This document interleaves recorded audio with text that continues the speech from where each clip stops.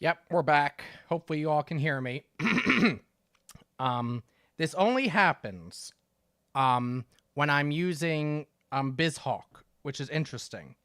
So it must be something that happens with the interaction between BizHawk, which is the emulator I'm using, and OBS. Maybe it, for some reason, hit spikes at different times, which interferes with the networking. I don't know.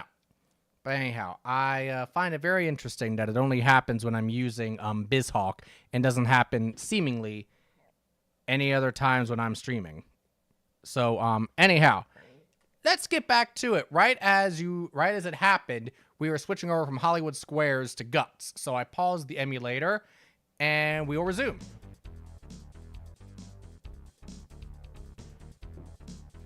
You forgot about Hollywood Squares on the NES? Yeah.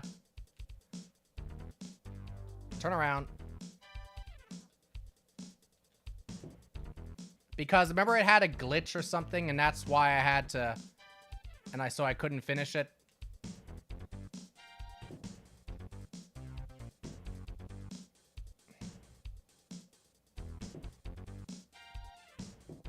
Alright, that gets my energy back. That's a big fall. I would break both his legs.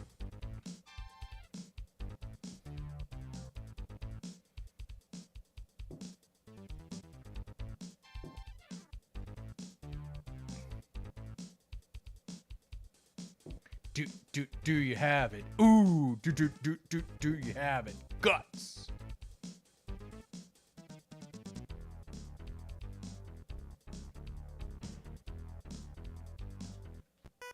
Yeah. I win, lose, or draw. What is this trying to tell me?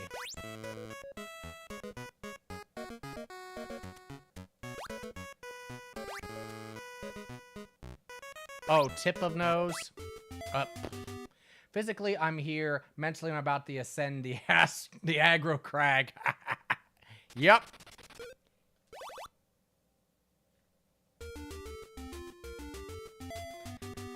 Mentally, a lot of us were. I don't know how many of us physically were ready, though. Beline strains the food for which...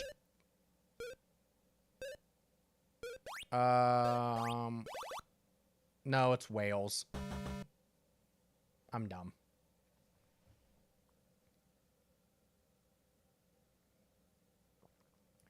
The aggro crag, yep, then the mega crag, then the super aggro crag.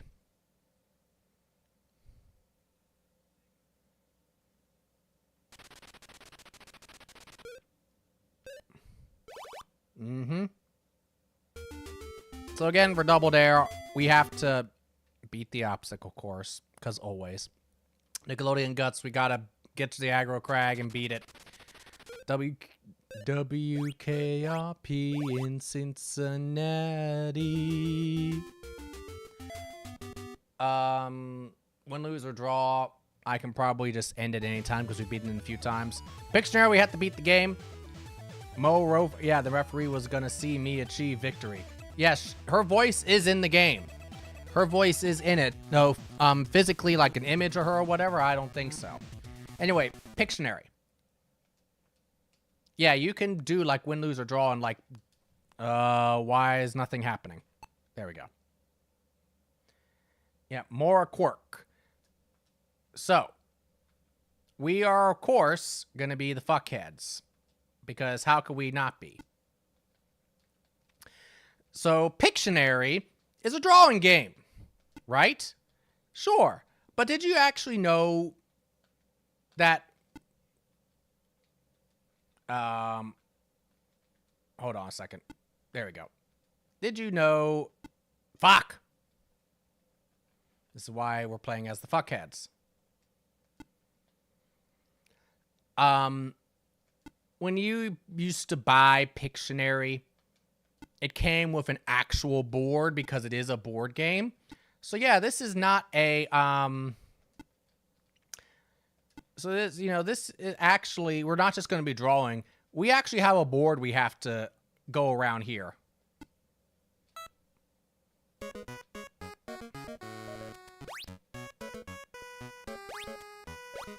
And there's different categories.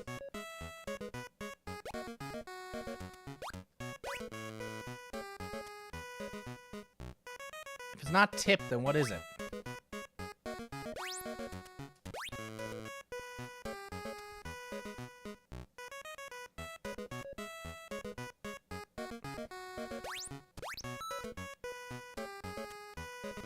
The fuckheads never say die, right? Oh, end of nose. Bullshit. Too bad. It didn't say Harry.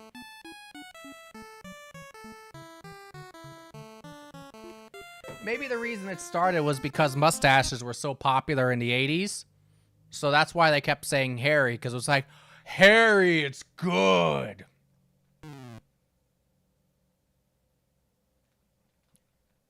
Hold on here.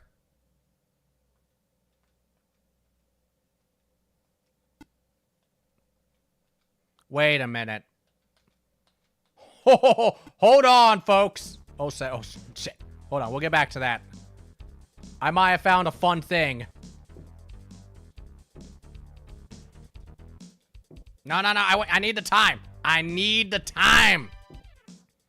Look at this. I only have like, what is it? Like 30 seconds left. Thank you.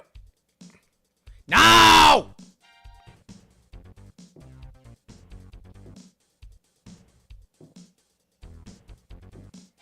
There's Mo! So you see, I'm just going to worry that most of my clips tonight are just outspurts that made me laugh. That's fine, Space Beagle. That seems to track.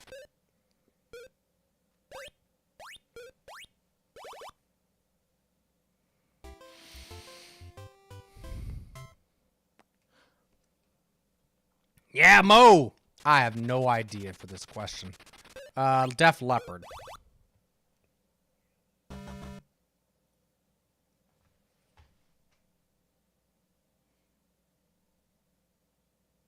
No, of course not. Yes. Okay.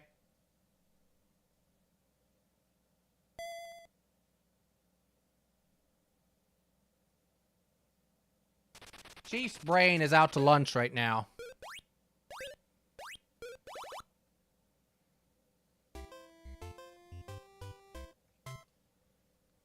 And Mark Summers is in purgatory. Exactly. He is literally dead inside.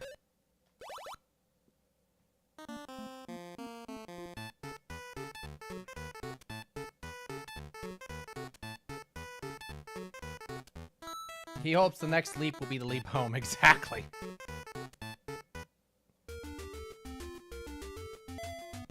By the way, the shuffler is set to shuffle between every 5 seconds and 90 seconds.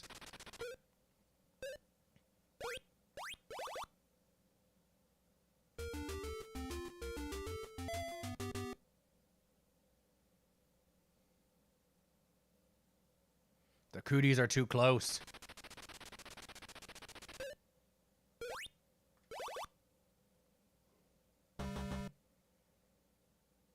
Oh, and apparently I'm live.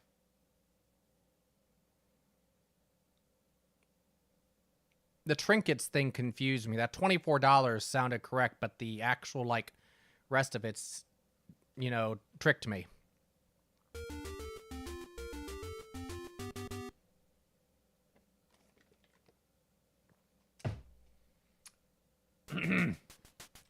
Time for the worst bonus game on the NES. What's that popular spectator event in which the driver is given? Sounds like the Los Angeles Freeway commute time. True. So we win Hollywood Squares when we win a car. We had managed to win 3 in a row and had narrowed it down, but then the issue happened, whatever it was, and then I couldn't, like, keep going. Once your baby starts walking, you should put off buying shoes until when? They're on sale. Accurate.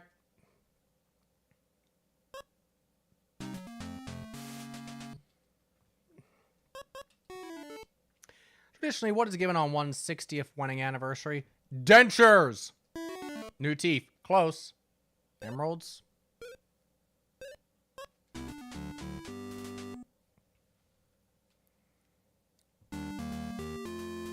I think emeralds is 40 or 55.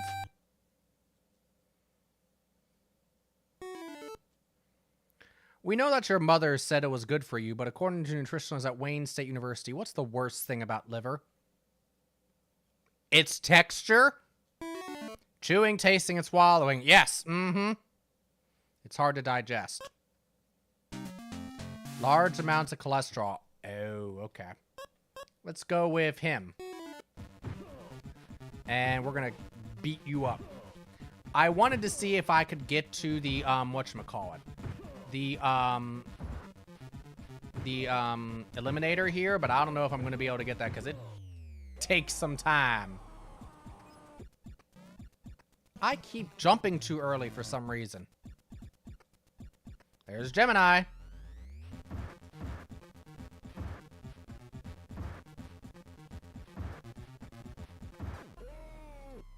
What is going on?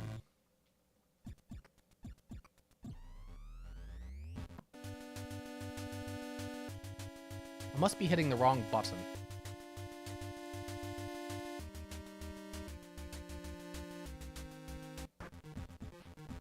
Yeah, I am. That's why.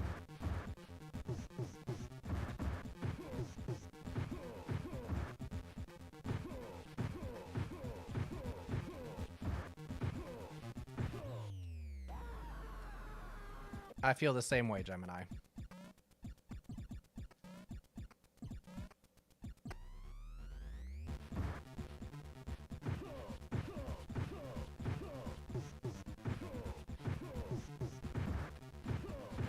Look at the size of this audience, by the way. You got the entire town of Walla Walla, Washington here watching us today.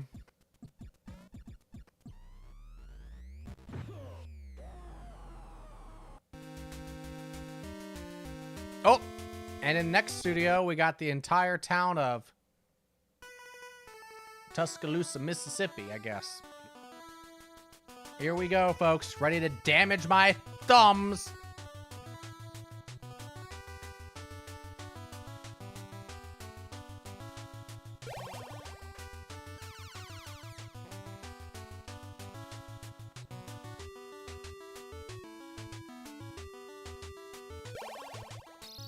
Paducah, Kentucky. Thank you, or I was trying to think of some other, like, famous small town.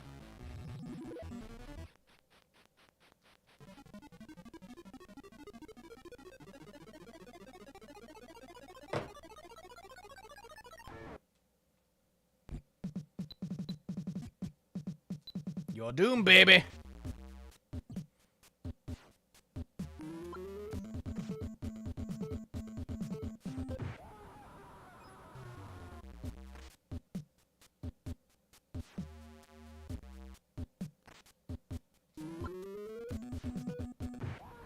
I was gonna say, ooh, I might have overshot that.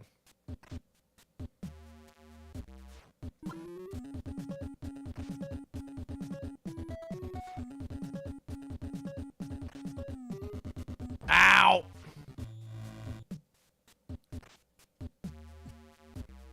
Can you imagine if you actually did that IRL, how much that would fucking hurt?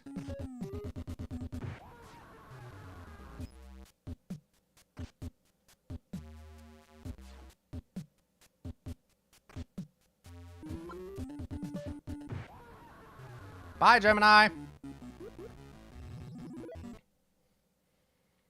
Let me, here. Shit.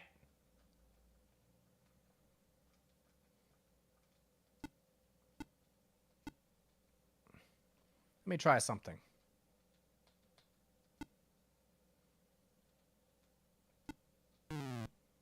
I think this thing has a filter. I think this game has a naughty word filter.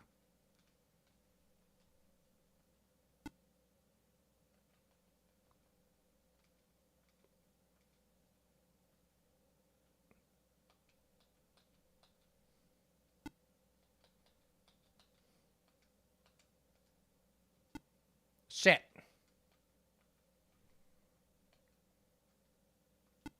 Oh my god. Why are these controls... Why do they feel like they change every single time? Thank you.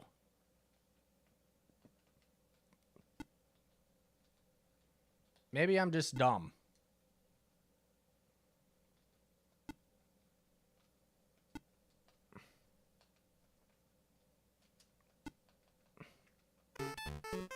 What the hell is that? It's a hero of some kind. It's a mask. It's an ape. A monkey?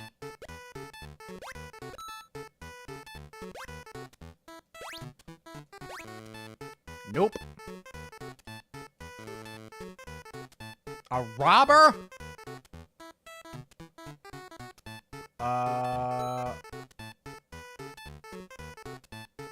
Track?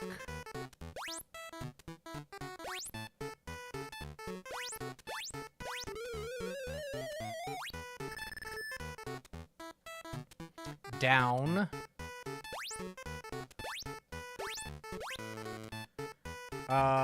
Dish. Bowl. Dish.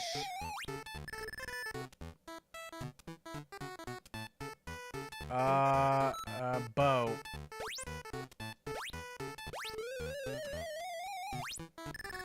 409.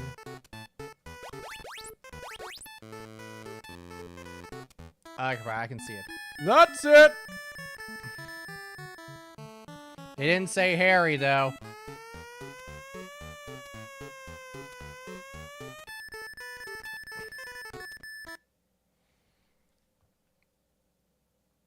Oh my god.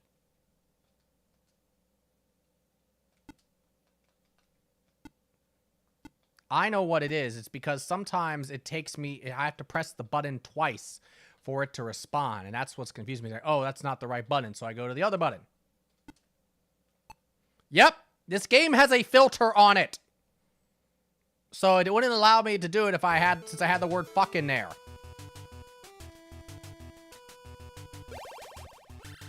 Wow. Apparently, this Pictionary game thinks it's serious business.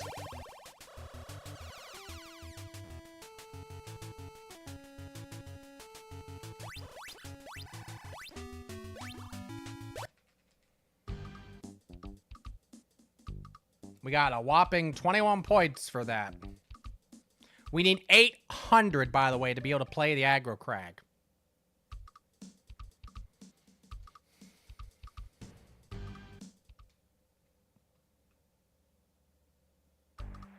On your mark. Now I have to remember the controls for this mess.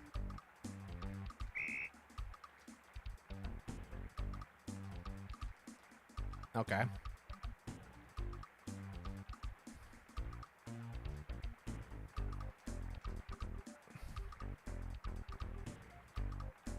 Do I have it? Apparently not. There we go. See, there's Mo in the center.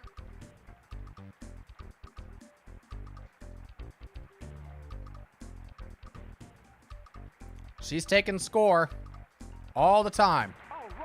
Oh, they even have it where when you make a score, she looks up and then makes a mark on her little clipboard there.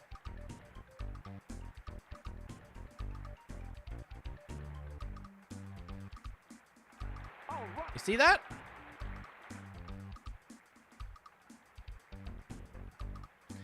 Yeah, I would not want to be the risk manager for Nickelodeon at this time. That would be a hell job. Double Dare, Guts, Nick Arcade, Wild and Crazy Kids, Legends of the Hidden Temple, Recipes for Disaster. Sure you will. Actually, I might enjoy that gold. Never mind. Go ahead, take me down.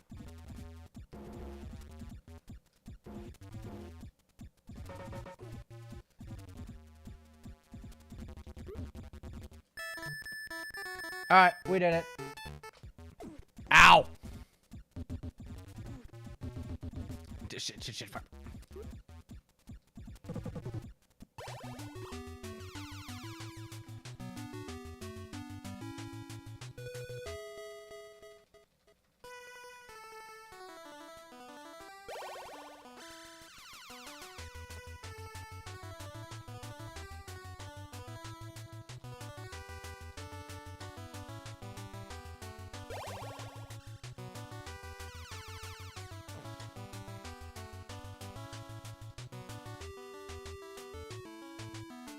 Fuck!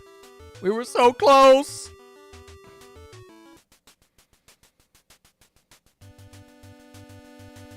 Mark Summers is watching off the side, just fingers crossed, everything goes, please, please, please, please. And then, of course, when he hears the buzzer, no!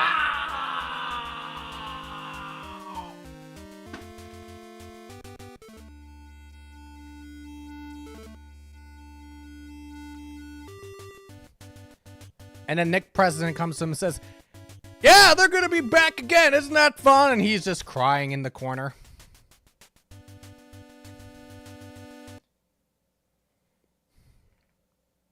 According to Self Magazine, what is the most stressful month in the year? We've had this question before. I think it should be December. Make the grade. Well, make the grade doesn't have a lot of risk type things going on with it. It's mostly Q&A.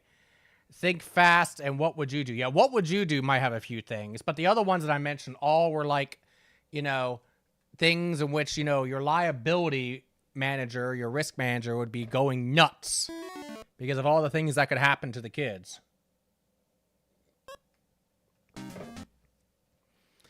All right. Pictionary is a game where we draw, right? Pictionary is a game where we try to guess what's being drawn, right? No. Pictionary is a game where we play asteroids.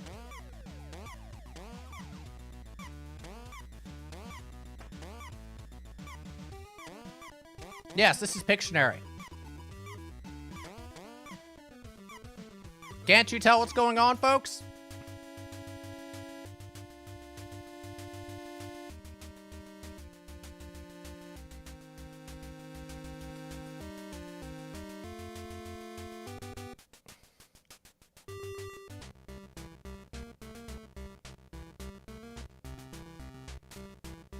Shit.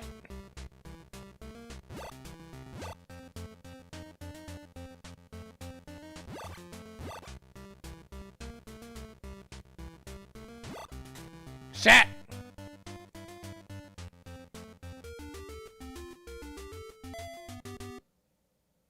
We're very pleased about this. I think that was Lewis and Clark. Oh. Apparently not. Oh, yep. This is Pictionary. You remember that part when you play Pictionary where you play asteroids, right?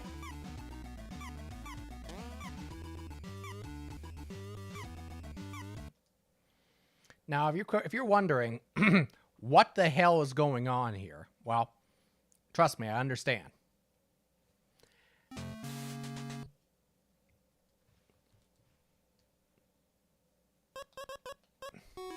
Daz.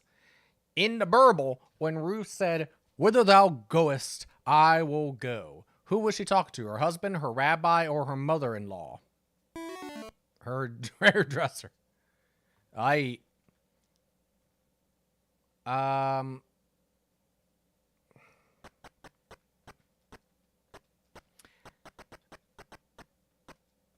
So yeah, you have 60 seconds to guess this drawing.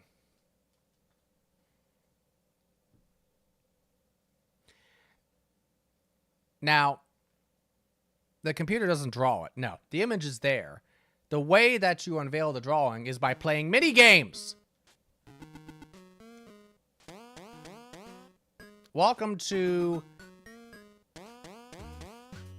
you know, welcome to Nickelodeon Guts, apparently.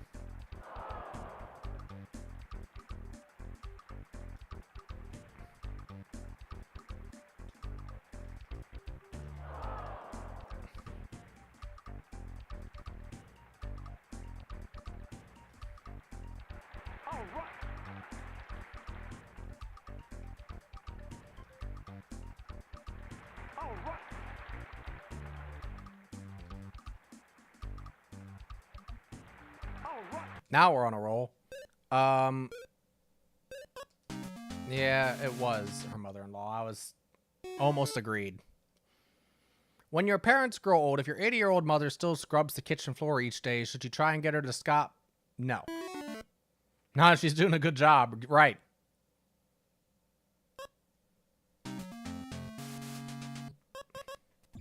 Aye. I'm stuck.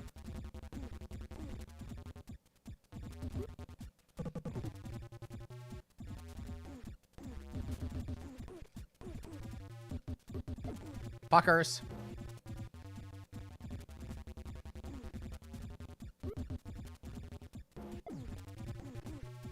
If you get all 5 of them, you get a 1-up. So it's definitely like, yeah, there we go.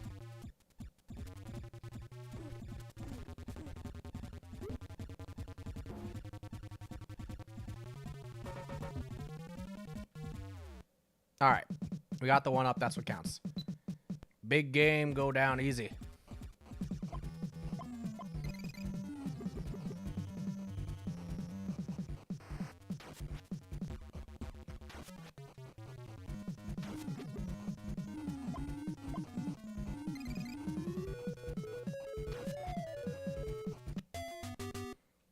Boy, that's going to be interesting coming back and trying to figure out what the heck's going on there.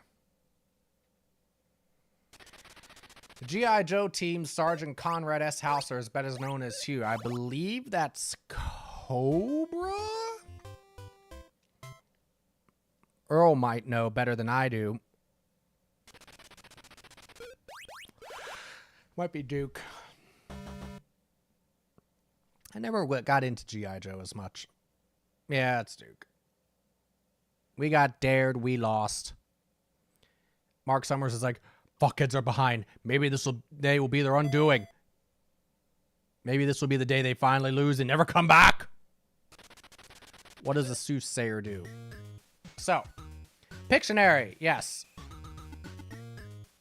In this particular minigame, yeah. You move your karate student over here, and he delivers boxes, which then randomly, because it's always randomly, go into place on the right. So, those little green things, of course, if it hits one of your boxes, it makes it disappear, and it takes time away from your clock, which is represented at the bottom by that bar.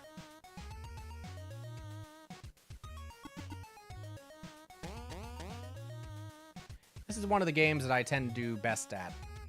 Asteroids tends to be too, but that time just didn't align for me.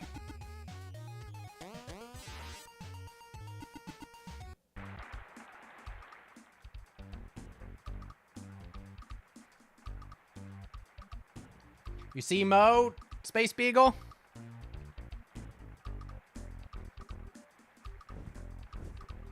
Oh yeah, Turbo as you're known on YouTube.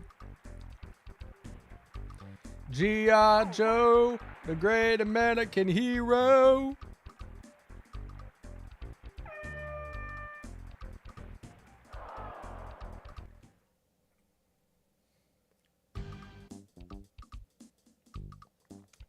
So we need 800 points to be able to go to the aggro crack. Ooh, we found a secret square.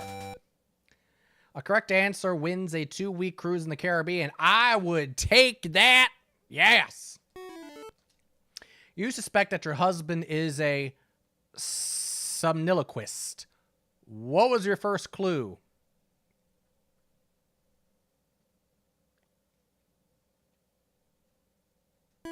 That he could pronounce it. That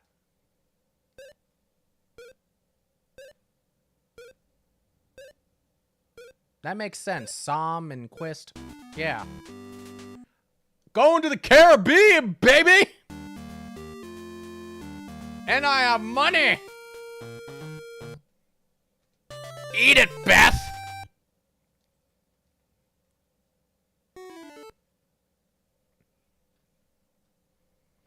According to the top modeling agent Nina Blanchard, don't even think about trying to become a model unless you are at least 5 foot what? Wide. Wow. 7. 5'9". Let's go with Mike. He looks like he's having a good time. Ah.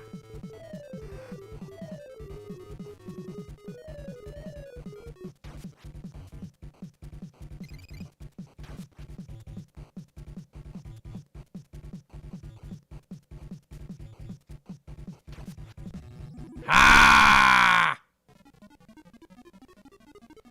Eat it, Nitro. Lace is deceptive. Beautiful, but strong. Oh, yeah. Hold on a second. How am I doing this? I forget the wall controls.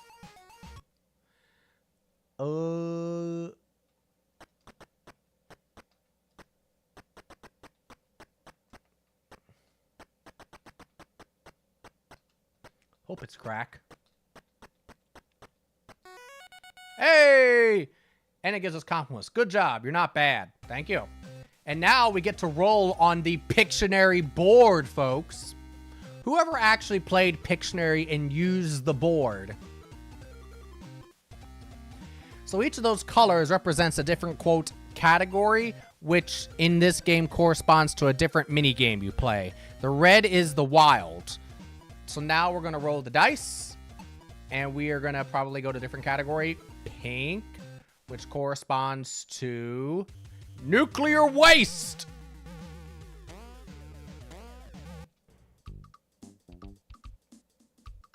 So we need 709 points to qualify for the aggro crag. 1 point per second under the time limit of 7 minutes.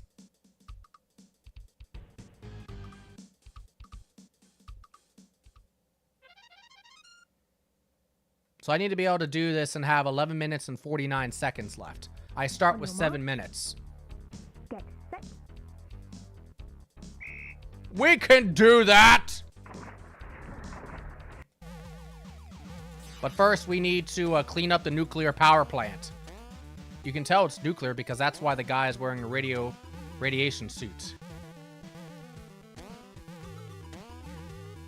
But really, this guy's existence is just the worst because he's constantly having to clean up nuclear waste while dealing with blue balls.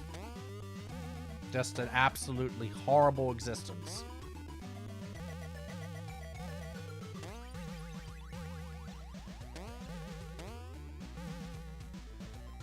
I think it's a football.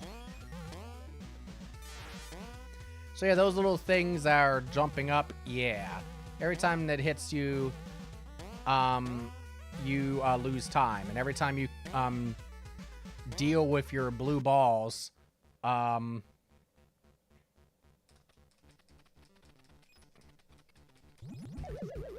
time you deal with your blue balls, you get a space revealed on the board.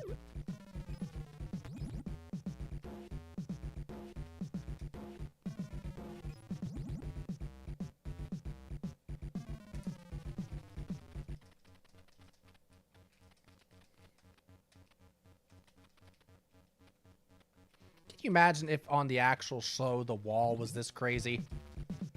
Like, nobody would win.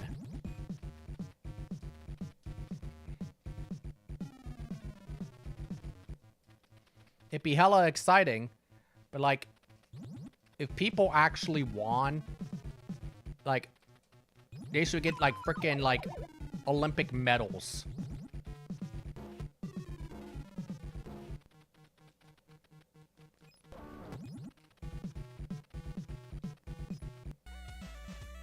Excuse me a second, hold on. We got some blue balls to deal with.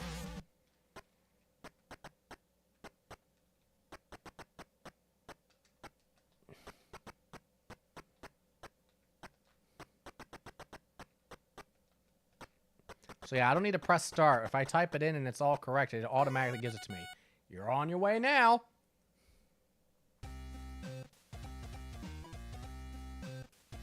Again, Tim Fallon composed this music. It is so damn good. The running joke was like, Tim Fallon was hired and it's like, you're making music for Pictionary, Tim. And Tim was like, fuck yeah! And then he made the most awesome soundtrack on the NES. And people were like, Tim, you didn't need to go that hard. And he was like, I'm Tim fucking Fallon. I'll do whatever the fuck I want.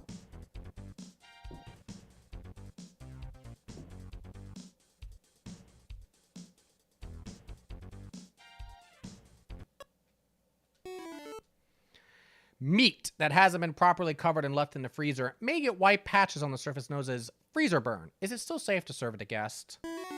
Sure, just pass it off as fish. Yes, it's safe.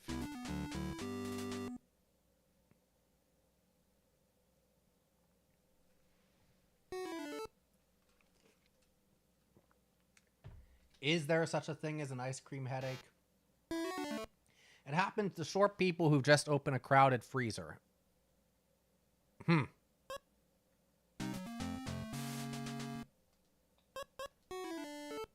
True or false? The Miami Indians settled in Miami Beach and built large, elaborate wigwams for other Indians to stay in while they were visiting. They were called condominiums. Ha ha ha.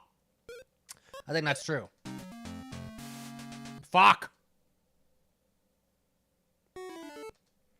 In what Walt Disney classic film will you find a cute, furry little critter named Thumper? Midnight Cowboy. Dirty Harry? Oh, boo. Fantasia, no.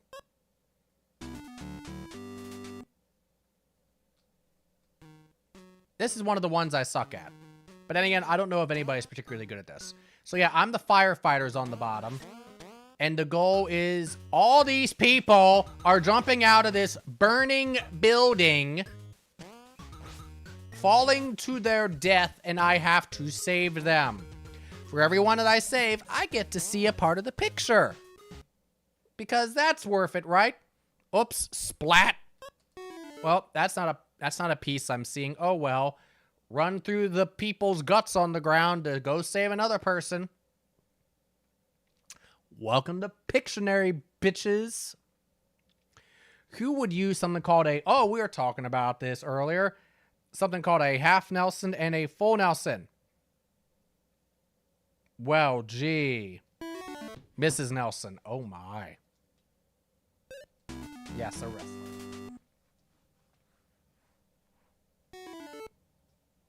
You want to lose weight. According to Dr. Richard B. Pierce, is it better to take a sauna or a steam bath? Ooh, that's a great question. I'm going to say a sauna. Either one, as long as you wear a wool tweed suit. Damn.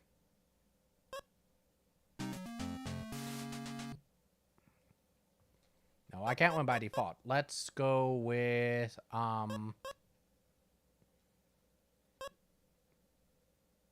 Liz, because we haven't heard from Liz today. Y'all, Ding It, and Skiff are all what? Cousins of Muammar Gaddafi. Oh. I did that because, frankly, I wanted to give myself more outs to win. And just in case I fucked it up, I didn't want to give her a chance to come from behind and tie it up.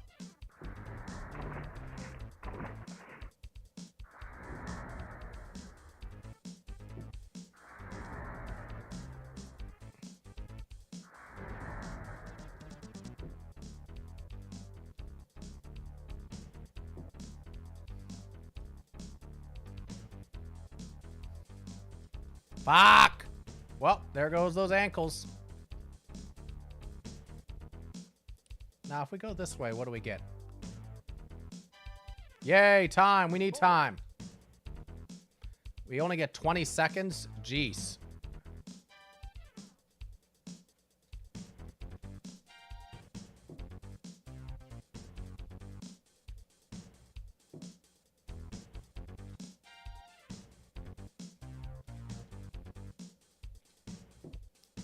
Oh, we're supposed to go down. Never mind. Okay, game, if you insist.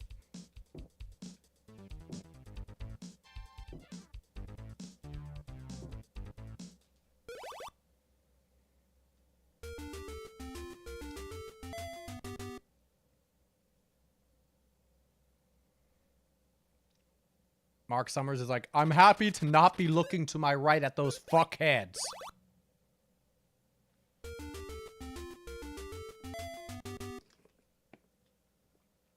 So bad bugs, you want me to keep staring at you all show? No, Mr. Summers, that sounds awfully creepy. Please help me, kid.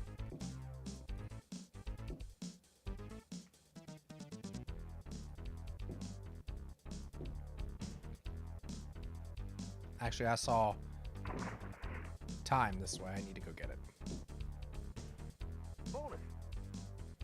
12 seconds. Oops. Well, I guess we're gonna have to do that.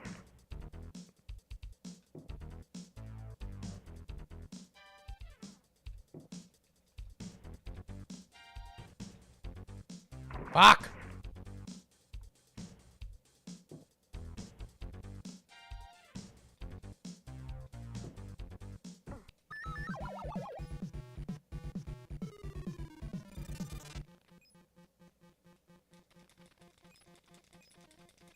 There we go.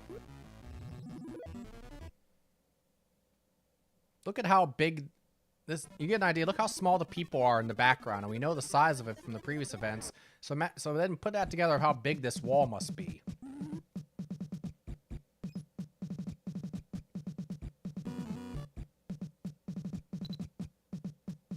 More power!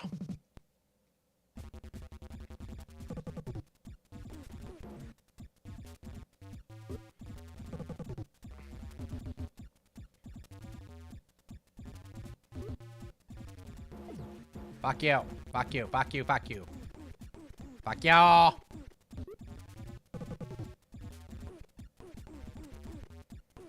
Fuck y'all.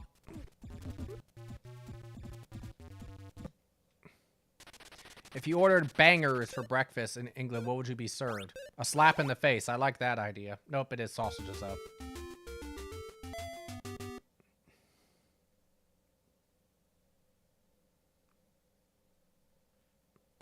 General Hospital and All My Children are which type of TV daytime shows? Those will be the worst sounding game shows in history.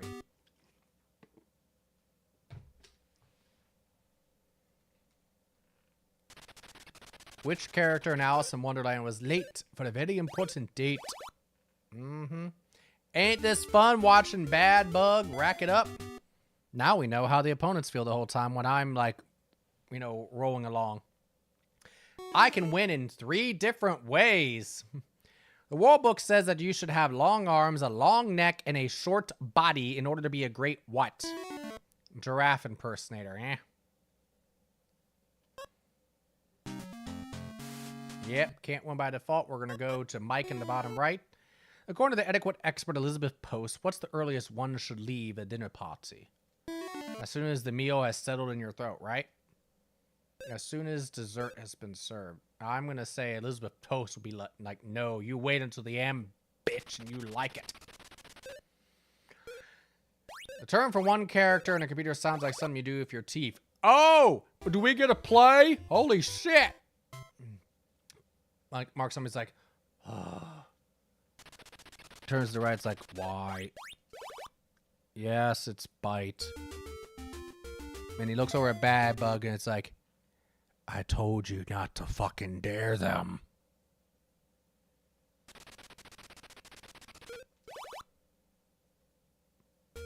Now look what you've done. They have control.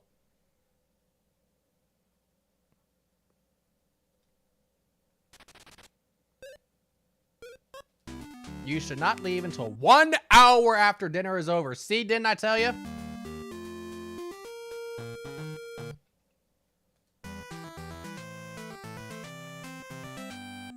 We're gonna go number 2. We're gonna try for the beamer again.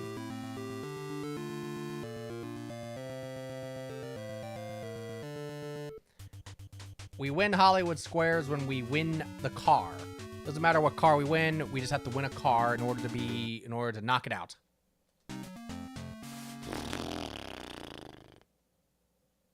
Yes.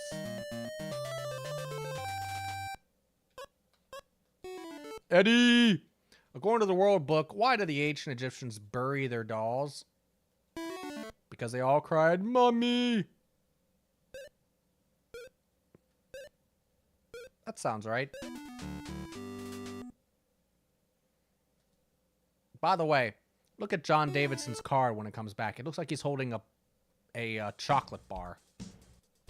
Fuck!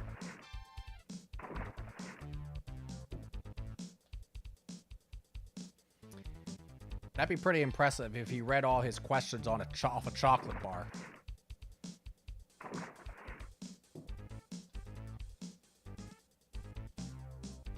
You just have a stack of chocolate bars and then, you know... Ah, fuck!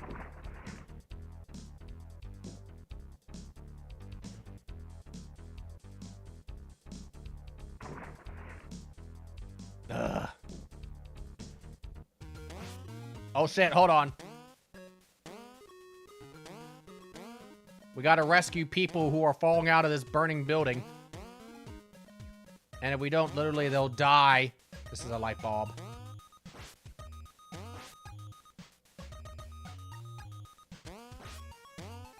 You see why I'm not so great at this one?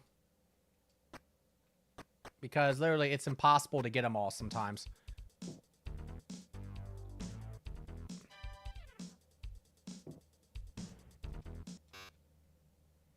According to the legend, Lady Godiva said she would ride naked down the streets of Coventry if the mayor would lower taxes.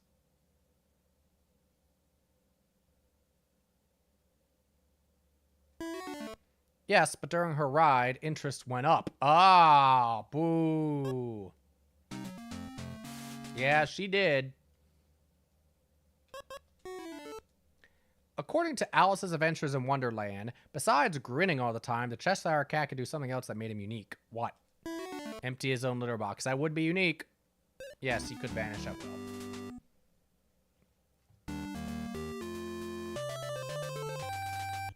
For all the people out there that own cats, wouldn't you like it if your cat could empty its own litter box? On Sledgehammer's gun. I should have gone with axe. Oh, it is a sledgehammer. Well, shit.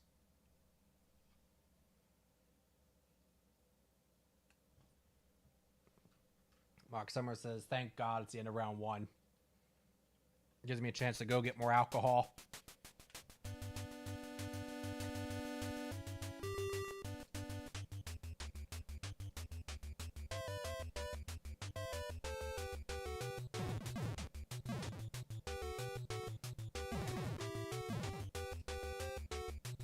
Ah! Beat you, bitch! Mark Summers immediately starts crying. Why? I had such hope for you, bad bug.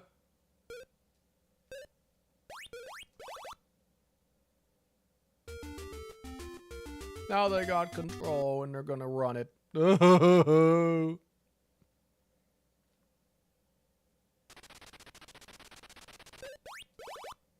Winfrey.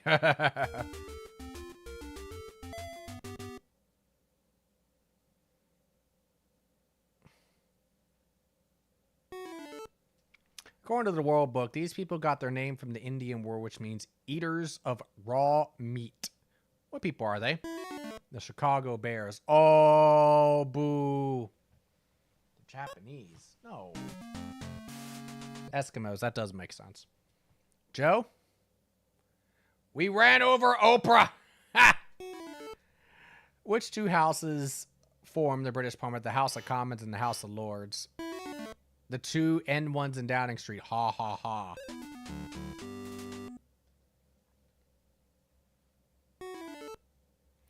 Where could you see the sweat hogs? All right, TV fans, you should know this out there. On the Richard Simmons. Yeah, welcome back, Cotter. That's correct. Let's go with Sue. Who was it who uttered the famous words, "These are the times that try men's souls"? Give me a clue. Does he work at the White House? Ha! No. Thomas Paine, yeah.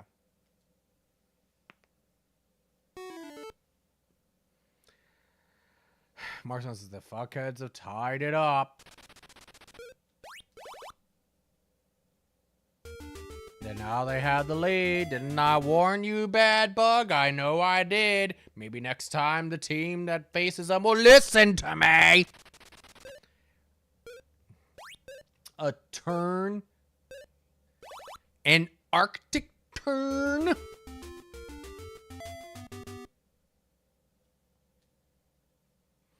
you know that reference, good for you.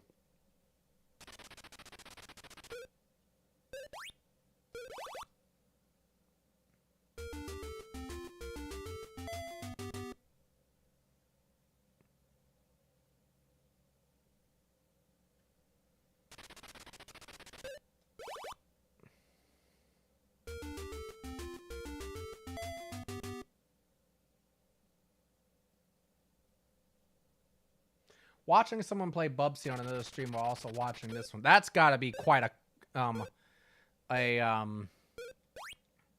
whatchamacallit, a contrast, a head jerker or whatever you want to call it. It's a good God, get the fuck out of my way.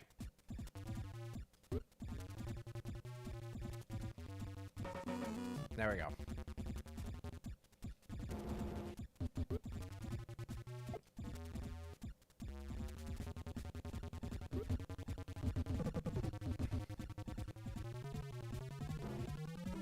It's got to be quite a contrast, you know, kind of just catches you off guard. It's laser, not nitro. Okay, my bad.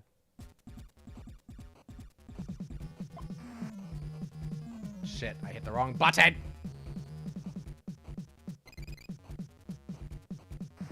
Fuck.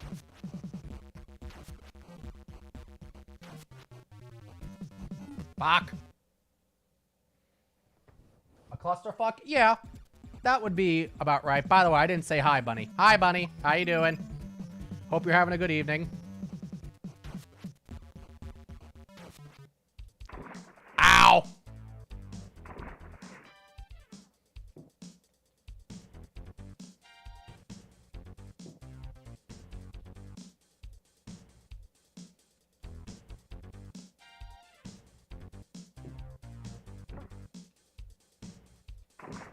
Doing pretty well. Good. We're continuing the game show Shuffler and just continuing to torture NES Mark Summers.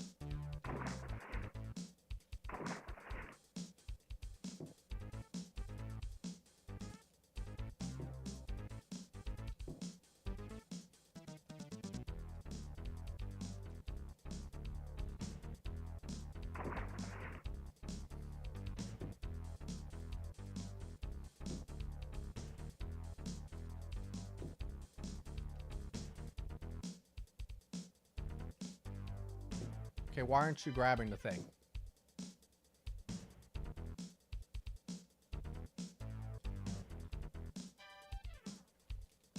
Do you have it? Apparently not.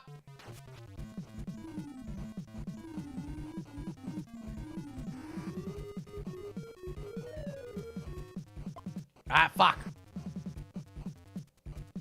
Fuck, mate. Do you have it? Ooh. Ow. I keep hitting the wrong button. Switching between NES and SNES just absolutely jolts with my head.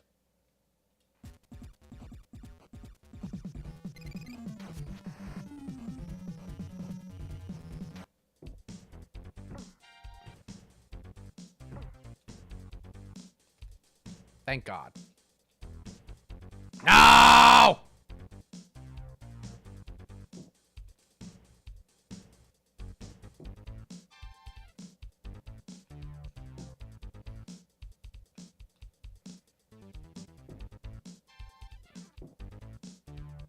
I got a new USB Wi-Fi dongle thing recently. Now my Wi-Fi doesn't cut out anymore. Awesome!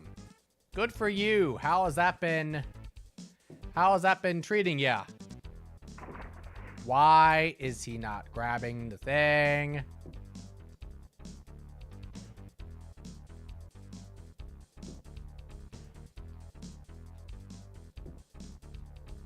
Thank God. That took way too damn long. Oi, oi, oi. Welcome back to Pictionary, folks. Which is supposed to be the game of video quick draw, but apparently is the game of video minigames. The two I had were frankly pretty crap. There's a lot of crappy ones out there. Honestly, you kind of have to, you know, go through a few usually before you find a good one. Wi-Fi is too fast for it. Ah. All right, back to the nuclear power plant with our blue balls. Then again, if I had to be in a nuclear power plant all day long, you know, that would be a good case to classify as why I'd have blue balls too. Or if I was in a nuclear power plant and the only thing I could do to pass the time is play Pictionary, then yeah, I would probably definitely have blue balls.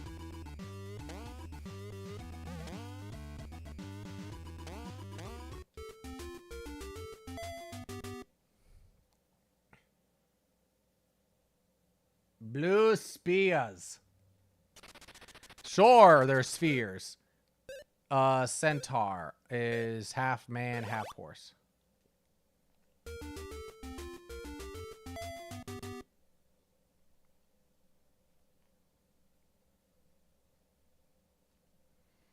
Divide the number of weeks in a year, 52, by the number of cards in a deck of regular playing cards.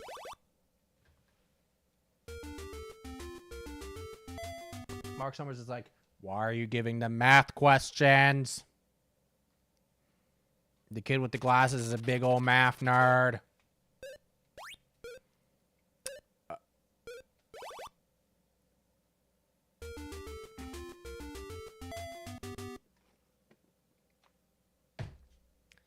He has a big old sigh and he goes, yes, fuckheads win.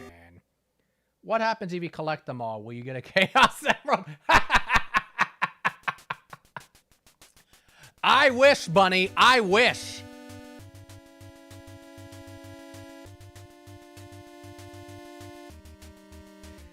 No, even better, Bunny.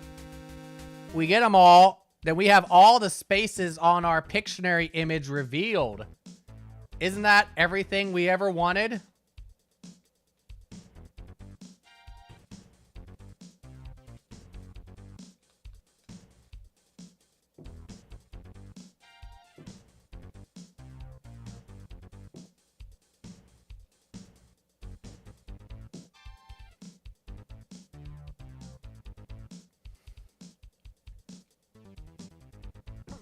Ow.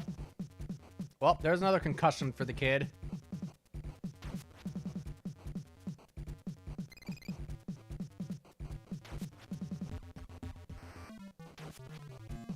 Shit. Fuck.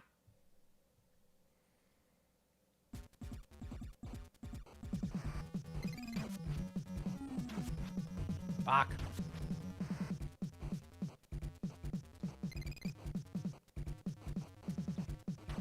Fuck. Fuck. Fuck. Lots of fucking going on.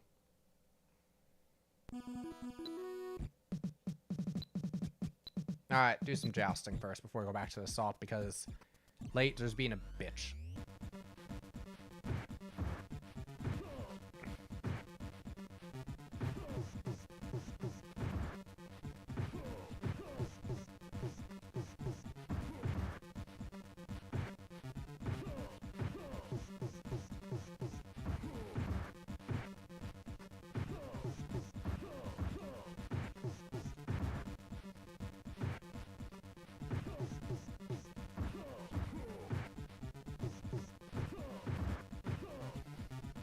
Come on.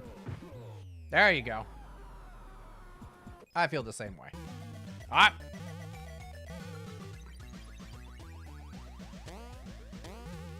This guy, too, I think also feels the same way. What the hell? So you see, every time you collect one of the blue balls, one of these squares on the right is revealed, which shows part of the image that we have to guess. Because, as you know, that's how Pictionary works, folks.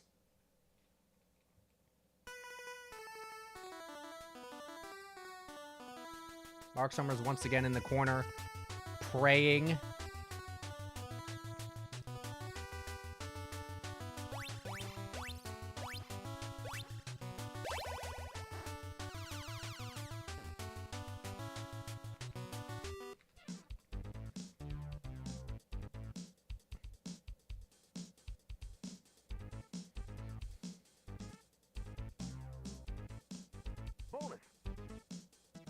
At least you get to listen to the Tim Fallon music. Exactly. I did a whole spiel about Tim Fallon earlier. Just because, yeah, the music is so kick-ass because, well, Tim Fallon is a badass.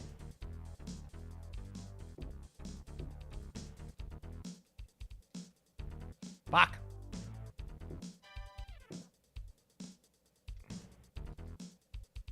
Fuck. Fuck.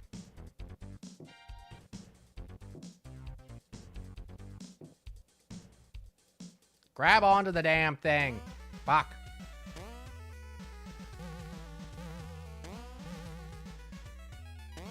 Guts actually does have some pretty damn good music, though, too, to be honest. I don't know who the composer is for that one, but I don't know what the hell this picture is supposed to be.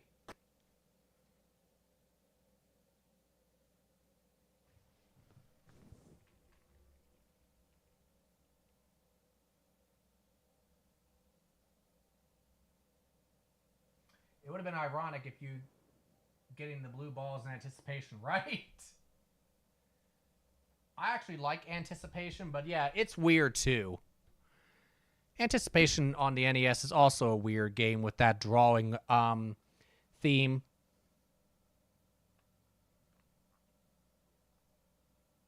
I have no idea what the heck this is supposed to be.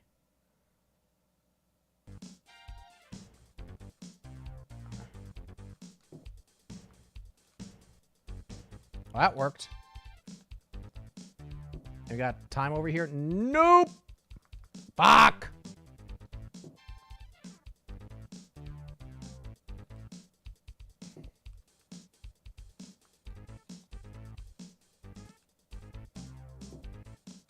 I see a clock. That means there's more to go.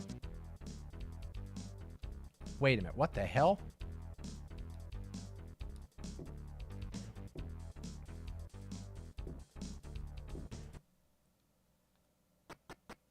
I have no idea.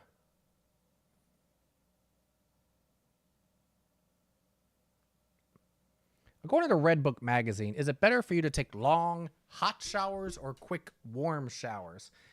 I personally am a long, hot shower guy, but depends on who you're with. Good answer, Sam. But I think they're going to say quick, warm showers. Yep. Let's go with May. I was like, in case she was the secret square. A survey of retailing organizations show that 42% of all goods stolen from stores are taken by whom? People with the largest shopping bags? Employees? I believe that. Hey! Who is the secret square? Val. Well, we already got ourselves a 2-week Caribbean cruise, so we can't be complaining.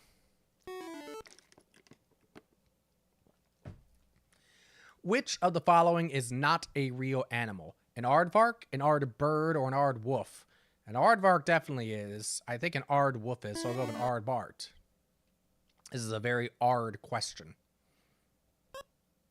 An aardbird is what I meant to say. I said aardbart. Joe. Every baby has a soft spot on his or her head. Why? Better be careful on your gag comment for this. Oh, God.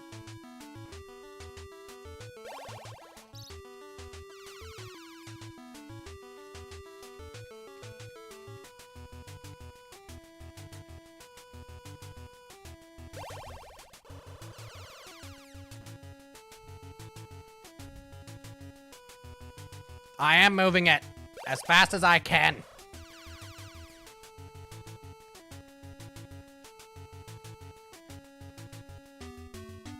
Fuck. We're dead. Mark Summers in is crying. No, they're gonna have to come back.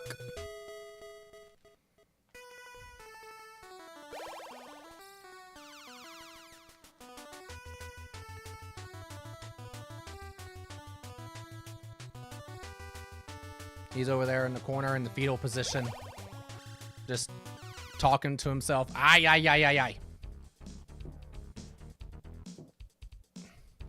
Hollywood Squares is this complicated version of tic-tac-toe. Well, yeah, that's what they, yeah, that's what the game was built off. That's what they talked about. Yeah, it's tic-tac-toe with questions.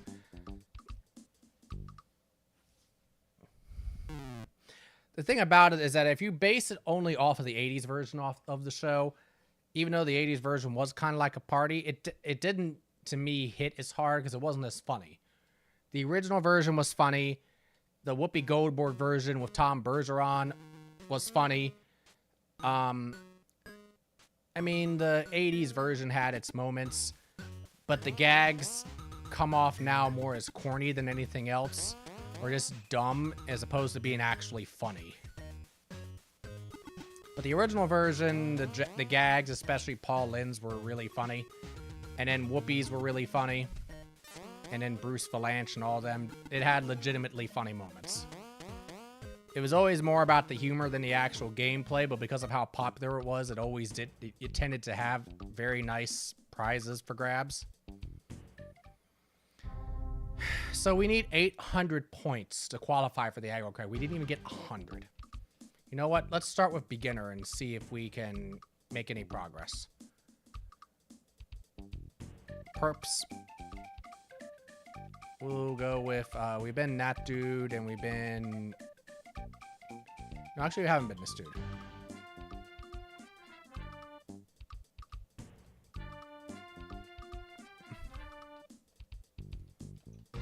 All right, how many points do we need to get to the aggro crowd? 700 instead of 800. 5 points for every point scored in the event, okay? That makes it definitely easier. On your mark. Get set.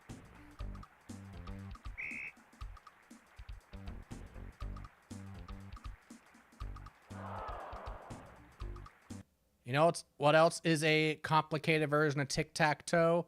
Tic-tactics. I have not played that. What is that? Is that a video game or is that something else? To watch game shows.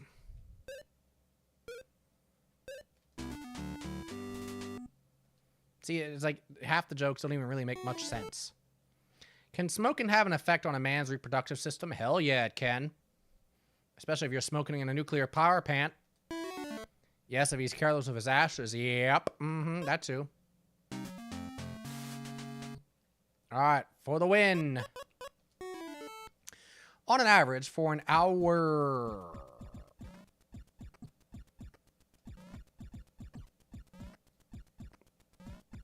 I want to know who this white-haired gladiator was, by the way. I don't remember no white-haired gladiators. Power pant? I thought I said power plant. Did I say power pant? There's power in them pants.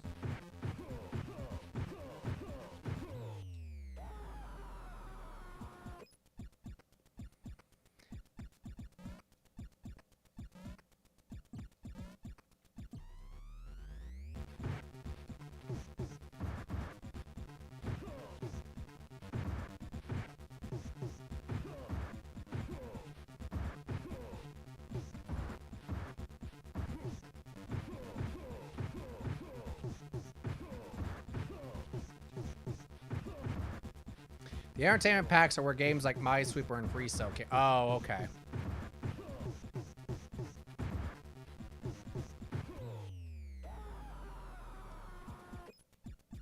Yeah, when I had the entertainment... When I had those, because I had those... Yeah. Like, I had, like... Yeah, I had, like, Minesweeper and Free Cell and, like, Hearts and all them, but I don't remember one called Tic Tactics in there.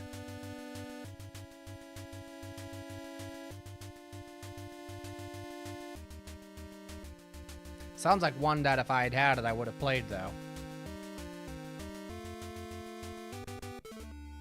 Hey, Mark, guess who's back? Well, we just botched that attempt.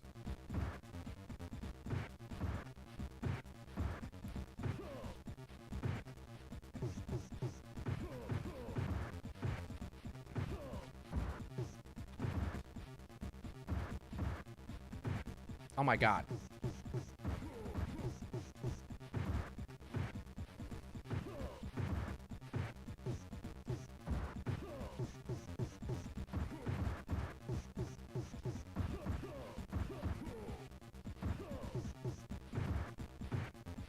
It's tic-tac-toe with more layers. Uh-oh. So when you say more layers, are you talking about like 3D chess kind of more layers, or...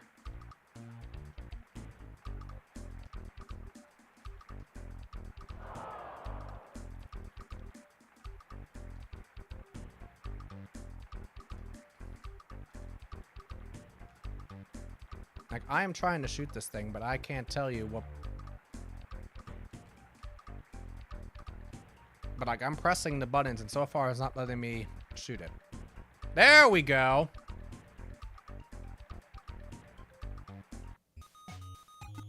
Back to Pictionary, folks.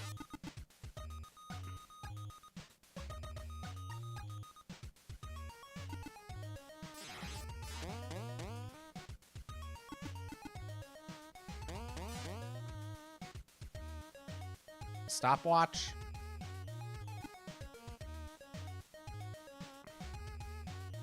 .3D chess. Interesting. I did it.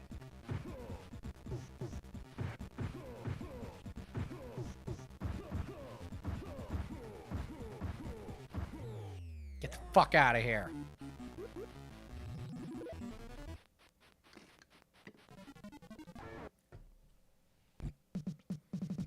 Wall time. 2 hands to live, 1 hand to rest, no hands to die.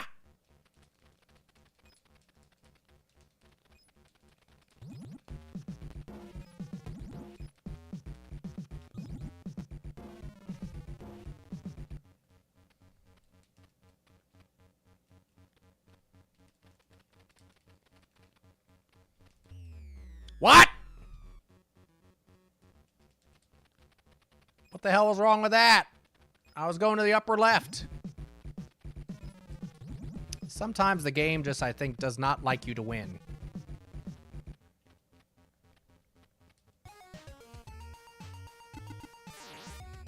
Speaking of not liking to win, this game doesn't like you to win either.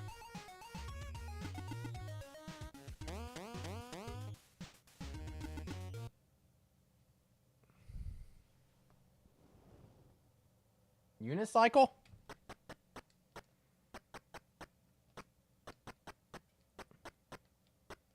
I actually think that's it, because those would be the pedals.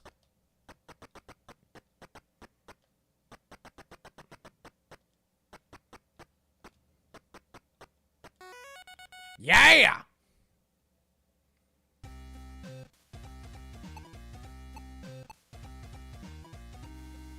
Green is... I don't remember. There's only one game we haven't played yet. Oh no, have we played them all? Yeah, I think we played them all, actually. I'm doing much better at asteroids this time.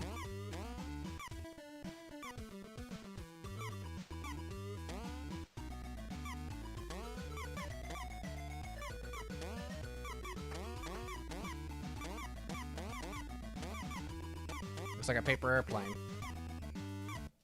Or a shooting star. Aight.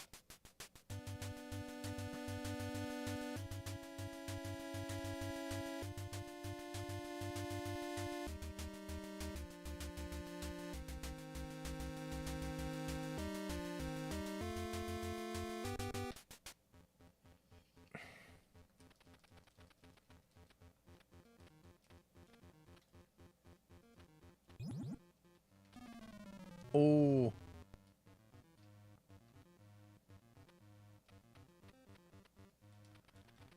Lord, that was a close call.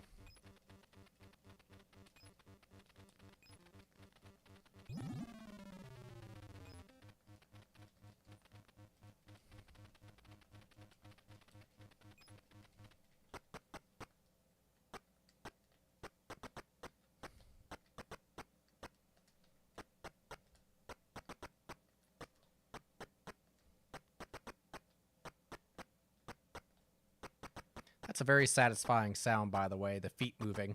Listen to that a sec. Especially when it slows down.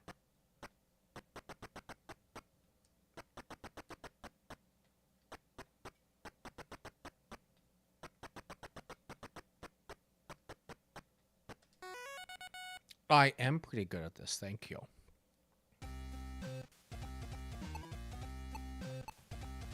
Big money, 6.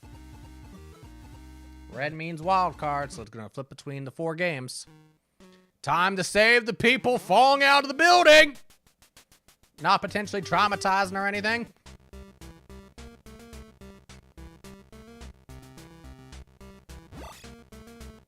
Big old dudums. Yes, we are.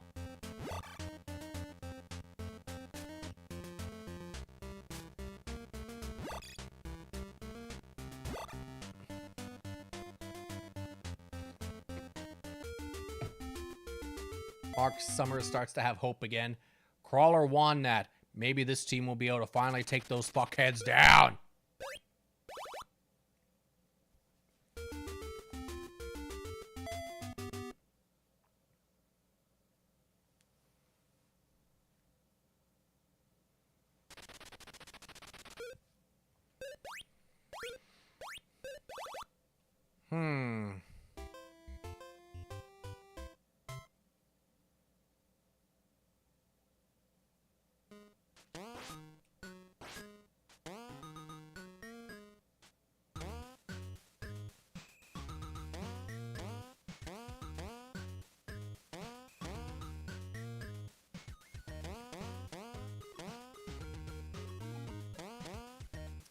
Lord have mercy. Nope, it's couldn't save you, dude. Sorry. Gotta prioritize here. Can I get over there? Yeah, just in time. Ooh, I'm surprised that counted. Is that an ear? Earlobe? Looks like an ear. The what's the inside of the ear called? The ear tunnel. Fuck, I missed both of them. The canal, ear canal.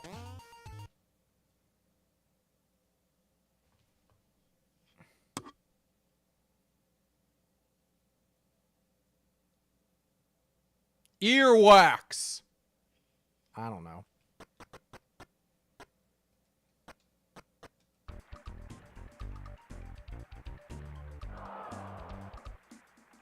We so far have yet to make one.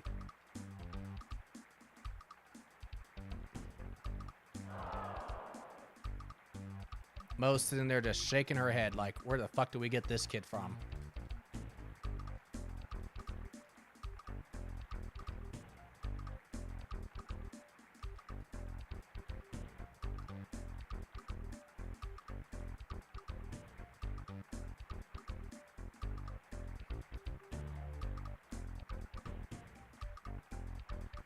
We got one!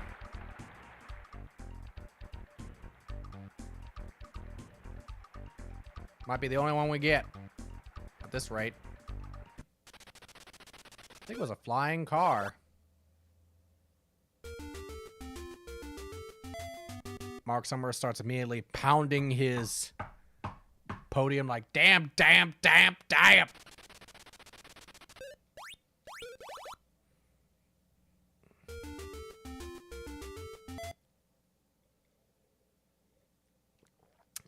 Oh, air conditioning. My teenage daughter's phone bills. Really? Well, I guess back then microwaves were definitely less efficient. True or false? The famous opera Rigoletto is the story of something.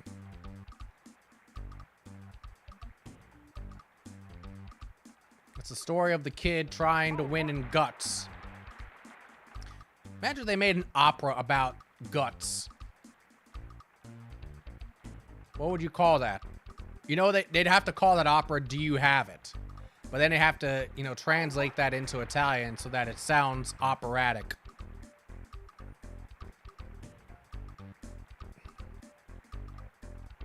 Hey Siri. How do you say do you have it in Italian?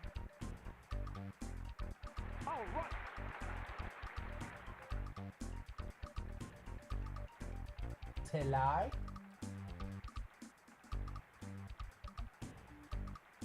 So that'll be the name of the opera, Telai. That sounds kind of operatic. Telai. Telai. Ooh. Telai.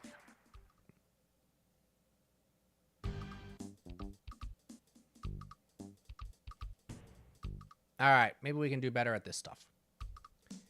1 point per second under the time limit of 6 minutes. After we earn money on Double Dare. When the U.S. Post Office was first established, who was its first head? Mr. Zip Code. I like the idea of that.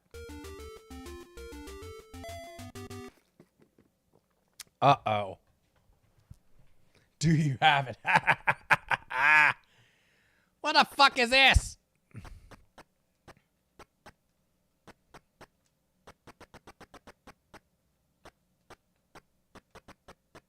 Earwax. It's not earlobe. I'm guessing it's an ear thing.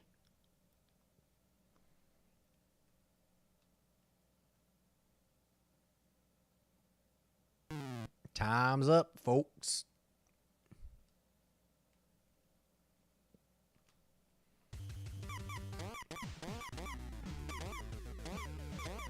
So we're going to keep shuffling through the mini games until we win one.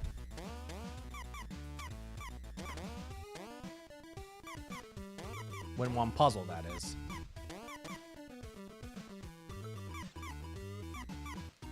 Oh my goodness. Thank you. He's on speed!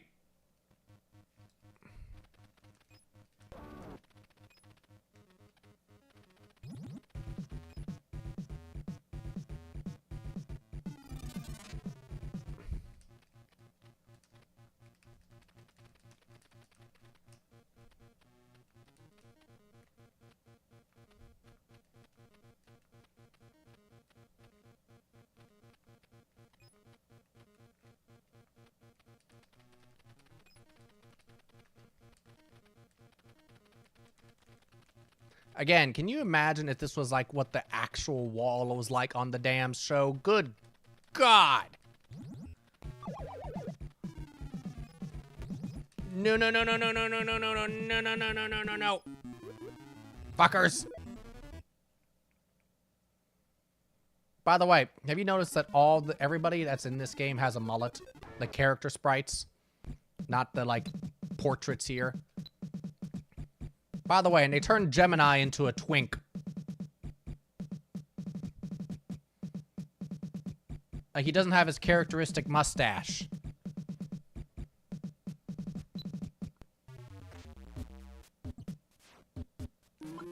How can you do that to Gemini?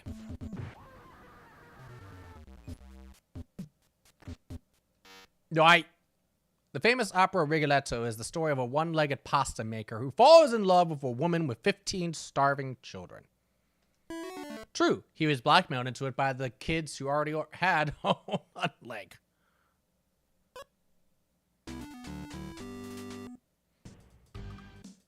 Time for this torture. That Mo Roca sprite is waiting for us at the end. Holy shit.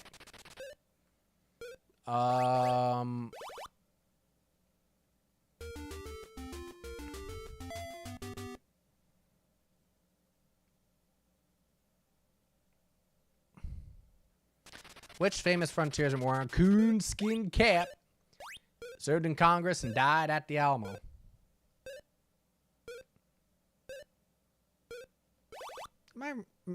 I'm mixing it up. Yeah, I'm mixing it up. It's Davy Crockett. He died at the Alamo.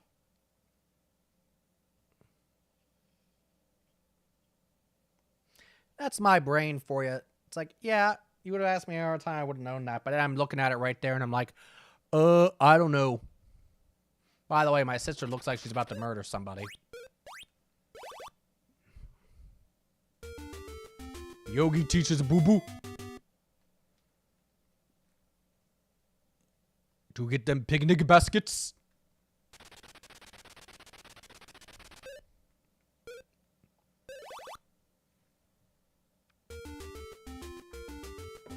She is. Yeah. Whoops, hold on. Yeah, my Sixers.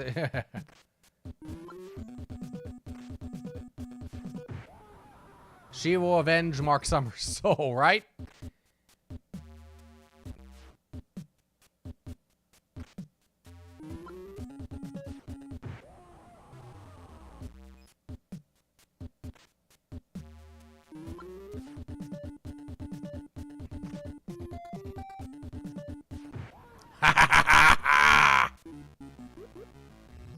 By the way, I like the pink floors here.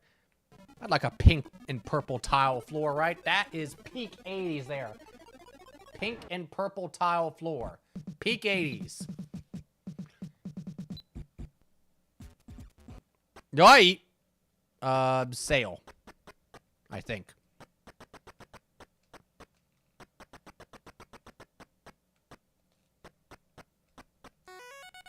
Congratulations. It spelled it right. It is delightfully ostentatious. Exactly.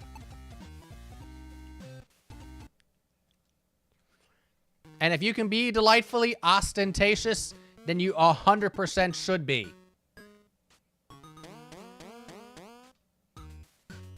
When given an opportunity to be ostentatious, especially delightfully ostentatious, and you don't take it, then you are a dum-dum.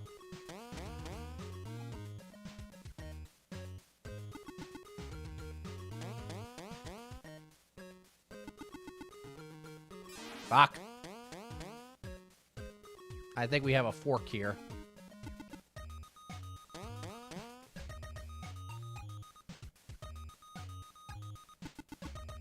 Now, at any time, I could just end the minigame if I really am sure about I know it. But guess what? This game has a thing about fooling you into thinking you know it and then pulling out some piece On your mark. hidden behind a random block and then fucking you over. So, I don't usually do that.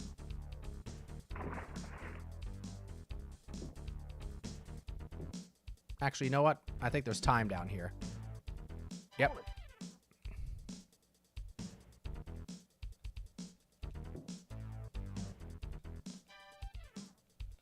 Okay, why aren't you grabbing the thing? Thank you.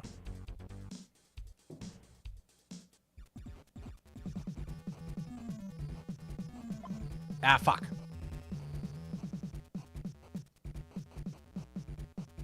Hit the wrong button again. Fuck. Fuck. Laser. Thank you.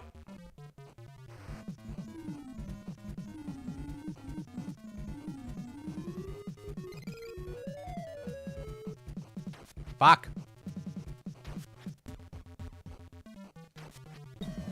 One more hit. Fuck. Oh, God. No!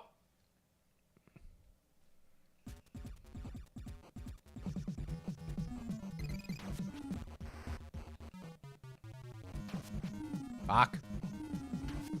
Fuck.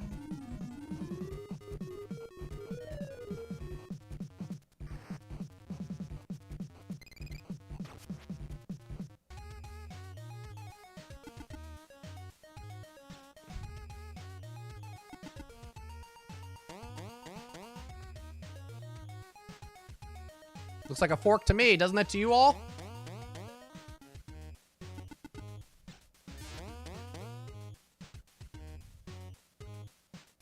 But then if I quit early, then we want to get more of this awesome music, right?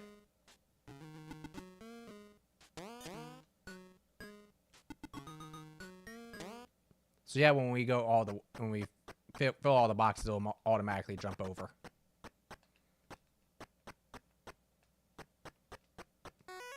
That was quite a good guess. Was it, game? Was it? Big money, baby.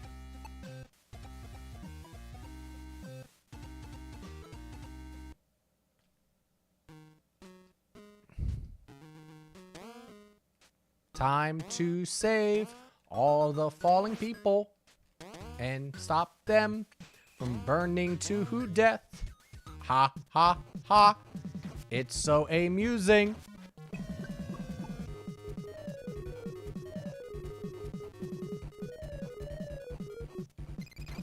Fuck. We got him!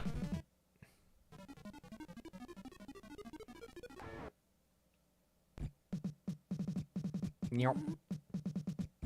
Nyop. Nyop. Powerball.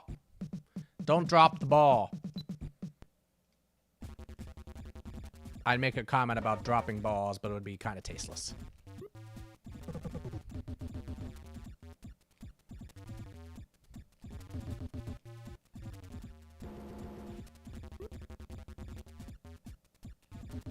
And as we know, this is a very tasteful channel. With only high-class, highbrow humor allowed, right? Shit!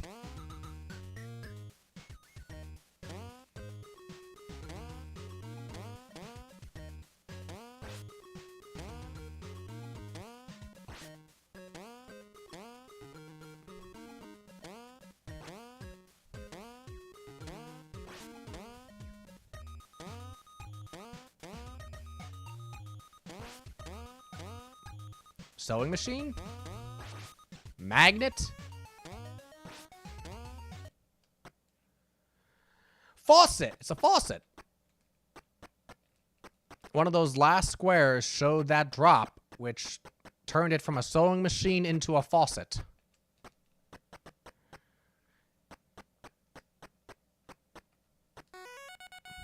The highest of brow. Yes! I love it, Space Beagle.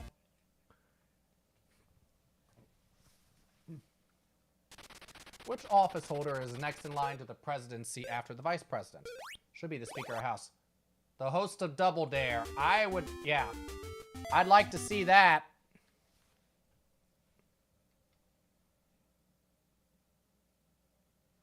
An astrophobic is afraid of what?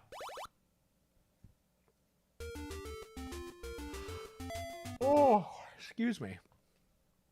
It's the end of round 1, and crawlers are in the lead.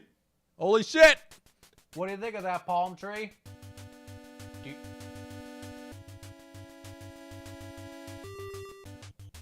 More bowling. Shit. Well, we're gonna lose this.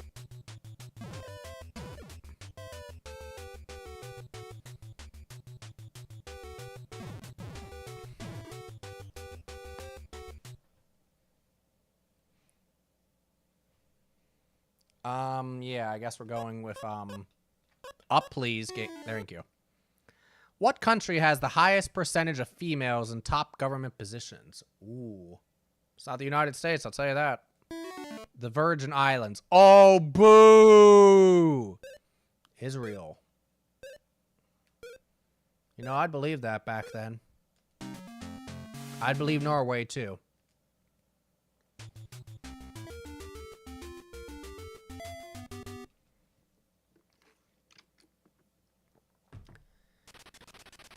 They also had the highest percentage of doctors per population.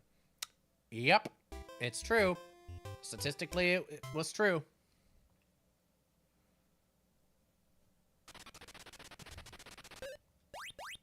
I like that one of the answers here is Jessica Fletcher.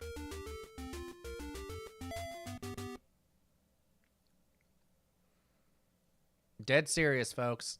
I mean, I don't know if it is anymore, but I know at least for a long time into, I believe, the 90s, that was the case.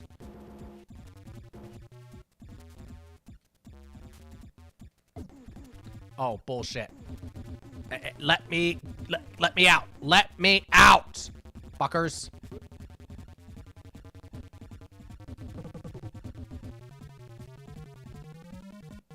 That one right there should have counted. That's bullshit. Let's get the wall out of the way. Let's rock and roll.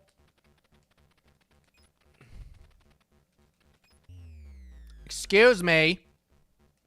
I was trying to go right, and you were like, nope. All right, fine. I'm just going to go right earlier then, since apparently you're going to be picky right now.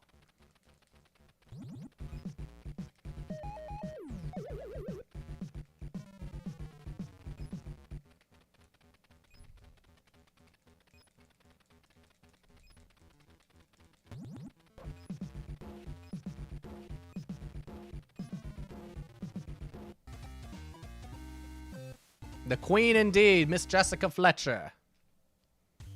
Oh, time to deal with our blue balls again.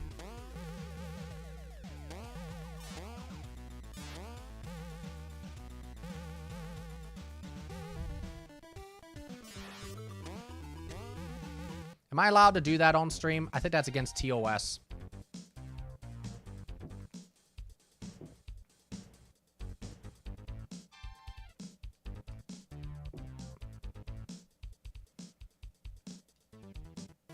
I might have to save that for my only chiefs.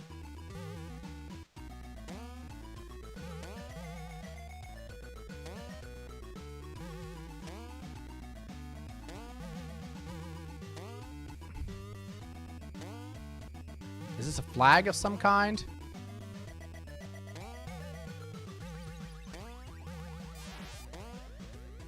Looks like the Union Jack almost. Oi, oi.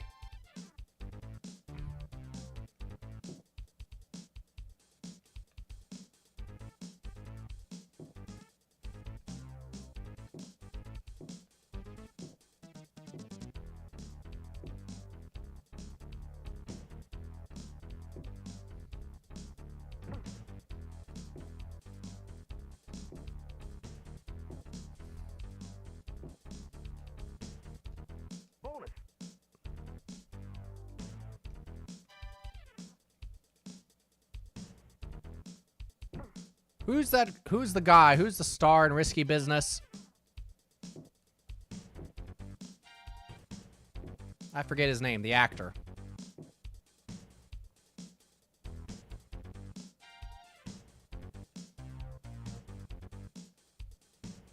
I don't think it's Tom Hanks, is it?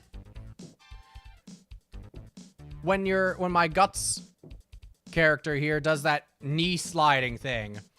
Isn't that reminds me of from Risky Business.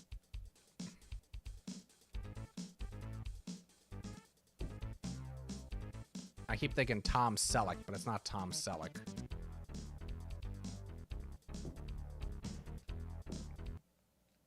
The one from Jerry Maguire. Oh. Tom Cruise. No? Hey, Siri.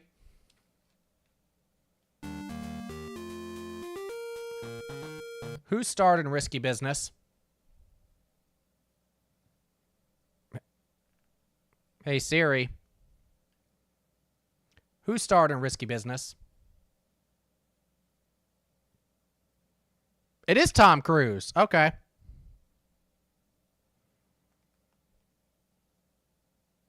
So I think it was Tom Cruise that did that sliding knee thing. Yeah. Male whale is a bull.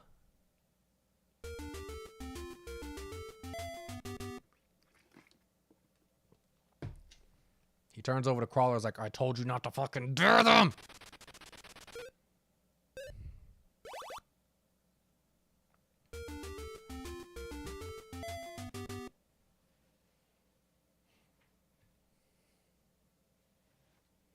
The wrinkles are starting to noticeably form on Mark Summers' face.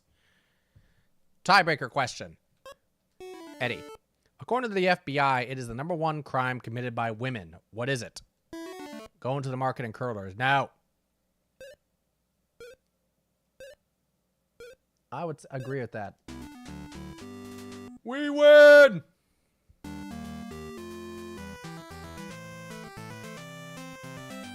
So it's not the Beamer. We can go with whatever this car is supposed to be. We'll call it a Chevy Cavalier. Or it could be the Corvette, or the Cadillac, or the Fiero. We'll go with the Cadillac. Look at that key go in. Oh. I love that we've given Mark Summers a dark backstory. Yes, indeed. Yeah, we got it! We got it!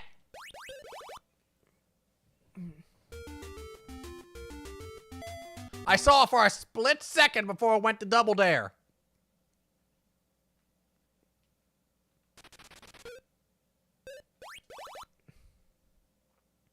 I forgot. 6. Son of a bitch. Oh no, 4. I used to play the violin. We're talking 30 years ago now. I guess that explains something. What is the only insect? Oh, blue balls.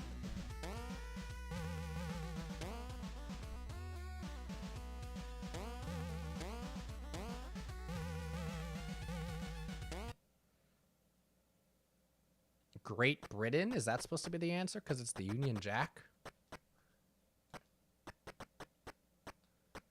Okay.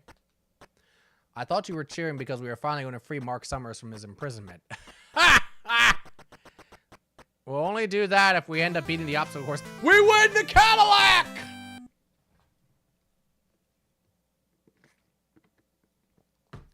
We now own a red Cadillac, folks! Yeah!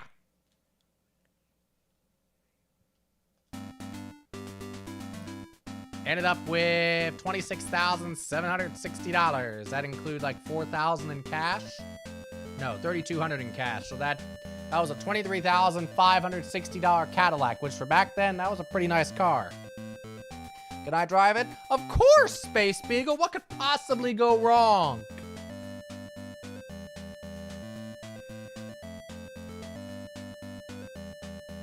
Yay!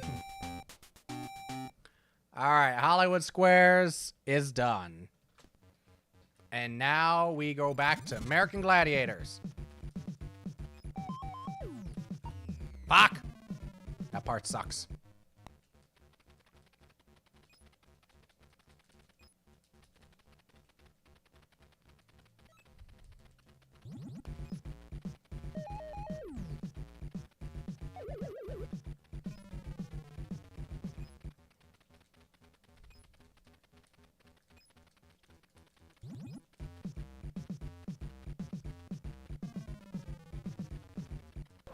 All right, here we go.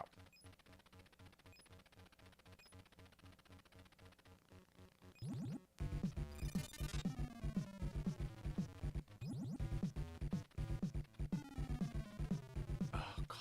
This part sucks.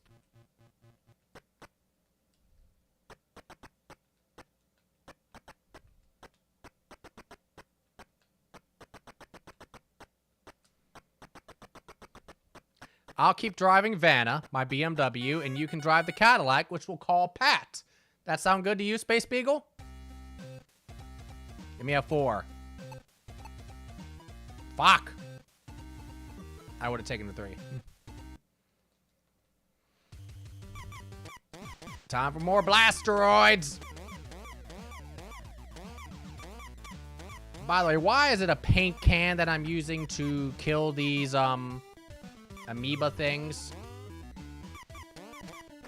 What is the lore behind Pictionary, folks? The NES Pictionary, not the real board game Pictionary, the NES Pictionary. Circle.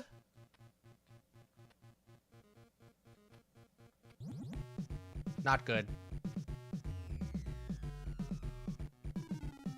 Now I don't have to win the half car wedges on wheel, right? Law, it's raid?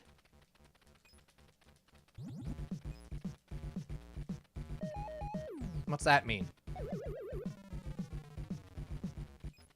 I also finished rewatching Steven's Universe recently, and all I have is the movie and future. Nice! No, the bug killer stuff. Oh, okay.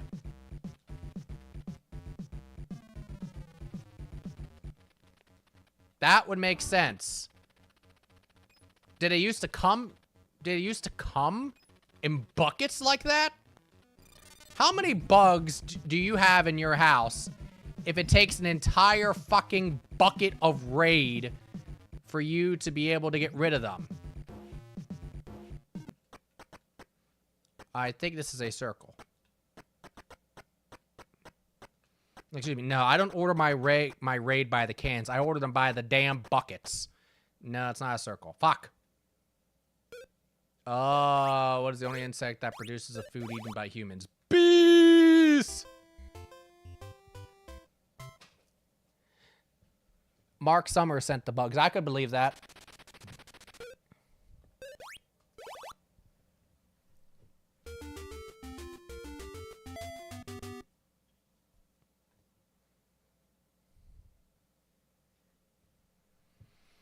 Merlin was the legendary magician in King Arthur's court.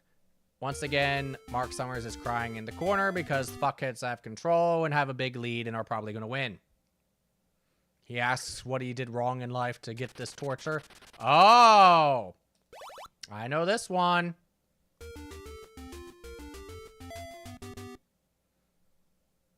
Hope you did too, Space Beagle.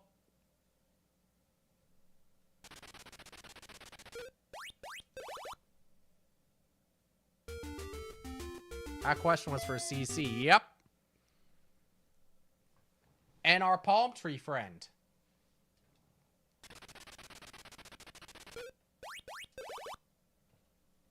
What the hell is this thing?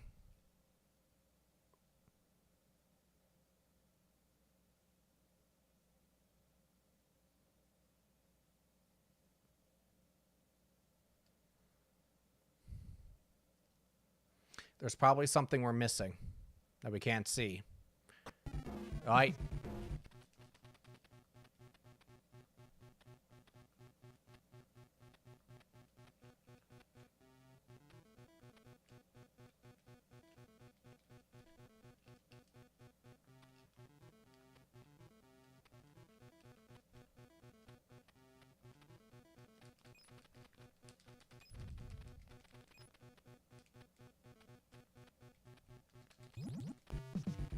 Get away.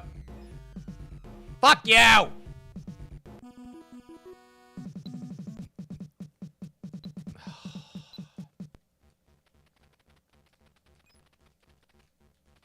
didn't see that one hole.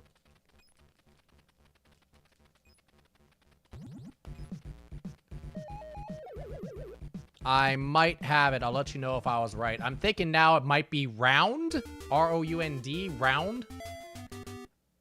Or it could be a plate, I guess. Plate is probably more likely. What were you thinking, Space Beagle? I'm probably not going to have time to type it in, honestly.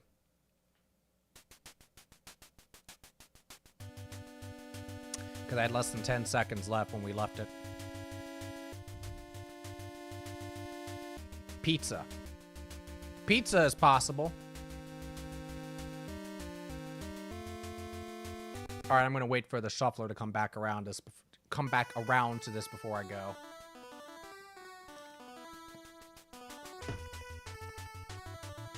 Pizza, but I think plate is right. Okay, well I'll try plate.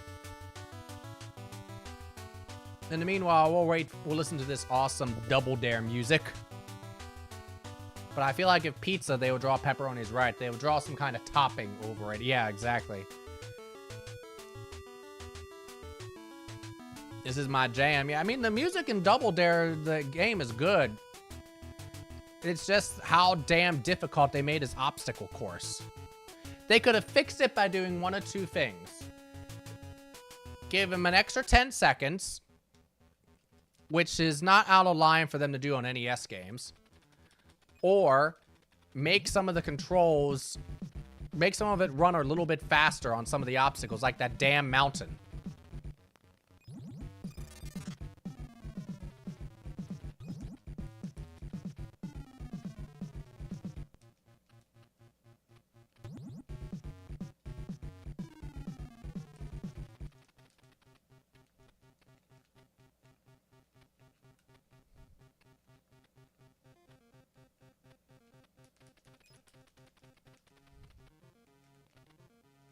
I gotta dodge these damn holes.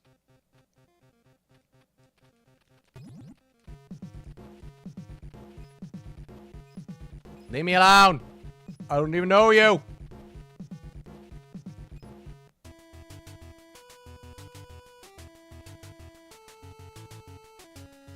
Like, the obstacles where you lose your most time are that damn mountain and that slide.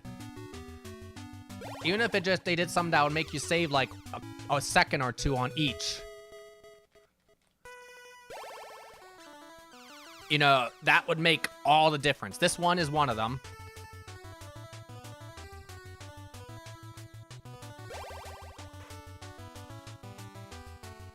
Go. That's my purse. I don't know you.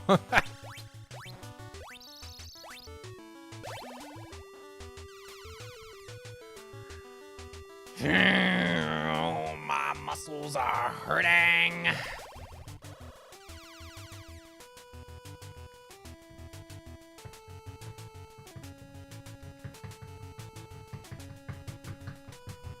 See, if they were to take off like just 2 seconds somehow of height for that thing, that would be so much easier.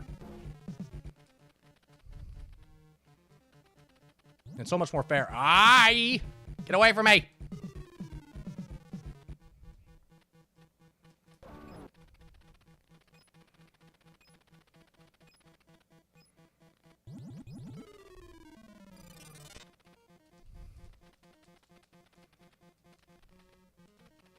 We're almost there, almost there, almost there, almost there, almost there, almost there, almost there. Almost there, almost there, almost there. Yes!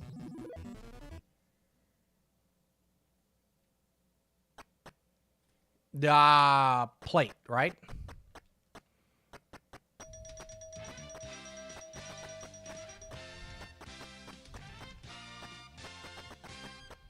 I just missed it. Fuck, fuck, fuck, fuck.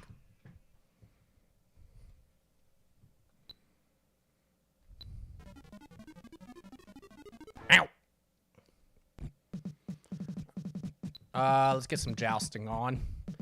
There's Nitro, though. Doesn't look anything like him. Power pugil sticks. Use them or lose them.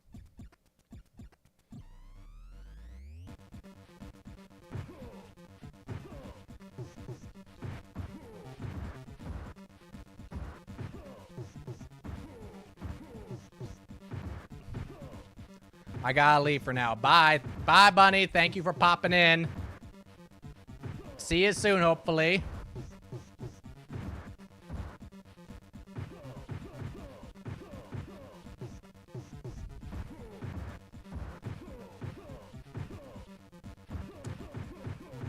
I still want to know who this white-haired gladiator was.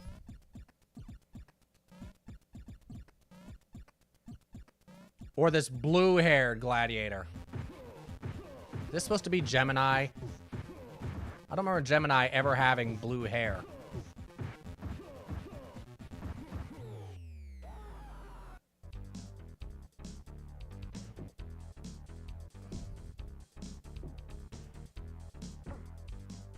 Oh, there's another concussion for you, kid. Can I, get the time? I could use as much time as I can get.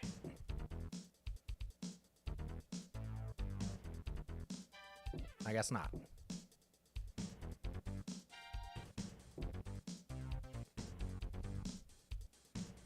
Look at that.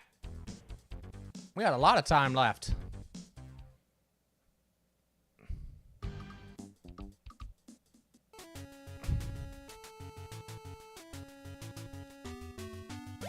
I think we're going to be a little bit short. Yeah, we are, yet again.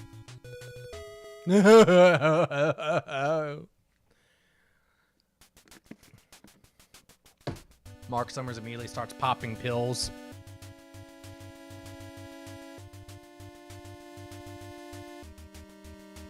By the way, the fuckheads should have enough pool tables to create their own damn pool table store. Or at least a bar.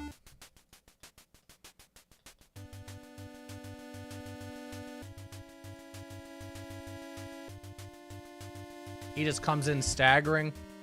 Oh yeah, these fuckheads are back again. What a surprise. I feel like Mark Summers has become like Trebek from Celebrity. Yes, absolutely. In our mind, in our headcanon, yes, 100%.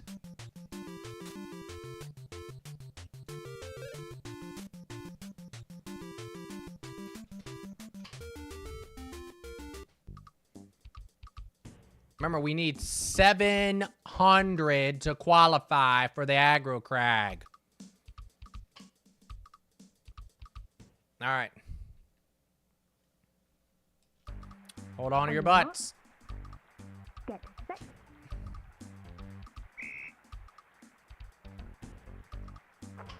All right.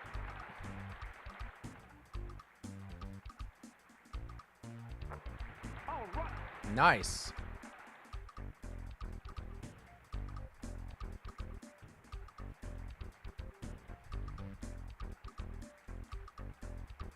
If Mark Summers were to actually, like, the real life Mark Summers were to somehow ever actually, like, watch any of my streams and see that we've given him, like, this kind of a backstory, no, I do not suspect that would ever happen. But I just be like, Mark, I'm so sorry. I actually really respect you and I really like you and I think you're an awesome host. That would be the greatest crossover, wouldn't it?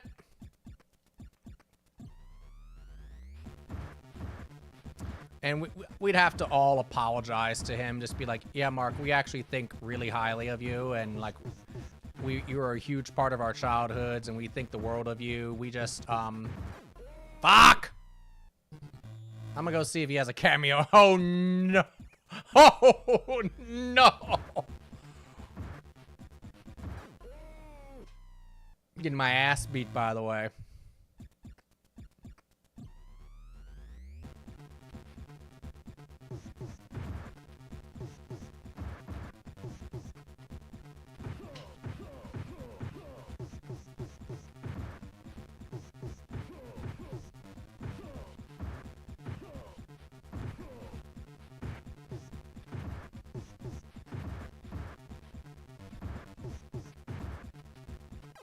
Fuck! If I ever win the lottery, we can hire him to read the questions for one straight.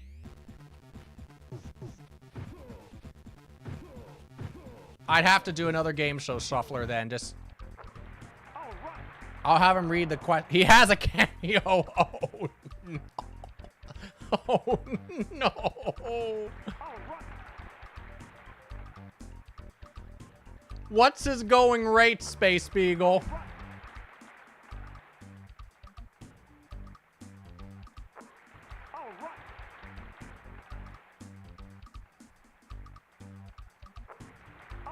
He is pricey. I bet he is.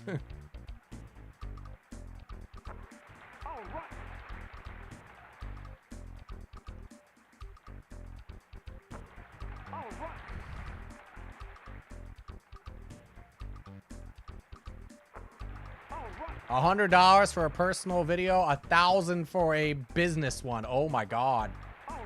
Would this be considered a business one though? I don't know.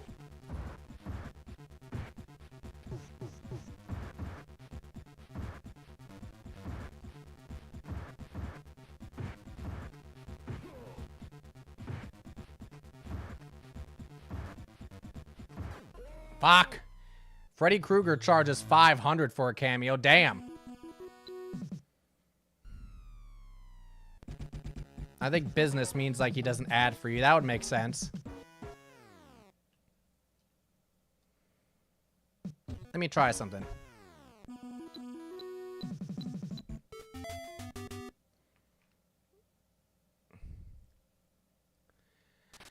What kind of work has Mel Blanc done for cartoons? I know the answer to this. Yeah, he did voices.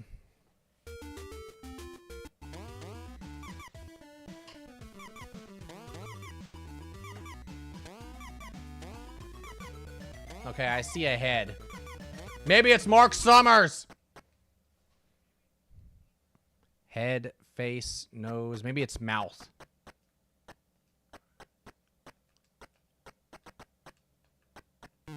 Nope.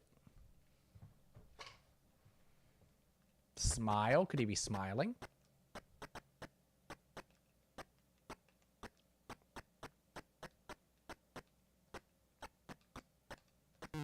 Nope. Let's try frown then.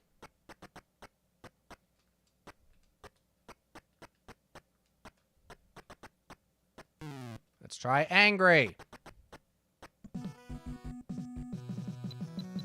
Does that work? It does work. It's Pikachu.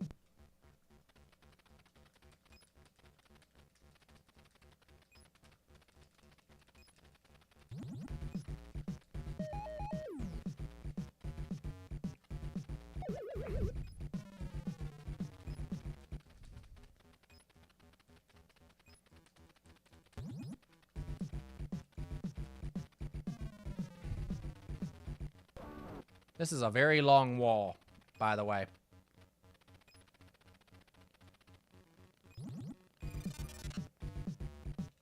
Uh-oh, I'm fucked.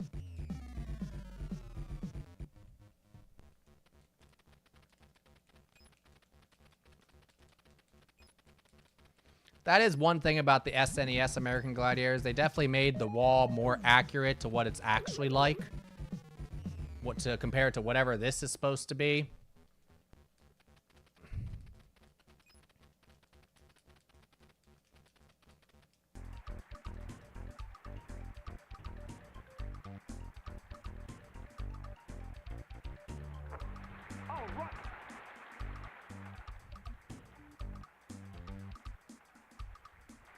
Oh, bounce that one in.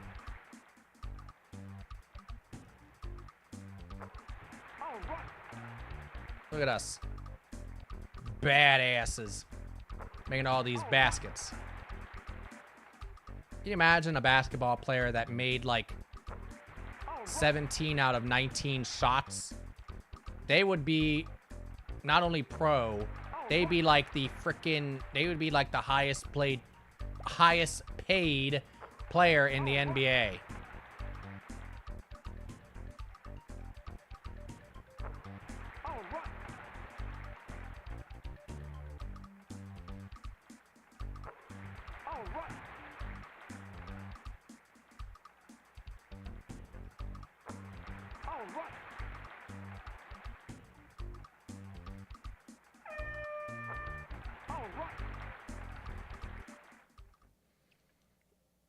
That's a frickin' 92% rate there.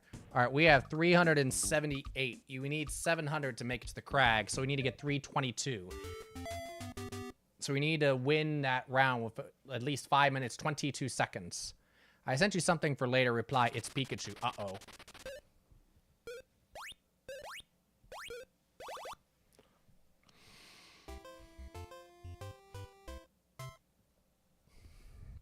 I think Elizabeth Blackwell was the first doctor, wasn't she?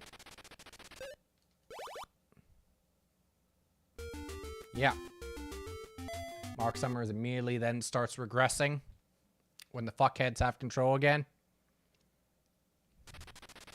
Beggars can't be choosers. Beggars can't be rich men. That's way too real. All right, I need to pause for a second. I need to use the bathroom. I'll see you all in a sec.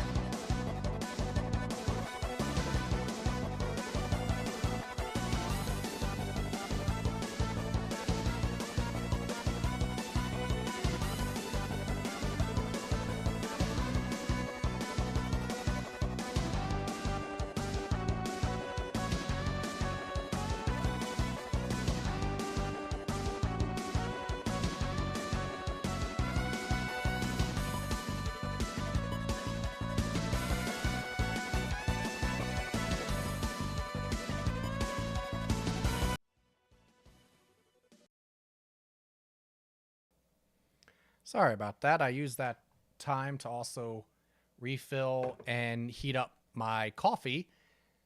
So I have a little caffeine boost. So let's get back into it. One of the following towns is not in England. Which one is it? No idea.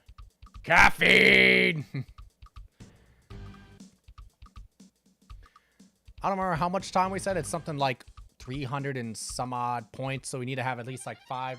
Let's say we need to have like 5 minutes, 30 seconds left. On your mark.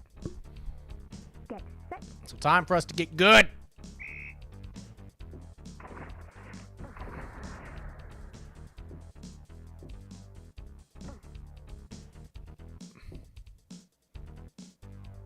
God damn it. Come on.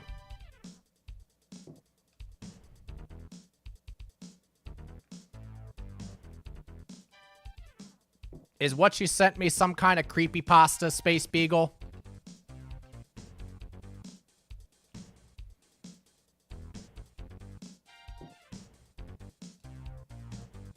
I fucked up. Well, that's not good.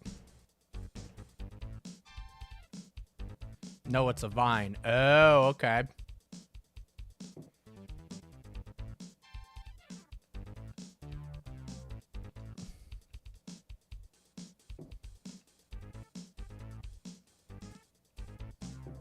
Okay, that's not good. From the before times. Oh boy, the before times. I remember those days.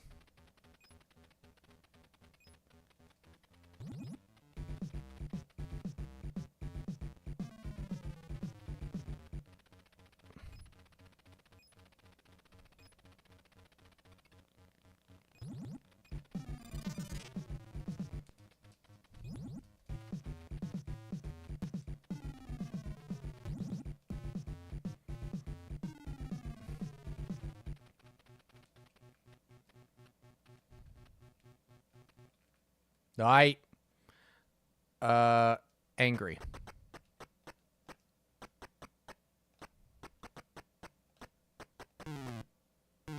Time's up, folks. No idea what it was.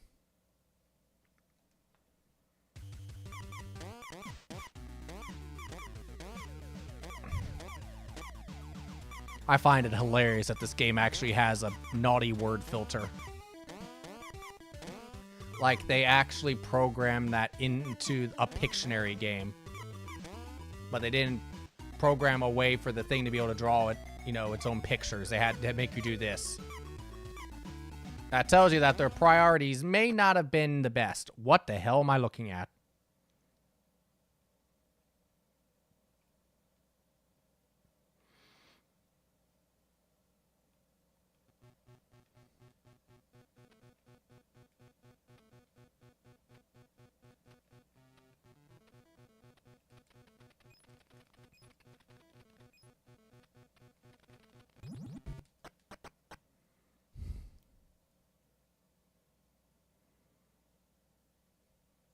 I don't know. Linda would like you to know that she has suffered many injustices recently. Oh my goodness. She is sulking on her pillow. Does it really? Yeah, that's why instead of the fuckheads, that's why we have an exclamation point where the U is, because it wouldn't allow us to put fuck. We need to try a whole bunch of dirty words and see what words it's okay with and which words it's not.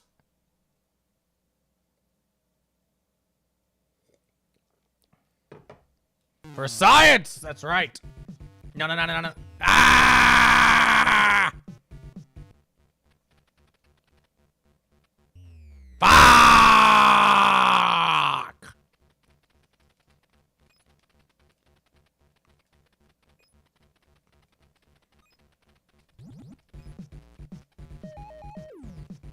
So remember, I'm using the D-pad to control the direction, but I have to constantly be alternate pressing A and B to make his arms move.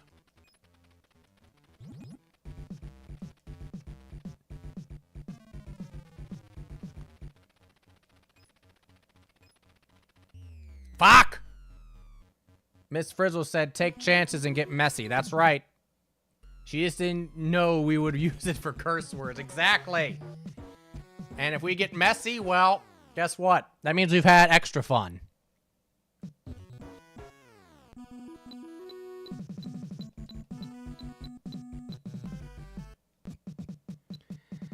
More wall! Oh, shit. Speaking of wall.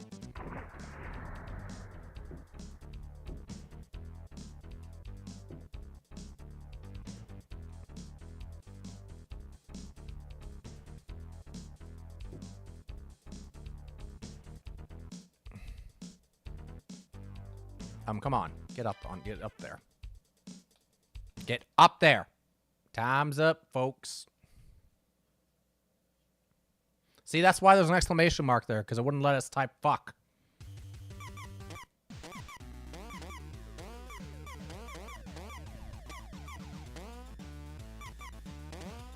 Instead, they are too busy trying to program the little dots on each of our asteroid peeps here.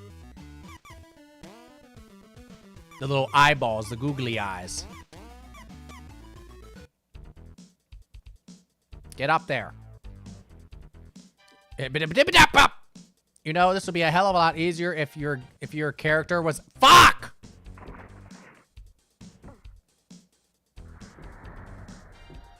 If your character was able to climb ropes directly, all I just need to do is just press up when I'm close enough. But no, I have to be not quite pixel perfect, but I have to be within a certain distance, but not too close. And then press up and A at the same time. What the hell am I looking at? Tall?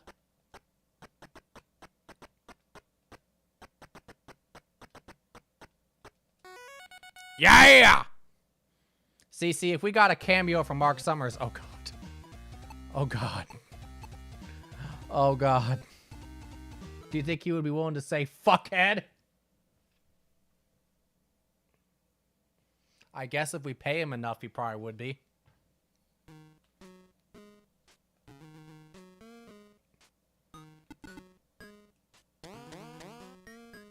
Is that like my goal? Like when I reach 1,000 followers, then I pay Mark Summers to say fuckhead on stream?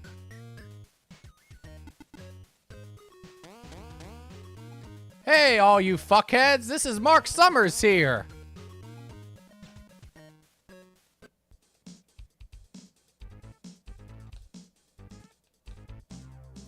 Yes. Oh, God. Oh, God.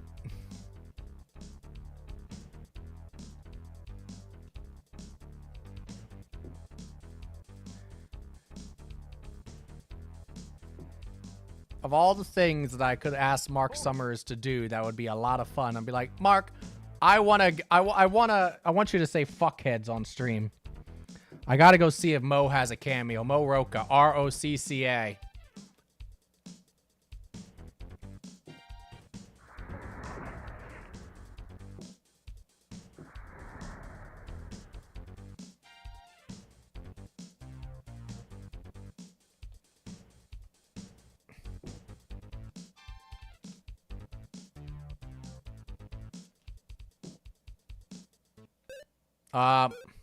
We'll go with that. Oh, well.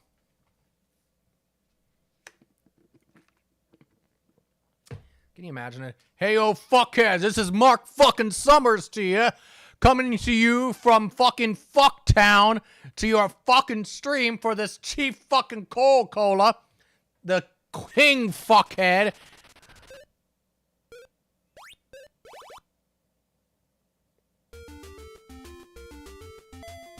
Our childhoods would all be dying every second we continue to watch.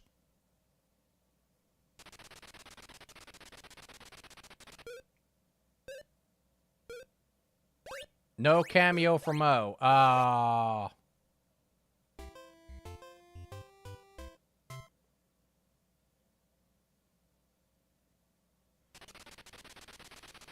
how many wheelies from Mark Summers?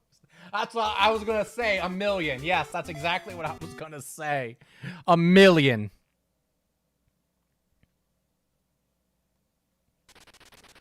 Oh, God. You know, it's like, Mark Summers, I'd love to just chat with you for about 10 minutes, but no. My Twitch chat wants me to get you to say fuckheads. I am 45,000 along the way. One eternity later, Space Beagle pops in. I have the mill!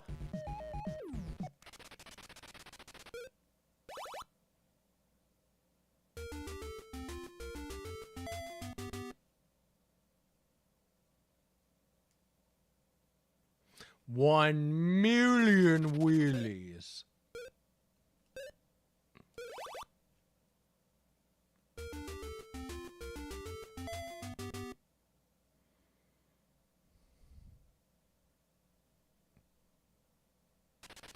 This keeps me from redeeming Spunker. Yep!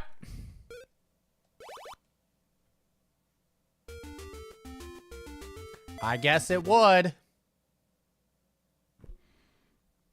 I wonder how long it actually would take a person to save up 1 million wheelies. Start saving up real dollars too. God. Oh my God.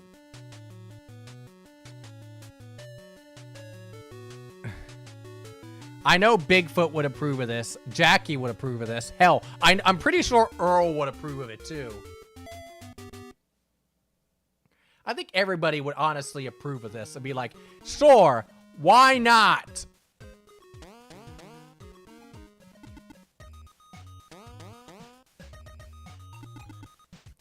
If someone's gonna pay Mark Summers to do this, it would be, I would be paying for it out of my own dollars. Not anybody on my behalf in my chat.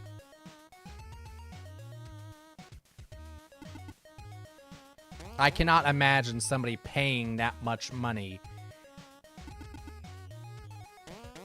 for us to do that on my stream, on my channel.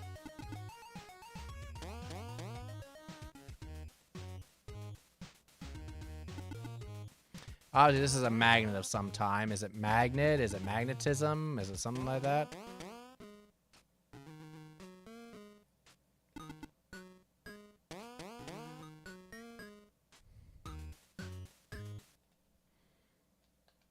Appears to be magnet. This is for the game, remember?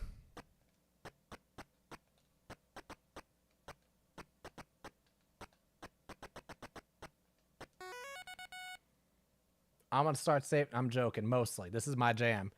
We win! Congratulations, you fuckheads! You're the best!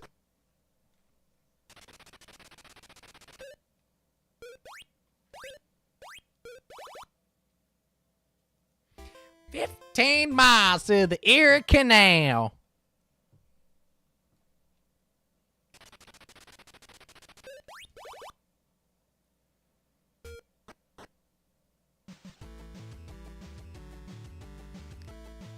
We're just splooshing everywhere because of our win.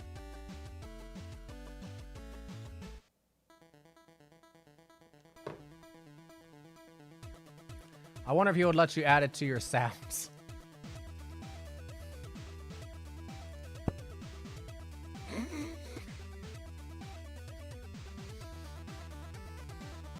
We may not ever need butt spot again if we get this. I mean, how could Mark Summers saying fuckheads possibly top anything that Buttspot could throw at us?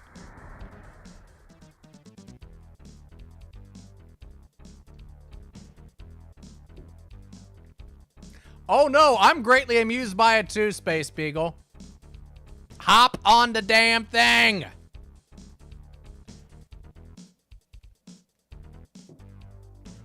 I never expected the cameo to exist. I feel like that enough people would remember Mark Summers that it kind of that I would kind of could suspect it. All right, time for science.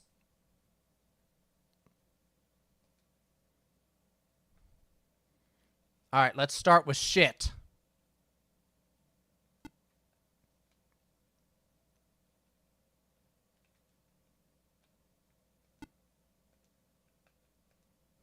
Again, very mature stream here.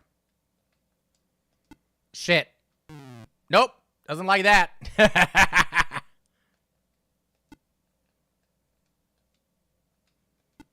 What about damn? Damn! It'll take damn. Damn! Press start when we're testing the cursor. So it doesn't like shit. It doesn't like fuck, but it's fine with damn.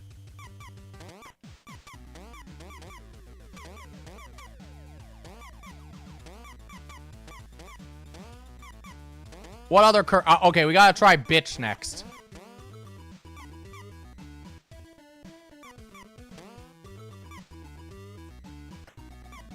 And we gotta try ass. Bitch ass. That'll be the next one we try. Bitch ass. Team bitch ass. Speaking of bitch ass.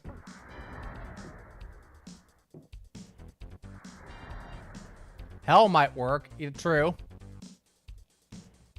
Climb the damn pole, bitch ass. Bitch ass kid.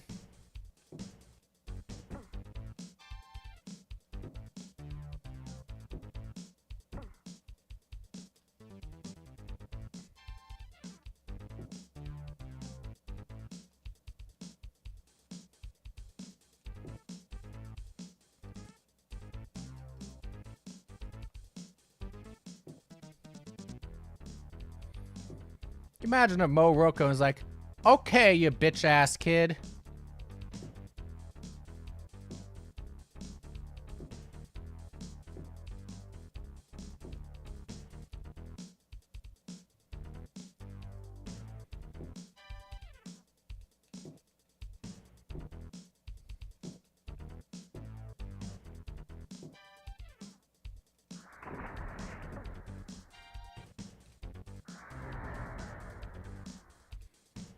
On your mark, get set, bitch!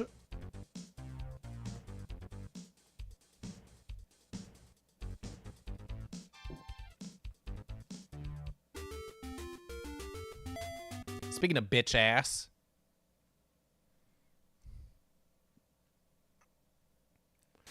The capital of which state means Peter?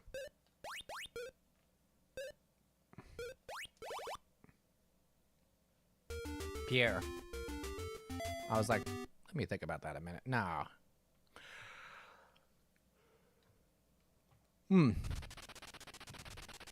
Oh.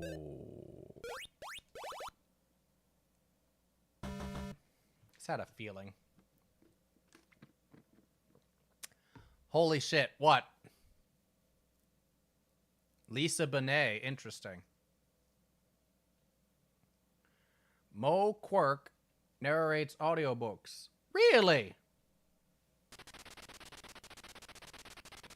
What are some ones that she's done? What the hell is this?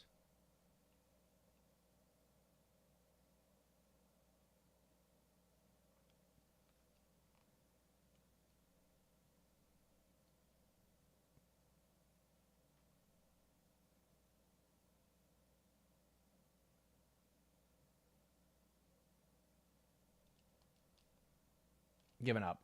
Let me see. She's won lots of awards. She's part of an agency that does a lot of anime VA. Really? Fuck. Wait a minute. I'm supposed to go down? Damn. Press start when ready. Game's like, damn it, press start. Get this over with.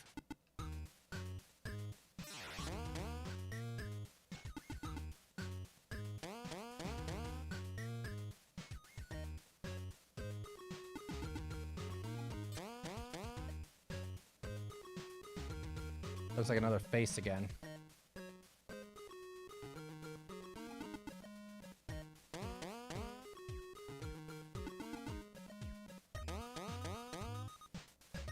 Maybe not. Oh, God.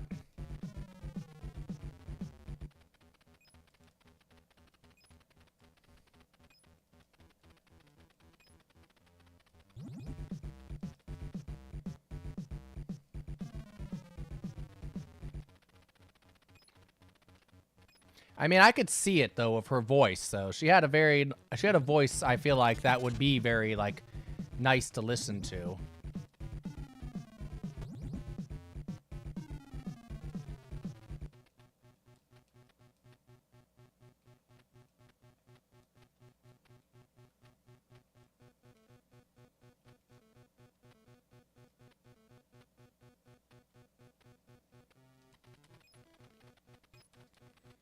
Thing's gonna fuck me up again, isn't it?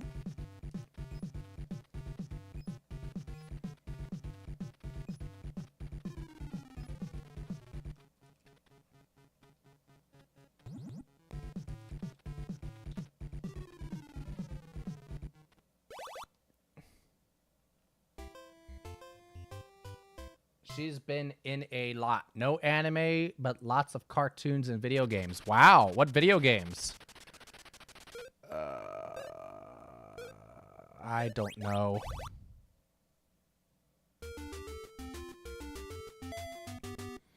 I really hope there isn't a holiday anywhere called Don't Squeeze Your Pimples Day, because why? Why?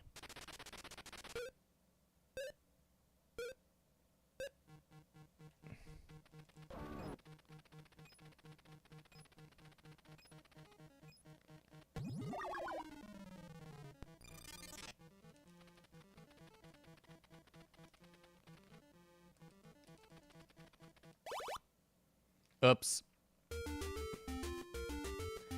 She was in Skyrim, Xenogears, a Star Wars game, Stroker and Hoop, Wild Series, and an XCOM title. Oh! Was she? Hold on here. Was she Valen? Does it say, was she Valen in XCOM? I could hear that. I'm a big XCOM fan. Enemy unknown.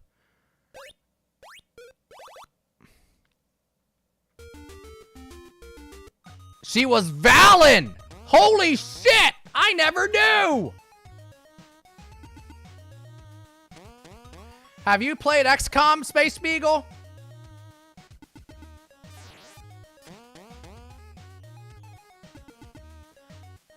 Who would have ever fucking fought? Why does this person have 4 eyes, by the way? Or 3 eyes? Maybe that's the answer. Maybe it's 4 eyes.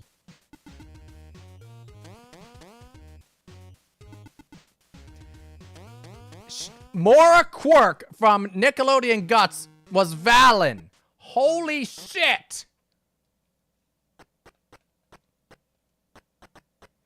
My mind's fucking blown.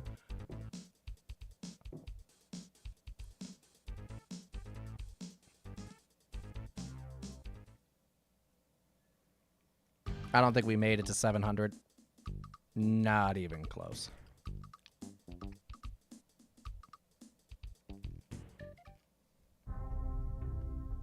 God damn. Who would have thought Nickelodeon Guts is so damn hard?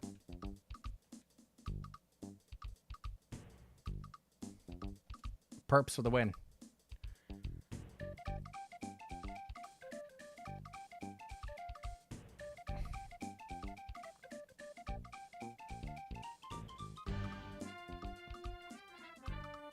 I nearly call myself chef like we were in Hollywood Squares. No, I'm now can be chief. I have no space to be chief.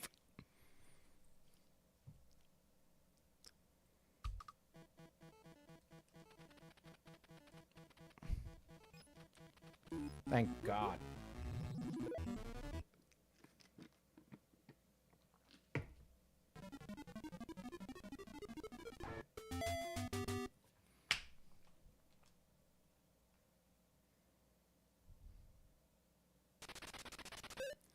I'm just like, because I'm thinking to myself, it's like when I first played XCOM and I heard Valen, obviously I thought, you know, British woman, so it sounded familiar in that regard.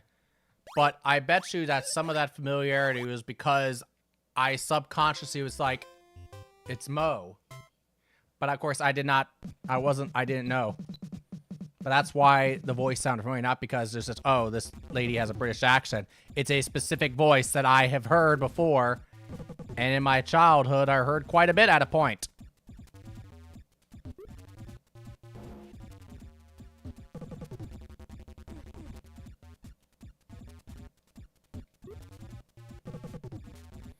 The things we learned. That's right, this is an educational stream. You learn things watching my channel.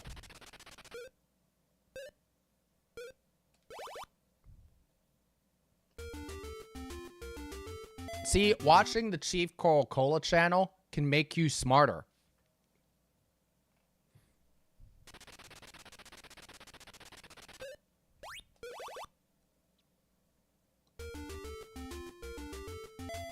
I mean, we're playing Double Dare with trivia in it. You can learn trivia.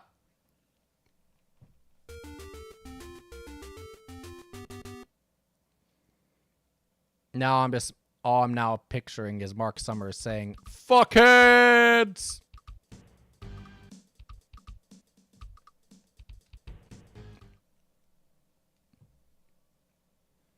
And you don't even have to take out a student loan to join the stream and get schooled. That's right. And guess what? I bet you it's hella more entertaining than almost any class you've ever had in school.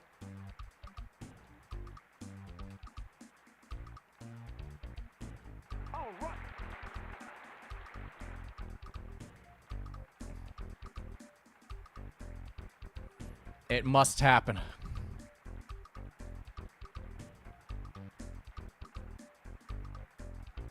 Mark Summers, you got any connections that can get me into show business? Nah, I'm not going to pay for that. Instead, hey, Mark Summers, I want you to say fuckheads.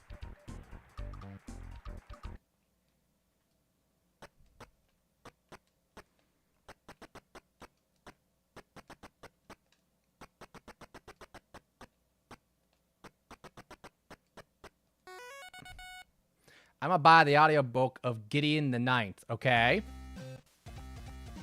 Is that one that Mo narrated? Uh-oh, and it has nothing to do with Woody... if no Mo Quirk. I can't even fucking read.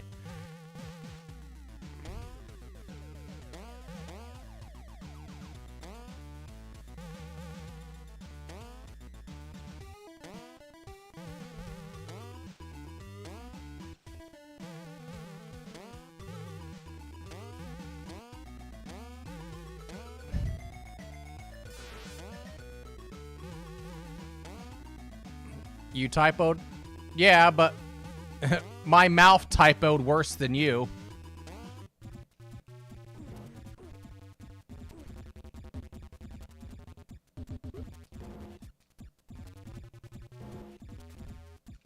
Fuck out of my way. Fucker. Leave me alone. It's gonna be close. Got it!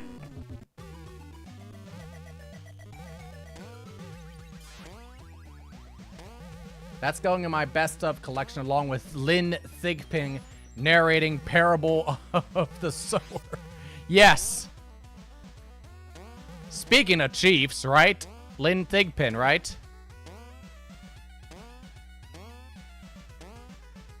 Looks like a ruler.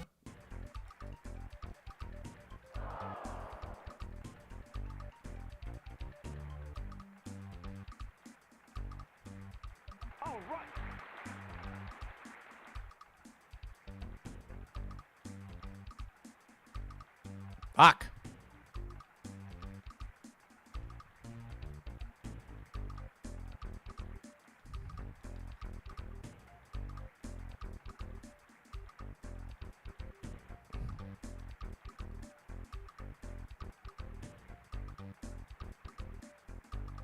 Fuck, now I'm going too high.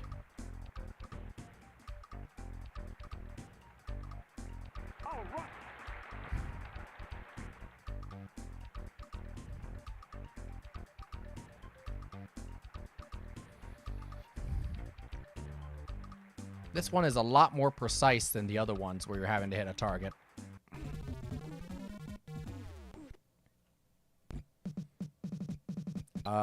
Let's do human cannonball.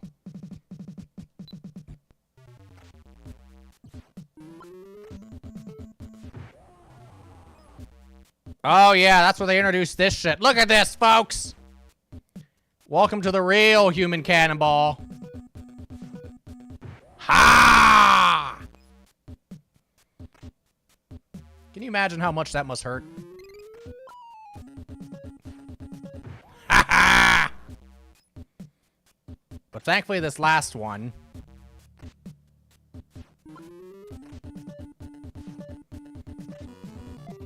This is mildly terrifying, right?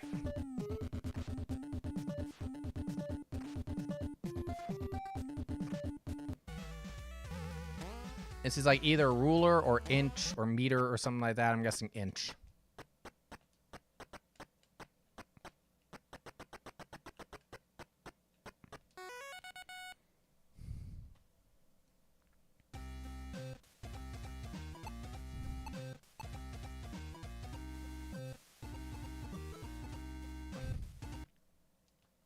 Damn!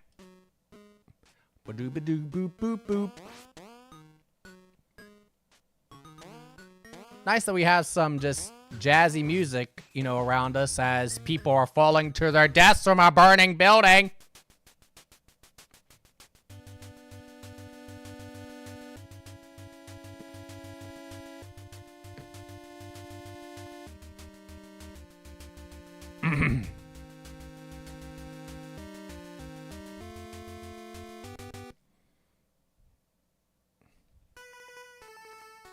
Are we ready, folks?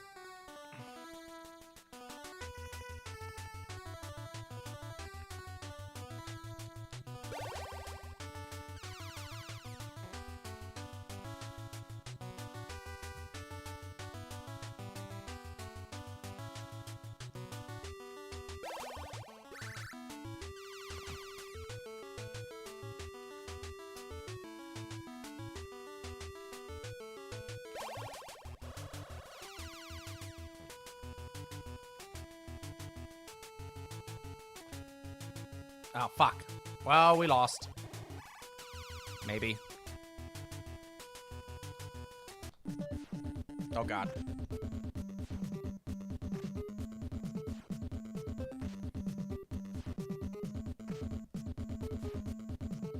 Got him!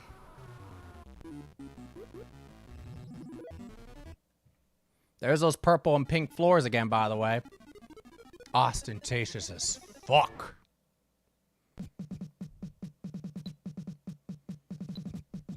Either you love me, or you hate me, or you love to hate me.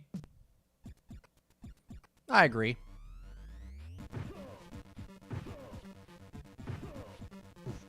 Much like me, in real life, in my channel. You love me, you hate me, or you love to hate me. I guess the same could also be applied to Buttspot. And Bigfoot even too, right? I messed up. I needed to have more of a running start. Best Twitch channel, thank you. Somebody's got to think mine is, right? Buttspot approves. And again, if you have Buttspot's approval, I mean, what else do you need in this world? Fuck! Oh, God. Well, now we definitely lost.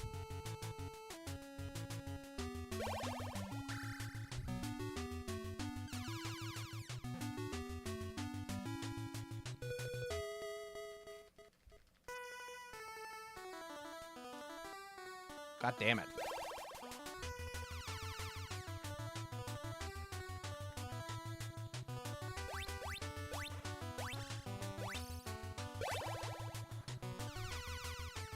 I'm actually surprised we even made it that far.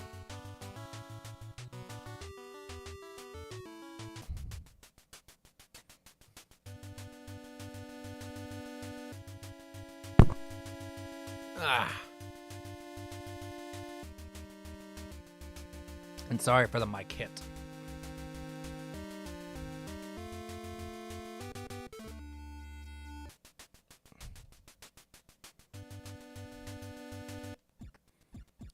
Here we go again.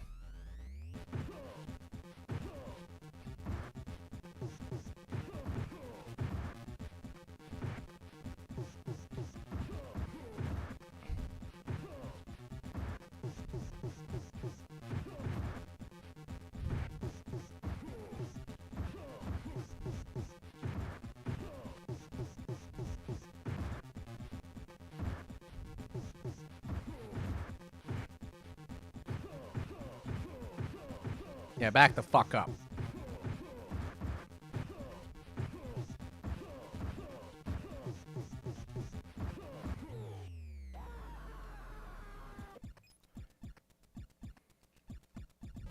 Make sure I get a running start each time.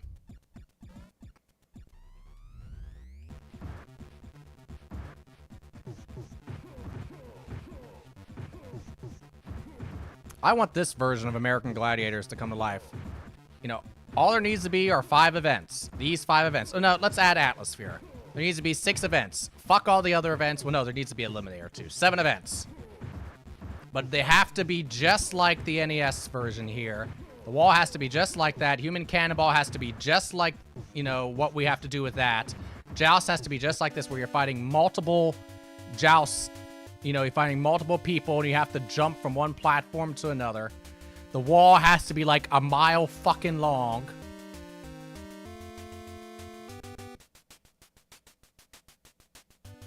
And an Atmosphere can stay the same.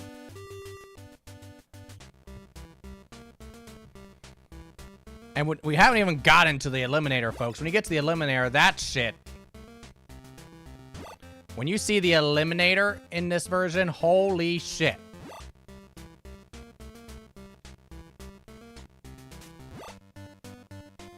The insurance waivers on that, right? Well, that's why they got rid of Human Cannonball to begin with, because people were getting hurt too much.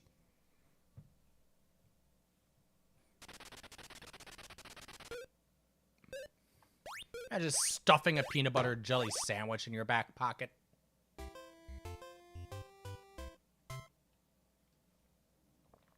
I would hate to do your laundry.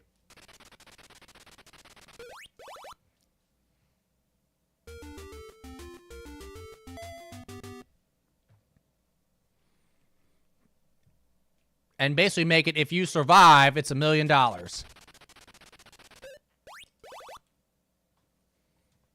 You don't need to score the most points, just if you survive, we'll give you $1 million.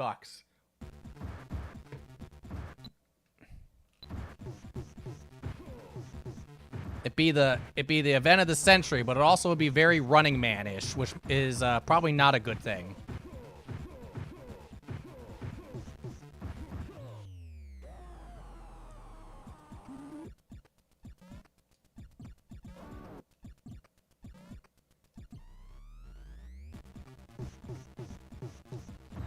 Gotcha!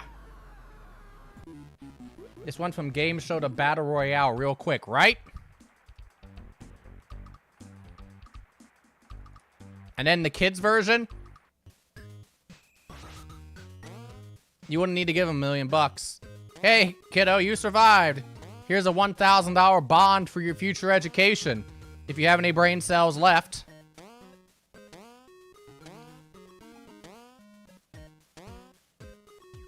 Actually, no, what am I saying? You decided to come on the show. You don't have any brain cells.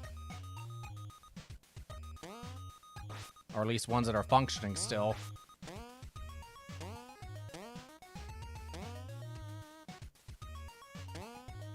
What the hell are we looking at on the right?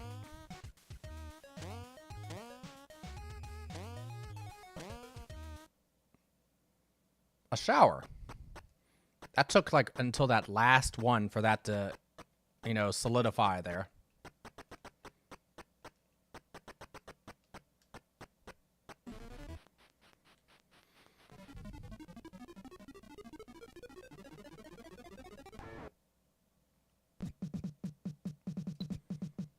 Big game goes down easy.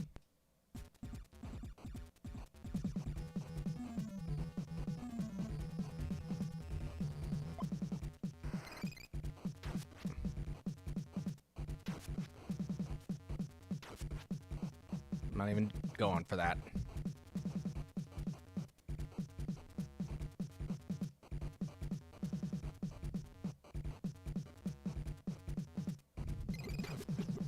Get off the thing. You get stuck so easily sometimes here.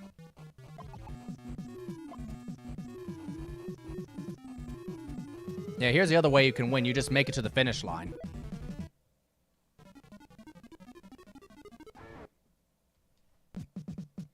Level 4! In theory, if we make it through this, we get to play the Eliminator.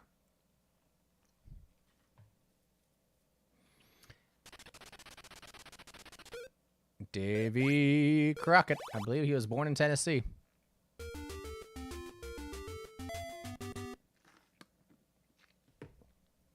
The only reason I even know of that song is from Back to the Future.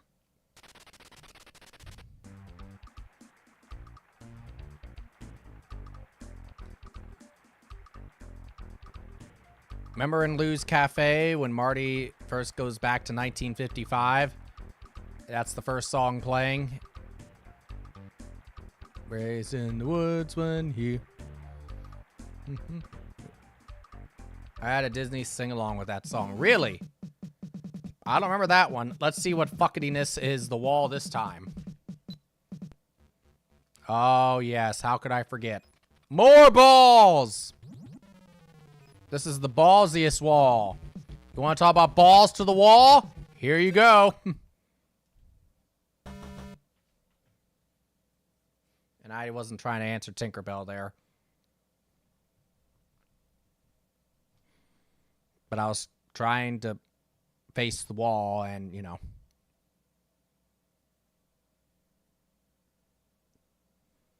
Maybe it was talking about the live action footage from the Davy Crockett movie. It probably was the same song, honestly.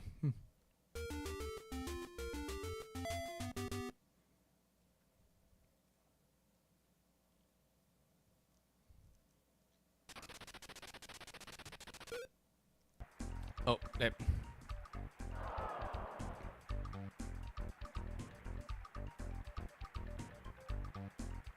This is significantly harder than getting the baskets in. They should give you 10 points per one you get right. Look at this. I had a 92% basket rate, and here I am. I'm not even going to get 5 of these out of... Well, I got 5, but that's it.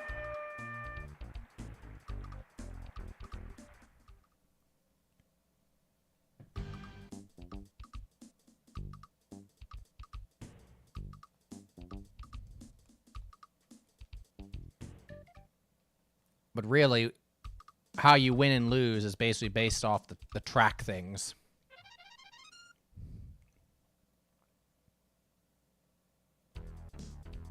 On your mark. Look at all those people cheering me on. How could I possibly lose? I know how. By not having the controls respond like I wanted to. Balls to the wall.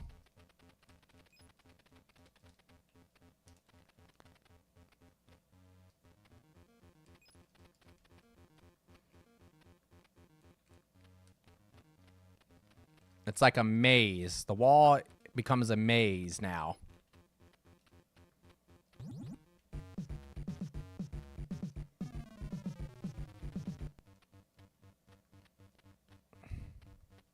Fuck! And by the way, when I was first trying to do this, when I was like 10, 11, or 12 years old, this was stressful as fuck.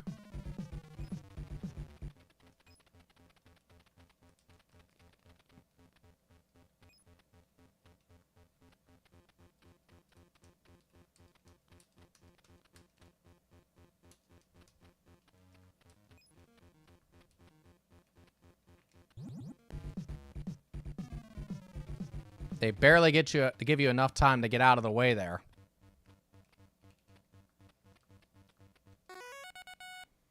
It looks stressful. Oh, yeah. You can get a cameo from Vanilla Ice. Oh, yay. Just what I always wanted.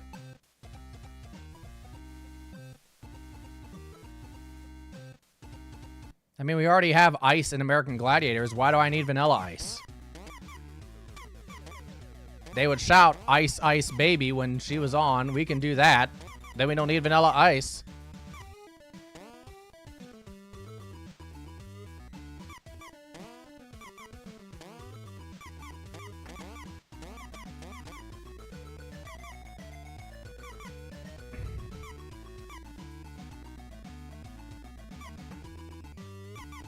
There we go.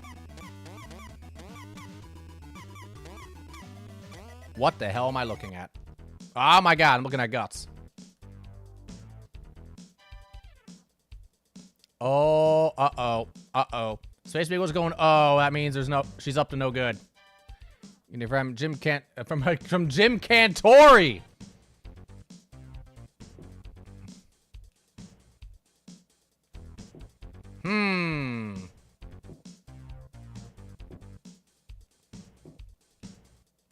What could we possibly ask Jim Cantori for?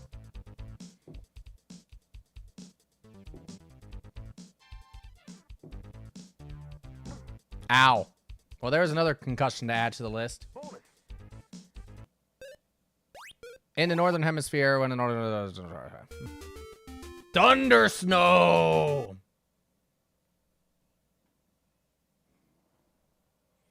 If you have a ninja game, you could go ninja, go ninja, go. This is... yes, I guess you could. And by the way, hi, Jarrett. How you doing? Welcome on into the craziness.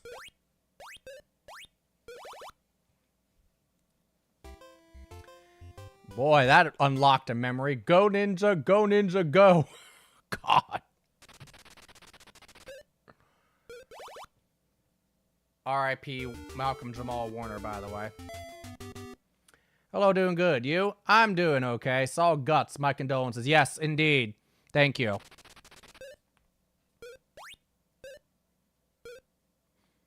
Trying to make sure I'm not forgetting any.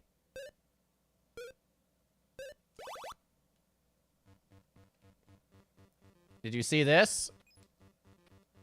So basically, we started with all of the game show video games on the NES and the SNES. Uh-oh. Hold on. Minus the Wheel of Fortunes and Jeopardies, which we did previously.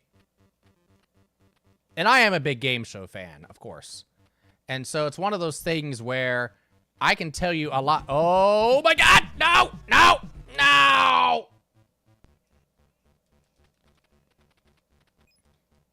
Balls to the wall again.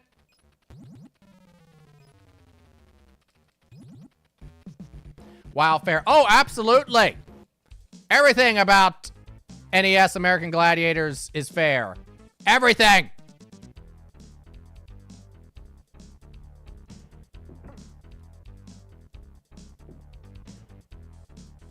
I had all these games as a kid, again, for the record. Big game show fan. There's a reason why the games that are left are the ones that are left. It's not because I don't know what to do. It's because getting things to cooperate with you long enough to do what you need to do to win is not easy.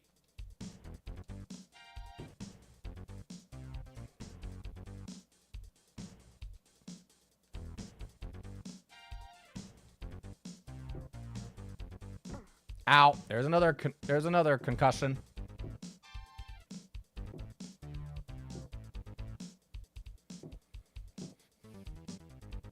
When the game actively fights against you, shenanigans afoot. Agreed. Most of the NES and SNES game show games are fine. Some of them are not necessarily impressive, but they're fine. But the ones in which the game shows which required physical prowess, primarily, of course, Double Dare, American Gladiators, and Guts, those are the ones where it's like, yeah, there were shenanigans afoot because, yeah, programming a game where there's puzzles or trivia, you know, is not difficult, and, you know, the quote gameplay is dependent on just having good question writing, which if you just borrow stuff from the shows that they are based from, you know, you immediately solve your problem. When you have video games that are based off game shows that require significant physical elements, like Double Dare, Nickelodeon Guts, American Gladiators, yeah, there's some craziness. Oh, God!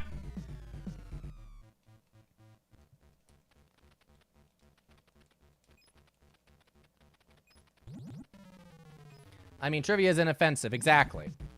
But giving you little to no time to figure stuff out. Yes, exactly. I mean, some of them are fun, like playing the NES American Gladiators. Cueing Cannonball is pretty fun. Powerball, for the most part, is pretty fun. I'm gonna guess a bird. Niles from The Nanny has a cameo. Whoa, oh my goodness.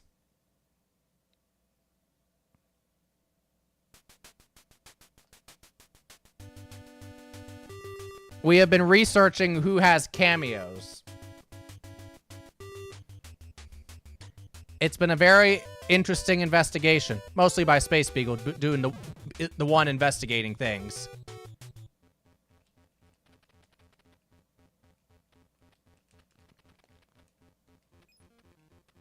What about Niles from Frasier? Or Kelsey Grammer? Now that we know he has one, it has open doors. You know, I should do that because I love Frasier, one of my favorite sitcoms. And my mom and dad love Frasier. Maybe I should do that for my... Fuck! Maybe I should do that for my fuck. Yes, exactly.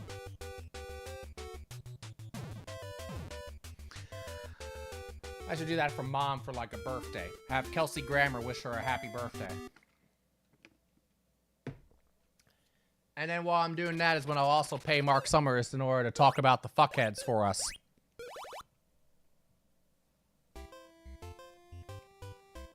He's gonna be like, he's gonna die inside in real life when he sees my request written down. He's like, are you serious?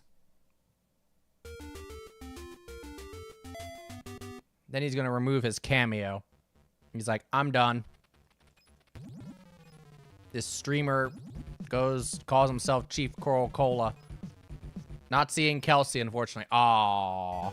Ay. Well, it's something with a clock. God damn it!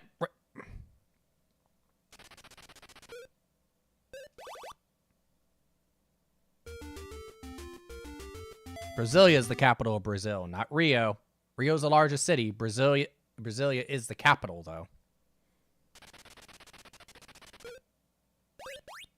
Boy, oh boy! Now this is a question from the time.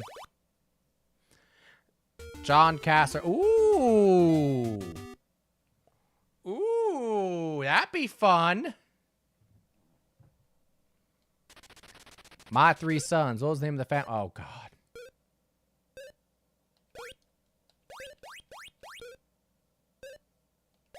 I think it was Tramp.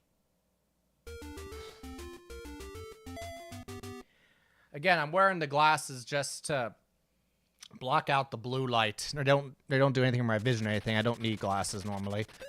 But sometimes I'll take them off just because I'm like, get sick of wearing like something on my eyes. Let's go with that.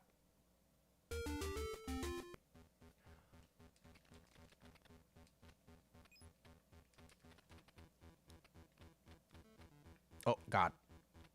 Oh, no. Now, this here is literally, yes, exact movement needed. And like you said, Jarrett, in limited time frames sometimes. Oops. Oops.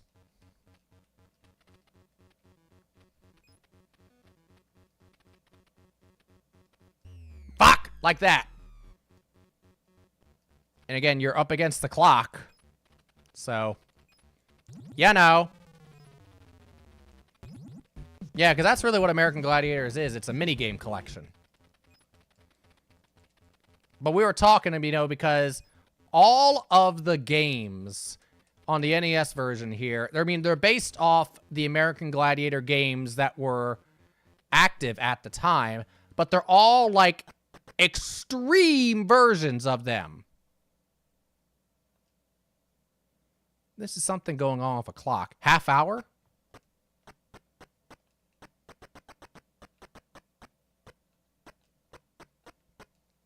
This is Pictionary on the NES. This is our gag entry.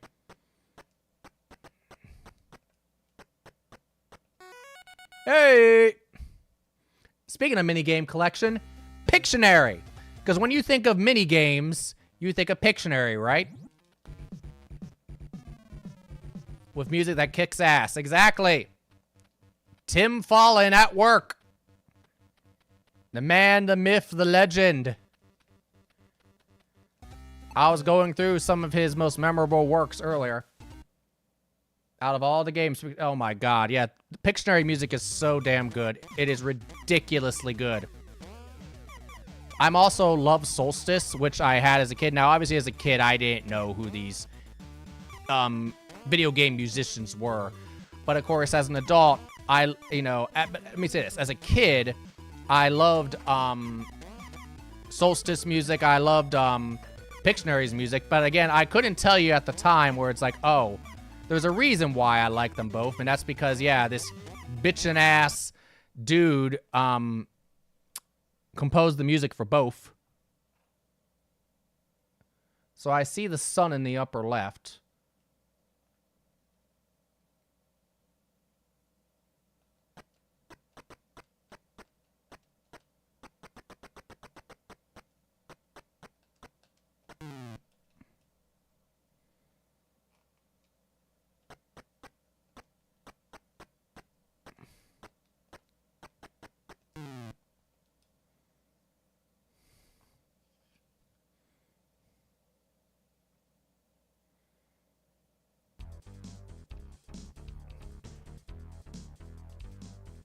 All right, I think we did all right there. Mo Roca. We've learned a lot about Mo Roca. This will officially go down as the unofficial Mo Roca stream. Or Mora Quark, excuse me, not Mo Roca. Mora Quark.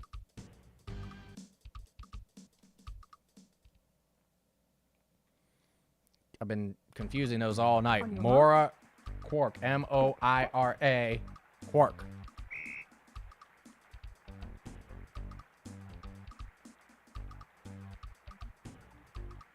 Trust me, I know how to spell.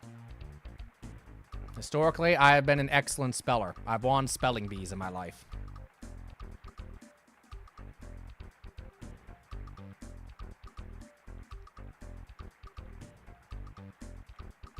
There we go.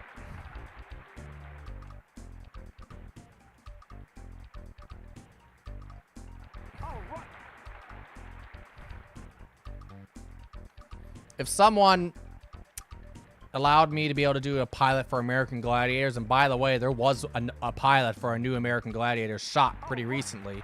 If someone gave me the rights to do a pilot for American Gladiators, yes, I would 100% base it off the NES version. Because, yes, while it's horrible to try to do an NES, you gotta admit that watching people try to do those kinds of things IRL would be fucking amazing.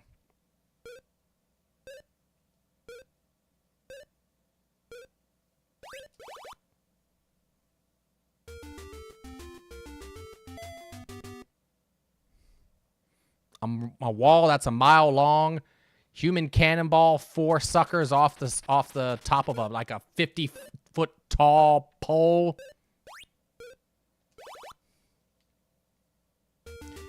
A power ball. Well, power ball could probably just stay the same.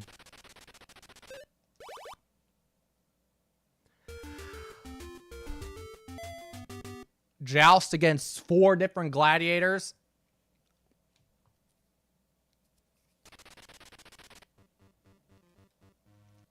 Which way am I going?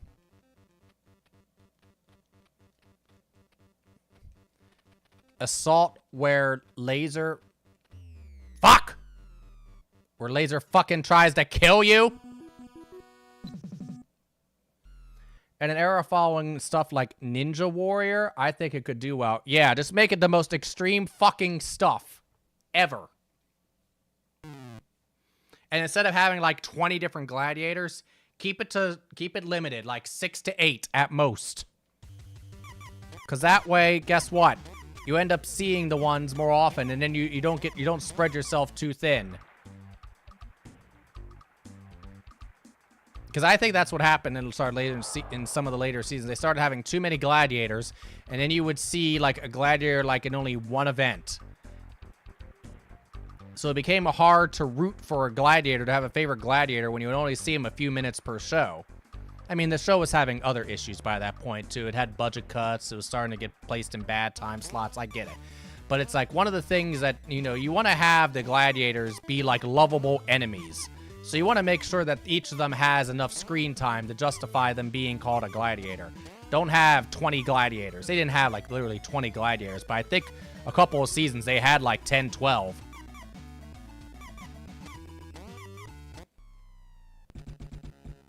Yeah, I had my favorites as a kid. Yeah, I think everybody had their favorites. My favorite female gladiator was Ice. Nitro is my favorite male gladiator. Actually, I really like Saber too.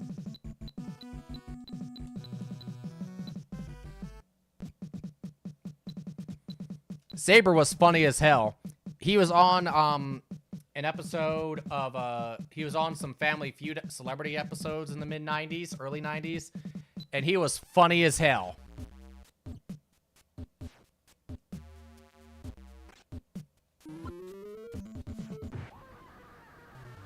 And the gladiators have to scream like that when they get knocked off. They got it. Yeah, they Pewee Valley, Peepa Passes, and Paducah. Paducah, Kentucky, I think. Or maybe Paducah, Iowa. Oh!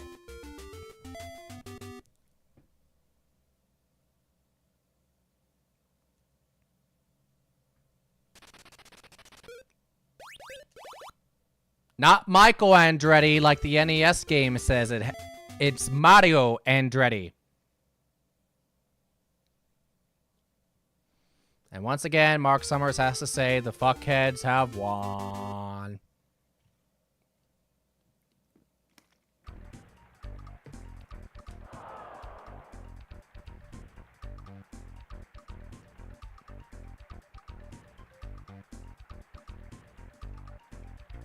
Again, when I switch between different games, the controls are all different, so it throws me off like no tomorrow.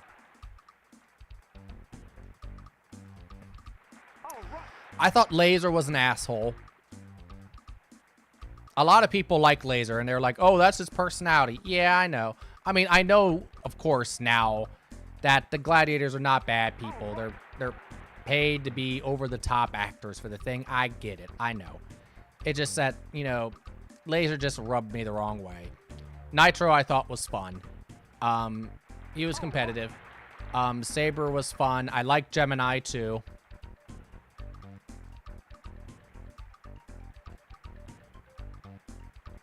Tower was fun. Blaze was one of my favorites. She was not... I like Blaze a lot. I mean, I hate to say it, yeah. You're looking at some of them and you're like, ooh, I like Blaze. She's pretty.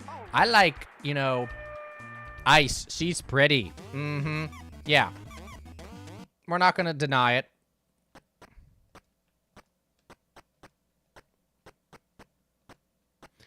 I also liked Siren because of the whole, because she was the gladiator that was deaf. I thought that was awesome.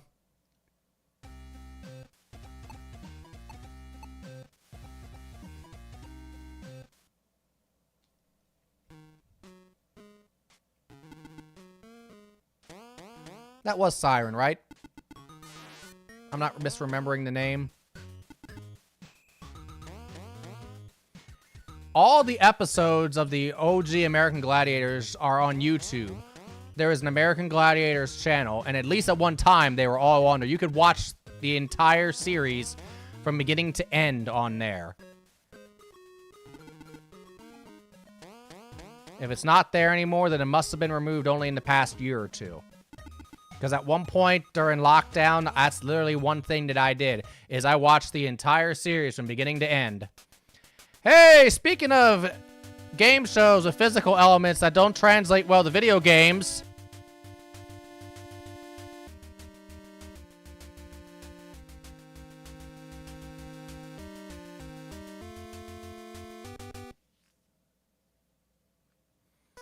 Hold on to your bucks, folks. Oh no, Siren died in 2000. Oh, that's sad.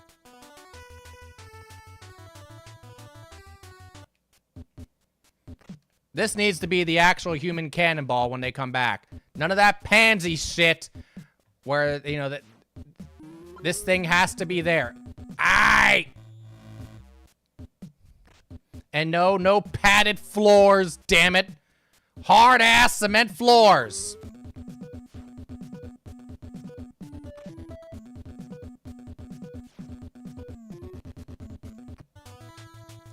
CC's gonna give some anxiety.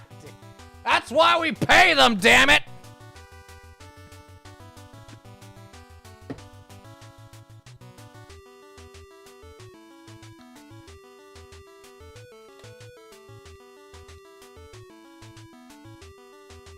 Lawyer's like, excuse me, Mr. Producer. I'm recommending this and this and this and this. Yeah. Yeah, thank you. And, but fuck that! They want to compete on my show? They better get ready to die. If they're not willing to die, get the fuck off my set. All right, we need 700 points. So that means we need to have 366. So that means we need to have 366 seconds, which is 6 minutes and 6 seconds. If they die, if they die. Exactly.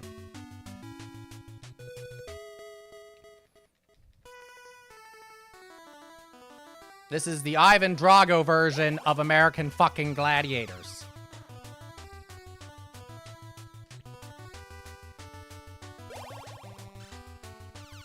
It's easy to turn this game show into a dystopian contest. That's right. That's why I was comparing it earlier to Running Man, because yes, that's exactly what happened. So if Richard Dawson hosted that in the movie, then we need to have Steve Harvey hosting this now, right?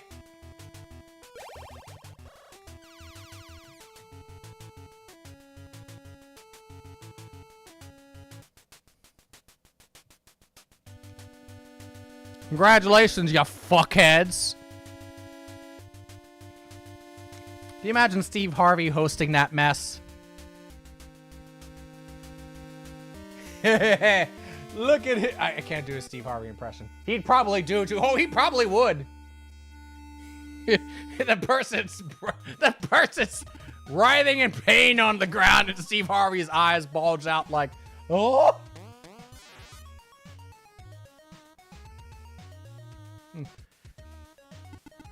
Last time I saw something bulging out that much is when Miley Cyrus walked into the room.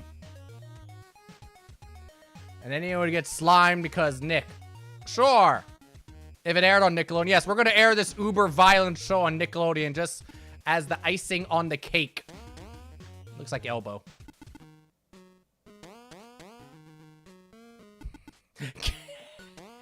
Imagine a person writhing on the ground, falling from like 50 feet in the air. And then when he lands on the ground, broken bones, fucking green stick fracture, and just this stream of slime just goes running on lightning on his head. He's lying there. Oh no! I'm sorry. I'm sorry.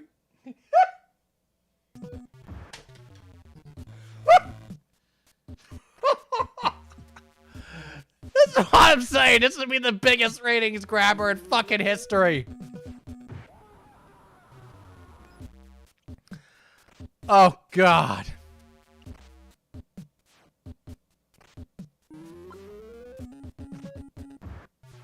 Bullshit!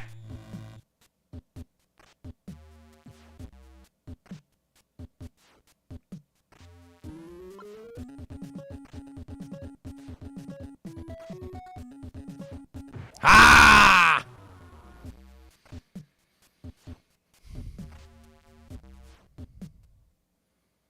Damn. This is rather the time.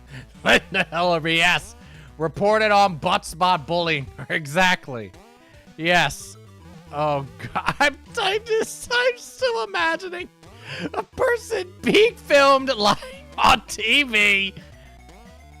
Let's just make it a kid for extra effect. Some 14-year-old kid whose parents signed him up for this show is writhing in pain with like 6 broken bones, fucking green stick fracture out of his elbow after falling 40 feet. And then he just is like, help, and looks up, and there's this stream of slime just goes splat. On your mark. Get set. Oh.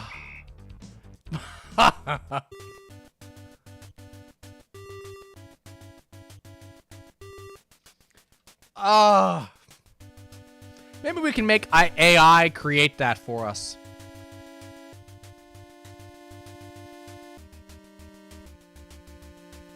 And then the final view would be from the top where the slime's coming down, looking straight at the kid, his eyes looking up, and then just like, and visually in pain, and then it becomes, eventually realizes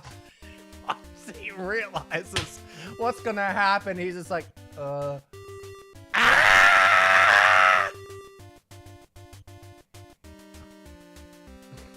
He starts choking on the slime.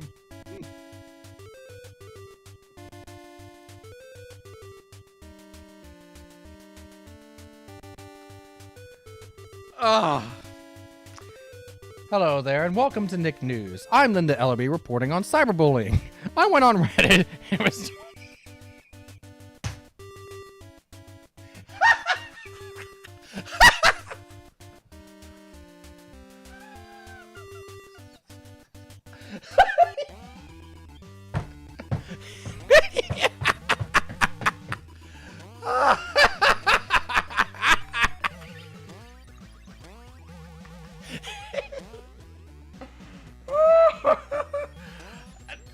I'm trying to deal with my blue balls here, and you're all making me cry. I already have enough of a reason to cry, damn it.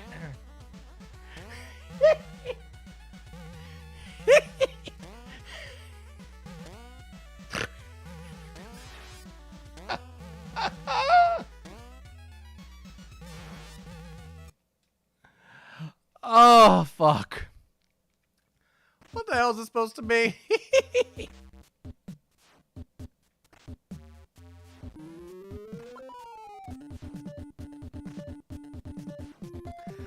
Oh, yeah, I think you broke me. Yes, that broke me. Jared broke me. Good job. Someone give Jared a sub. He broke me. Or they broke me. Jared, I don't know if you're he or she. I'm sorry. Or they. Oh, God.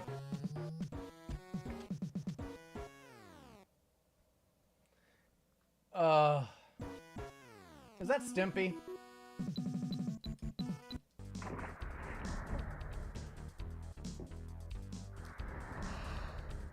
Oh. You got more clips there, Space Beagle.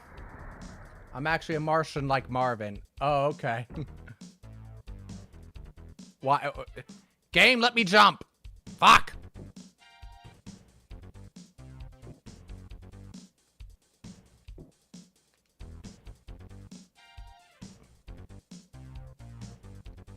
No.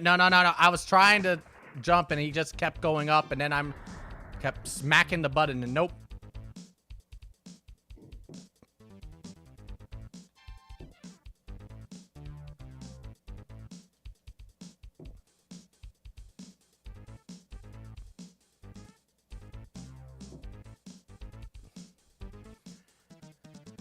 Ugh.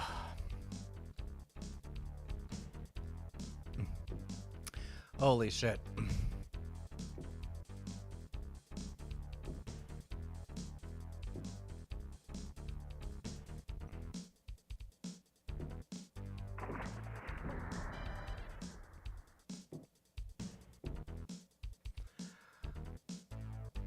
I must get going, but this has been fun.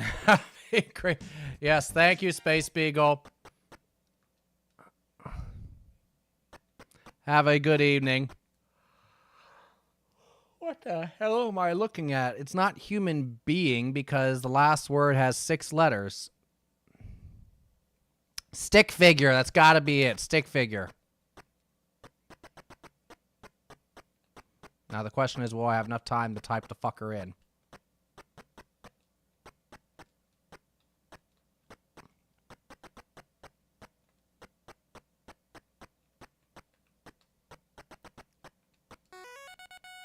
Oh, thank God. Okay.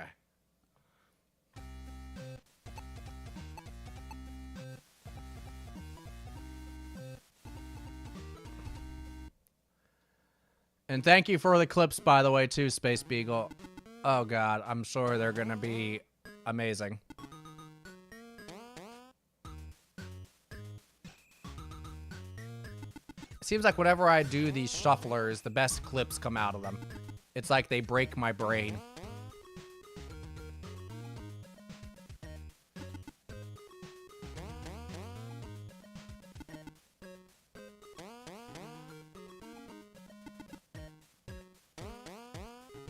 What the hell am I looking at?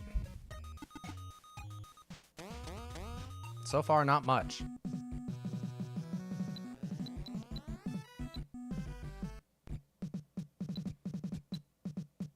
More human cannonball.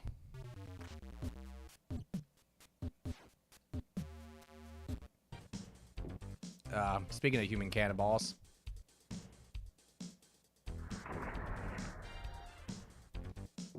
Actually, can I go right still?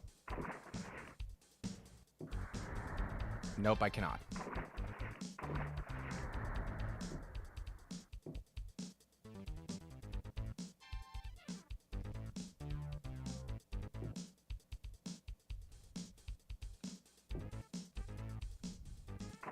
Fuck!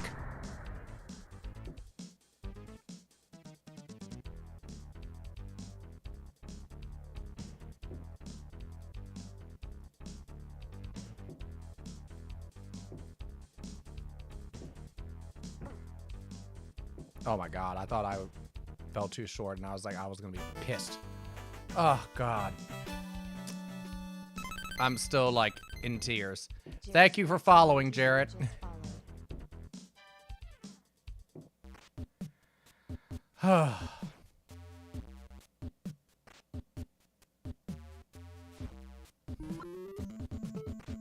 Yeah, it was your Reddit line that put me over the edge and broke me fully. Ow!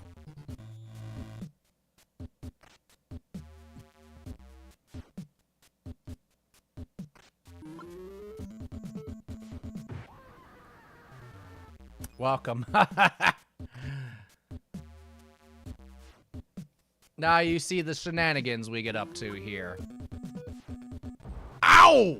Right in the chin.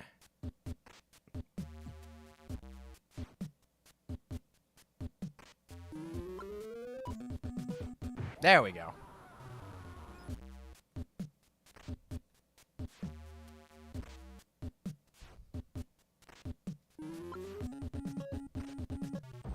Ow.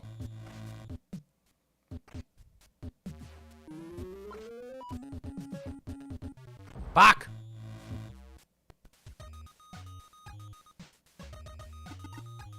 No, I don't usually curse this much for the record. Not that I'm you know, sensitive to that, but some people are. But yeah, I usually don't. But when doing shufflers, doing American Gladiators, doing Nickelodeon Guts, yeah.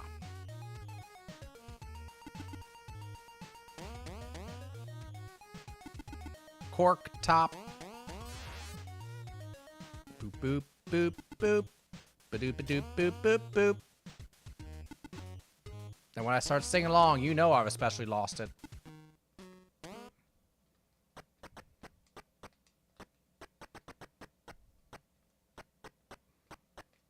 They couldn't have put some texture on that cork.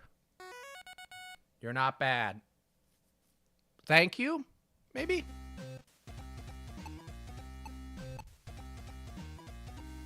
Alright, this is for the game. Imagine actually playing golf with eggs. I feel like that would be more torture than fun.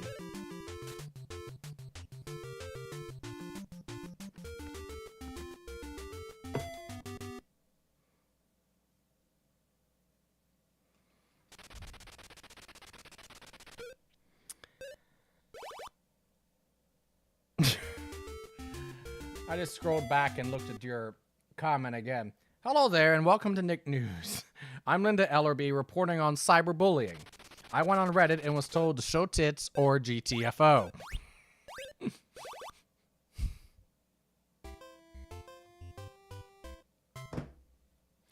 it doesn't help that the CPU will solo every challenge. Right, exactly.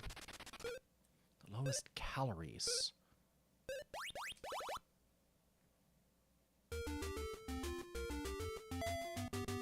And if you try to dare it for the physical challenge, then it'll either just answer it, and almost like 90% of the time will just answer correctly.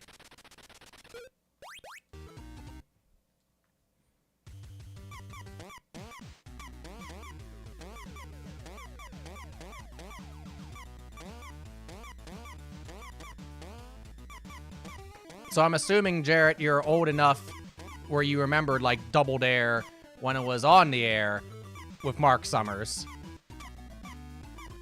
Just things you said, just giving me that notion. This is a bell.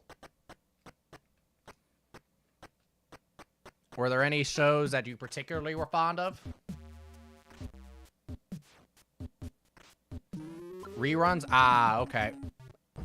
Damn, look at it. Did you see? He went and flew off.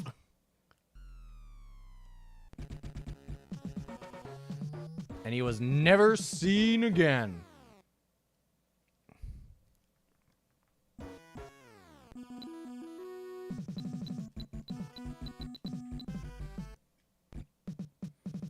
More human cannonball. It's gone from being American Gladiators to like some crazy ass puzzle. Which way am I supposed to be going?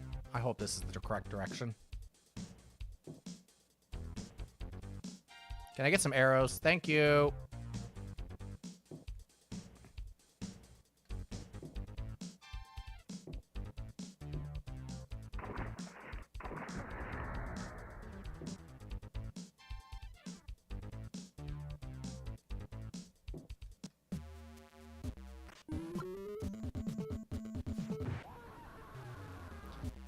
Talking Nick Guts out there, figured out other games was Pressure Luck Lingo, Jeopardy Wheels, Supermarket Sweet. Nice, okay. So you're probably a similar age to me. I was born in '86.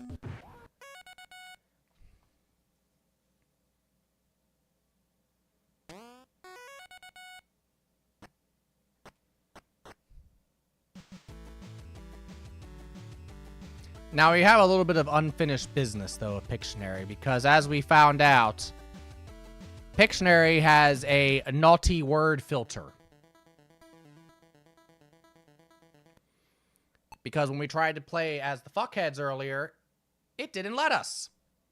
So now we're trying, so that's why we call, so that we also found out that it doesn't like the word shit.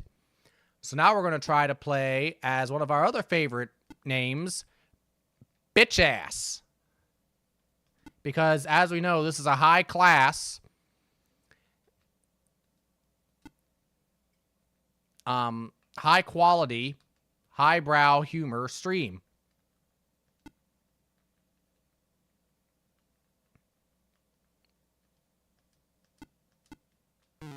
Nope, we can't play as bitch ass. Okay, let's try cockbutt. Yep, very elegant. Extreme elegance. I'm playing this entire time with my pinky out. Don't believe me? There you go.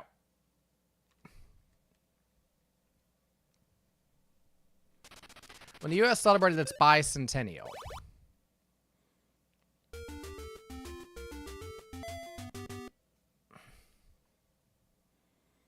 I mean, that's why we have plants on stream, because plants are elegant, right? So early in the morning. That's why we have music. And people screaming.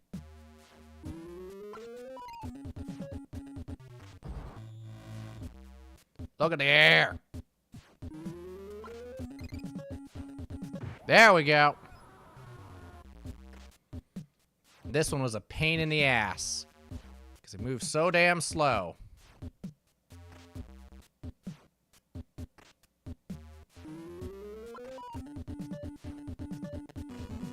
We always get that because it has the one up.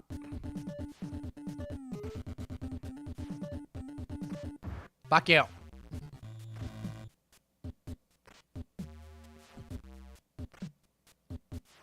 But yeah, we can only get it once.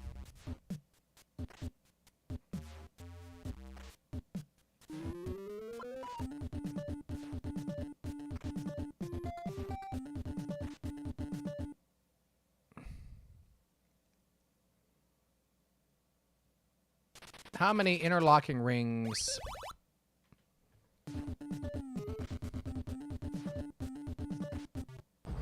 There he goes! Look at him fly!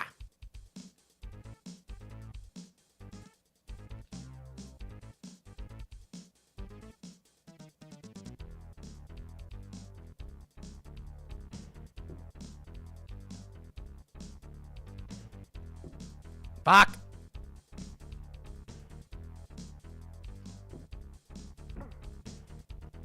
Is this the right way? Bonus. It does not feel like the right way.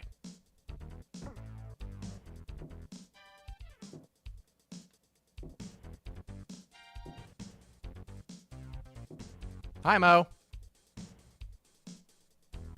I don't know if we got enough points, though. I'm thinking we didn't. Because we need 700 to get to the aggro crag. We are 155 short.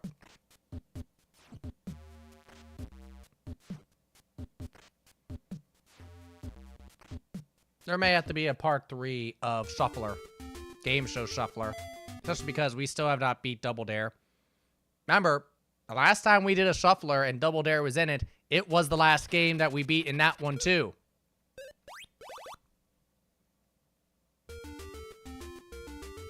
So NES Double Dare just is the bane of our Shuffler existence.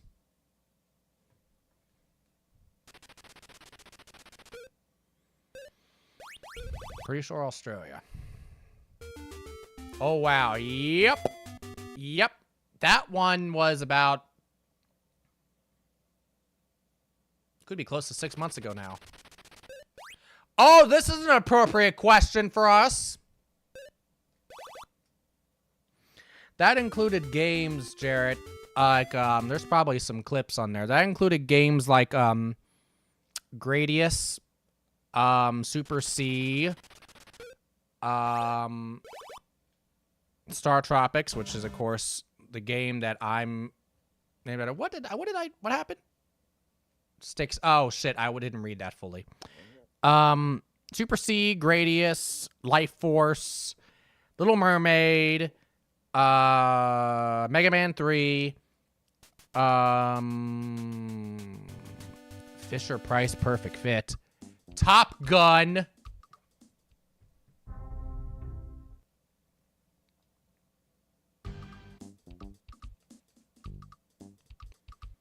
I'm missing some here.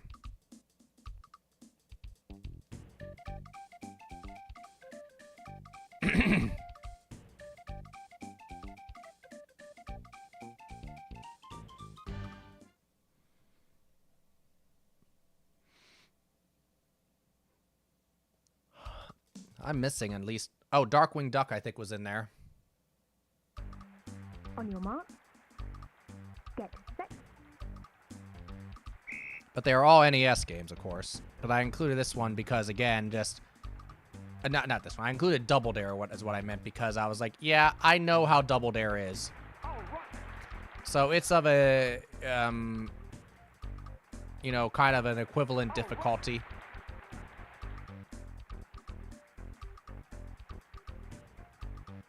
Try to remember what else was in there. Whoops. I nearly ran off the edge. Bullshit.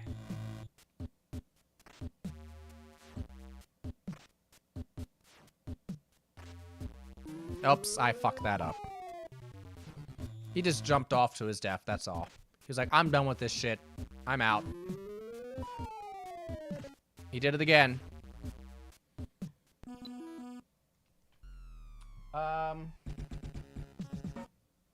Whoops. Oh, yeah, what did you say? Cock butt. Okay.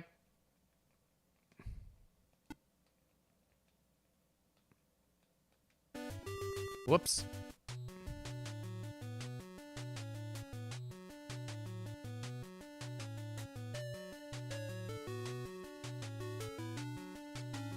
I'm missing a couple. I'm trying to remember what else was in that shuffler. I said Star Tropics. I didn't have any Zeldas in it.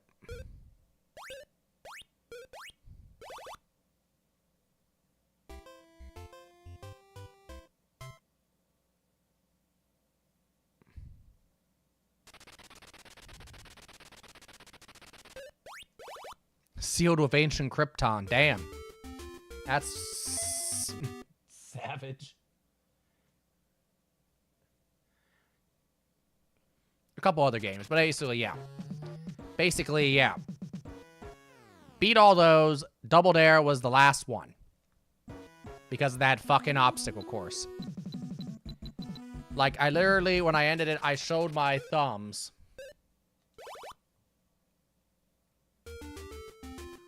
To show how raw and chewed up they were from having to go on the D-pad.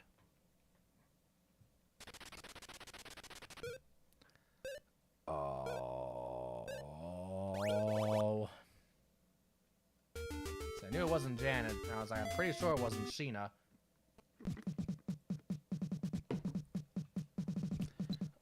Let's go to Powerball. See if we can get extra life first. Before we do any of this other shit.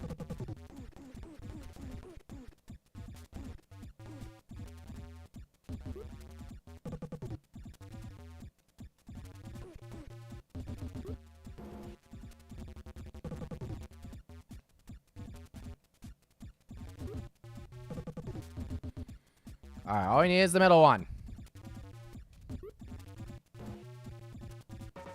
Nice.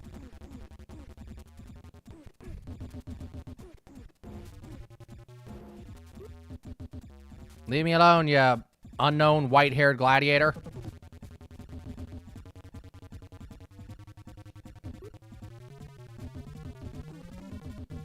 I tried to put it in there and it didn't work. We'll go to assault. Have you got what it takes? Have you got what it takes, laser? Shit. I think my strats here is I'm going to just try to make it to the finish line.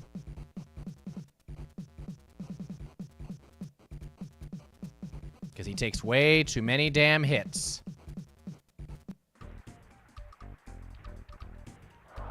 And you get the same number of points, you get the same end result anyway.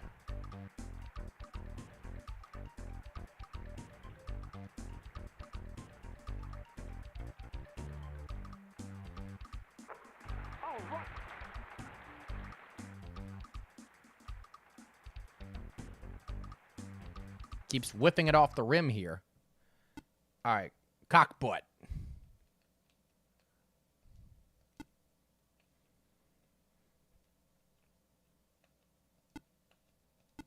Make sure to get your cock butt checked regularly. Apparently that's okay. It won't take fuckheads, but it will take cock butt. It won't take bitch ass.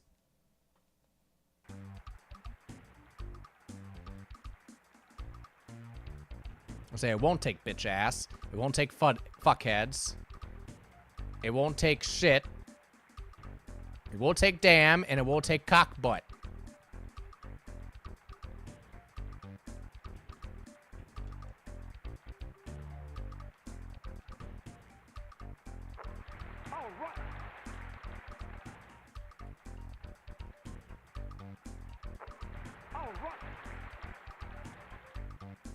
Cock sloot.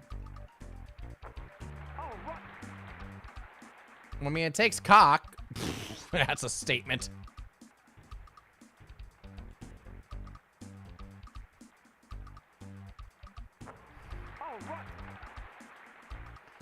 The way I beat the system for fuckhead was I'll just replace the U with an exclamation mark.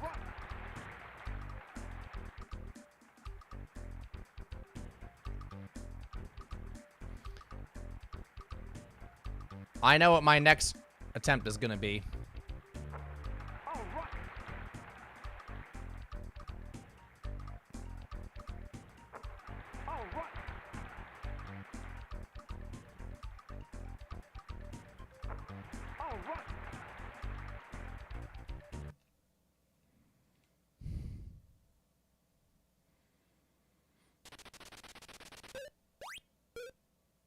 Right. Time for cockbutt to navigate the Pictionary board.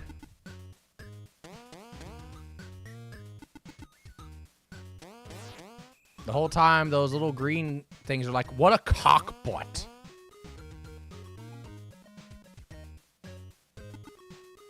That's gonna be my new favorite, insult.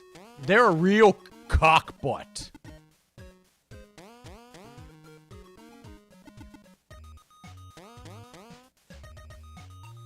Yes, it did take the name. It 100% took the name.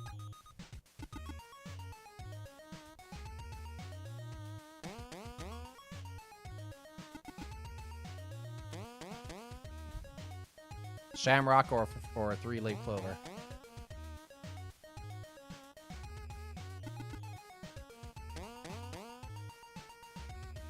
So apparently Tim Fallon and company are not okay with fuck, but they are okay with cockbutt.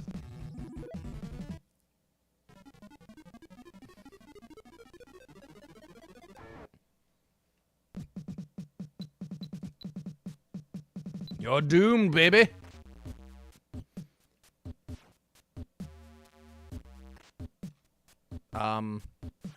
Okay, I pressed the button and it didn't go.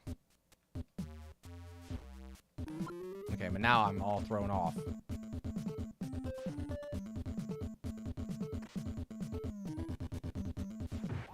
There we go.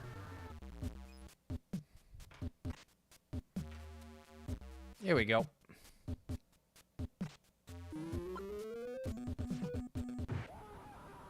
Right in the dick. Or right in the cockbutt, I should say, right? Fuck!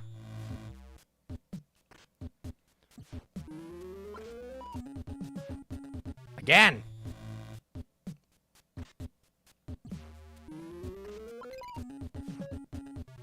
I keep going right over his head.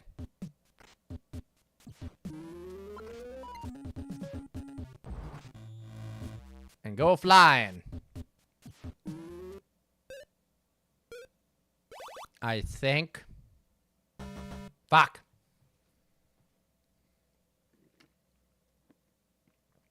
It is? I don't remember that one.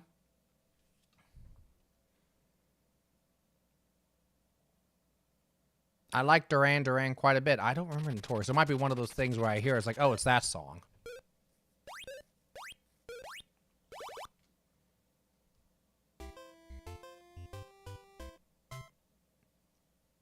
What do you think? I'm dumb, cooties? Oh.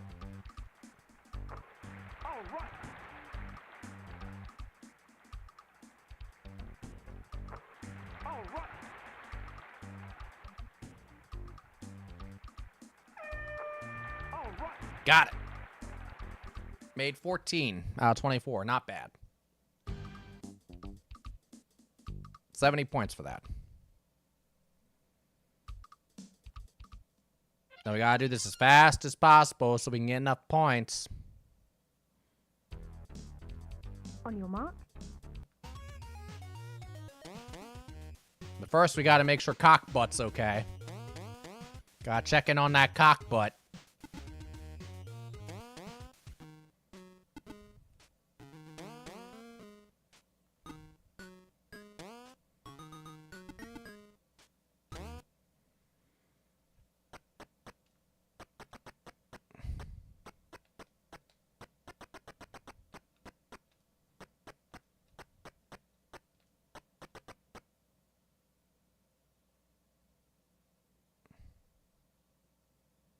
That's not a shamrock.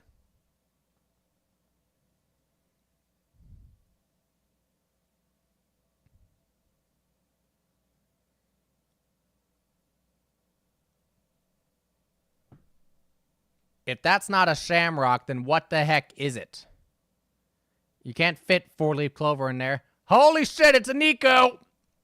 Oh, hell yeah, the best video game on NES. Sorry, the best NES game with the best title thing. Exactly.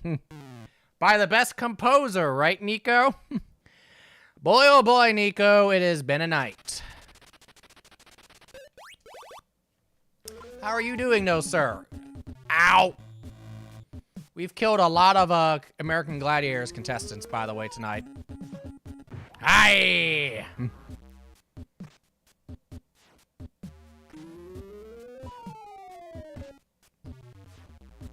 One of the best, that's for sure. Tim Fallon has competition, though. I mean, he does. I think he's my favorite, but... And good to see you. You just got off work? Well, you are 3 hours behind East Coast. So that's 9, which is... Honestly, for my university job is when I end up probably getting home, too. How was work today? Any craziness?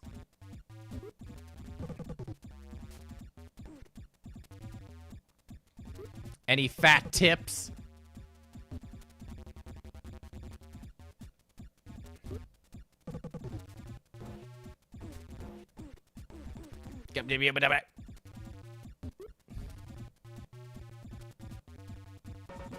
There we go.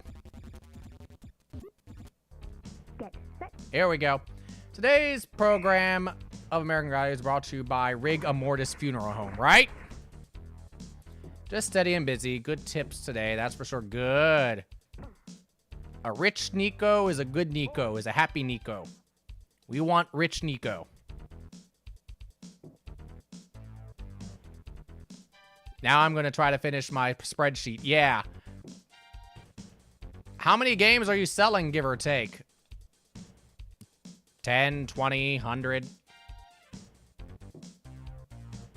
Like, I've known you've had a booth there, but I haven't known how, like, much, how big it was, all that kind of thing.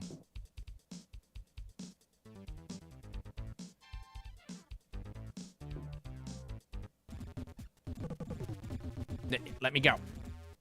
White-haired random gladiator. Blue hair gladiator, ginger gladiator. I only have a few high-priced titles.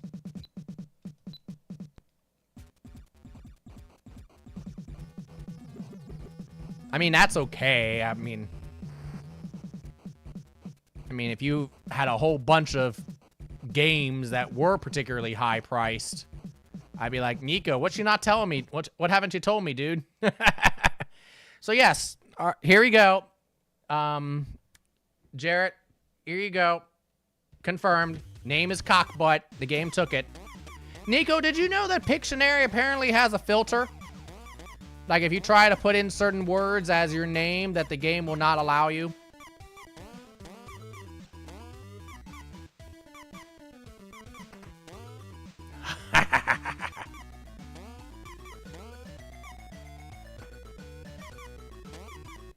What am I looking at here?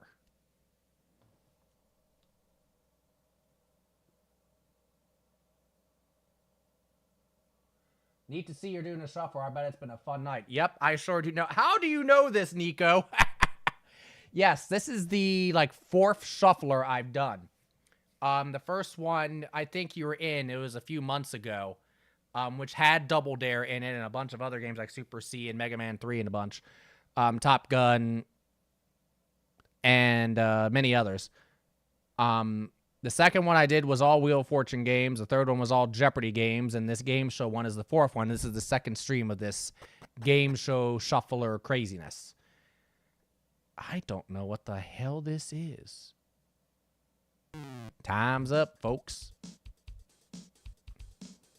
So what names have you tried putting in there, Nico, huh?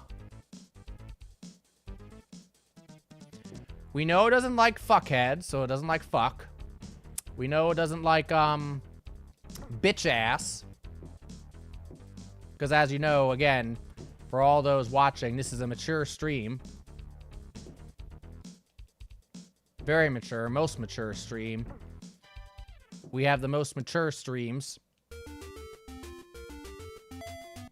Dang, that long ago? Yeah, it was at this point because because it was before I'd started going into Chrono Trigger. I want to say it was 100 years. No, it's 22 years. Shit. I've tried all the curses I could think of a Pictionary. Oh my, you've been a naughty boy, Nico. You've been very naughty.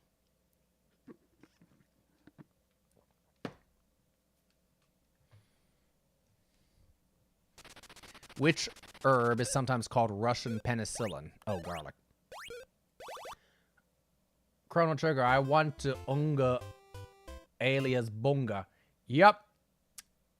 I think a lot of people do. You just have to make sure to look out for her tail, though. Get that out of the way first, right?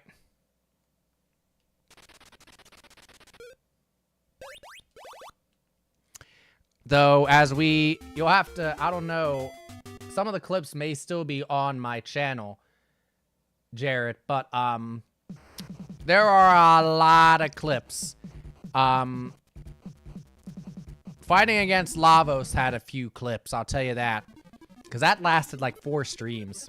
And by the end of it, I was, pretty pissed. I was,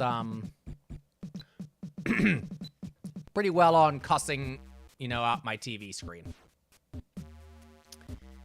And also, we renamed a lot of the characters. So, Alia was renamed to Bigfoot. Because Bigfoot's one of my regulars who I actually know real life, too.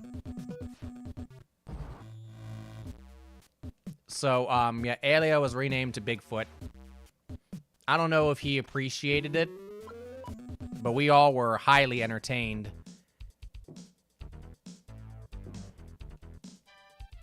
And, Magus we renamed as Maggot, because that's basically what he was. And, Robo, again, this being a high-class stream, of course, Robo, as per suggested by Space Beagle, was, renamed to Ass.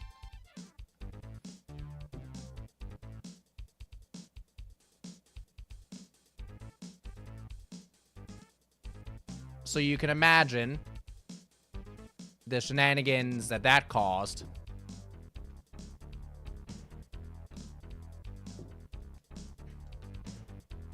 Get on the thing.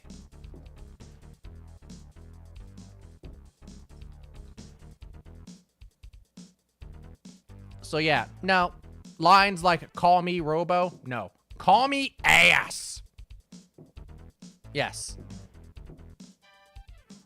But I mean, it's not my fault. I was just doing what chat told me to do, right? Because that's how that works, right?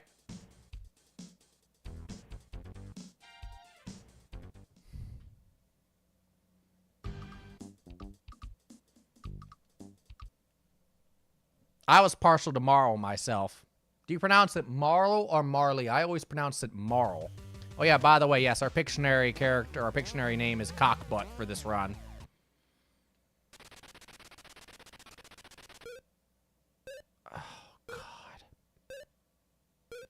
I'll say it was the Mohawk because they're native to the Northeast.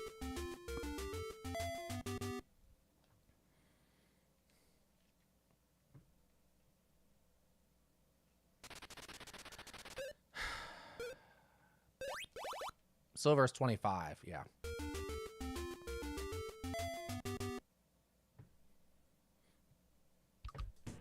All right, we got 308. We need 400.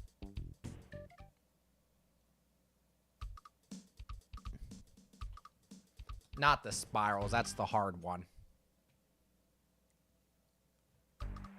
On your mark. Get set. So what is your favorite game show video game? If you have one. Nico, Jarrett, everybody that wants to comment. I am pressing the buttons and you are not throwing. I can't score points unless you throw the ball. Thank you. So if you had to pick one game show video game, which one's your favorite one? Not game show in general. I say game show video game. Mario Party. That doesn't count. Is that your favorite video game of all, though, Nico? I think I remember that being up there if it's not your ultimate favorite. They could make a Mario Party game show, don't get me wrong. They could make that, and it would work. It'd probably have to air on, like, you know, you're a Nickelodeon or something like that, or a Cartoon Network or something like that. It couldn't be a network show, but they could do that.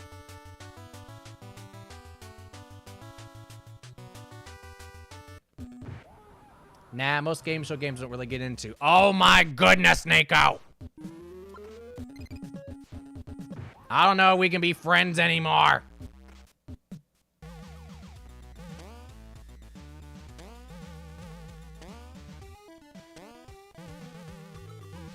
Thanks to David Wise, you dig the soundtracks. Well, yes, of course.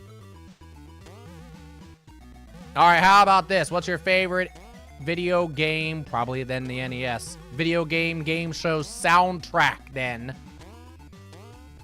I feel like I have a guess for that. And no, Pictionary does not count.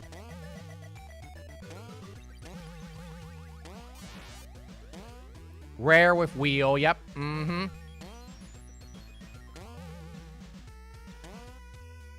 And Jeopardy, of course.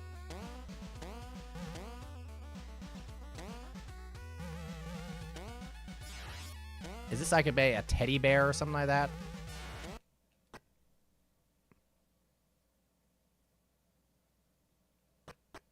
Koala?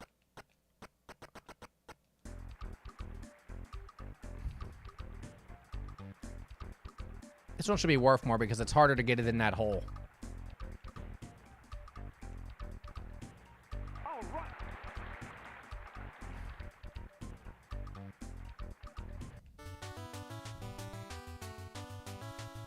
I mean, Double Dare does have pretty damn good music. The Hollywood Squares music for NES is damn good, and it's partly because that the Hollywood Squares music is probably the closest to the...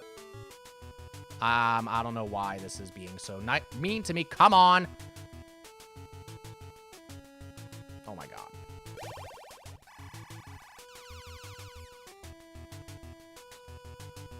One versus 100 on 360. I love 1 versus 100 the game. I really do. That's probably one of my favorite game shows of the 21st century. I love the concept of that thing. It did not get a fair shake. First season did well. The second season, they moved the time slot. And I don't remember what they put it against at this point, but whatever they put it against, it just... And then GSN got it and just butchered the format.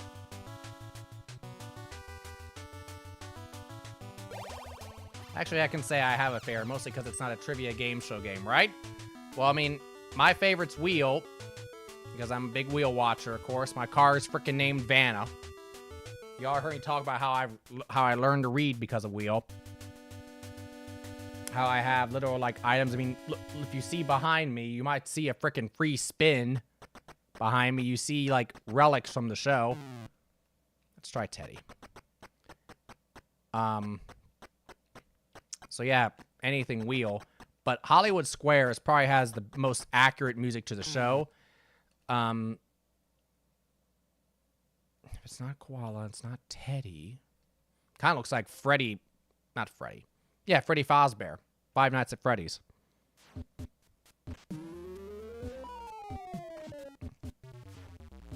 Funhouse does have good music, but the game is just... aggravating beyond a belief.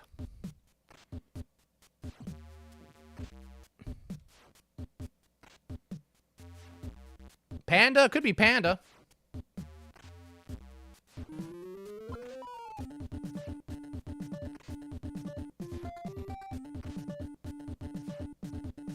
And the thing is, though, is like, if you look at all of the game show video games on the NES, Funhouse is the one that is the least accurate to the show that it's based off of.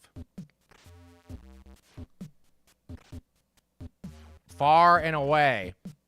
It's also by far the longest game show video game, I think, of all time, too. It has 72 levels, I think, if I remember correctly. What game show video game would actually have, like, 72 levels? Oh, George Sanger's gonna be there. Cool. Fuck. Right in the head. Good old brain damage for the win. Maniac Mansion, yep. What other games has he done?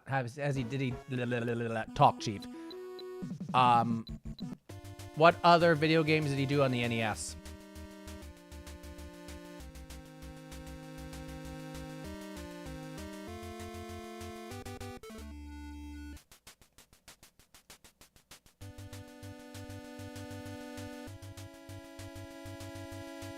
There is definitely going to have to be a part 3 to this.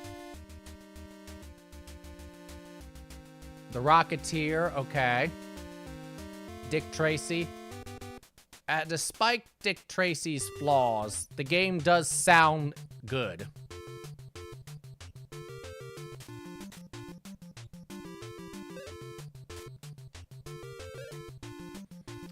Rocketeer, Total Recall. Total Recall also sounds good, but Total Recall looks good too. Defenders of Dynatron City, okay, and Adventures in... Ah, okay.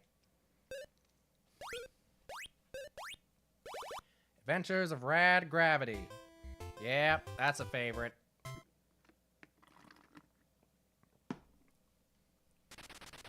Probably between that and Maniac Mansion as his most famous, most beloved soundtrack. Let's see if we have time to get Panda in here. Probably not. Maybe. Hey, good job! It's not as bad as people say. Which one?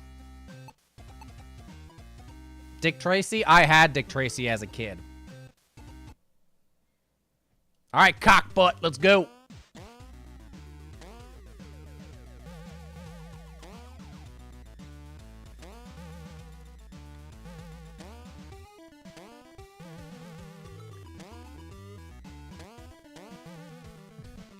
Here's the thing about Dick Tracy.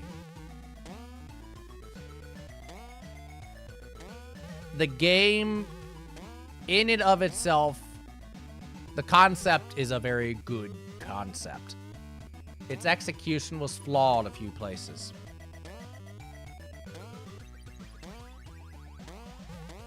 The overworld driving sections needed to be rehashed because, you know, the controlling the car was way too difficult and the snipers were way too, you know, harsh. And then they just needed to be able to give you a little more flexibility inside your side-scrolling section. But not even much. To me, if they fix that damn menu so that you could select items easier and or gave you a little more health, then it'd be fine. Sorry, I did not fully read that question. I think it was something about Chicago.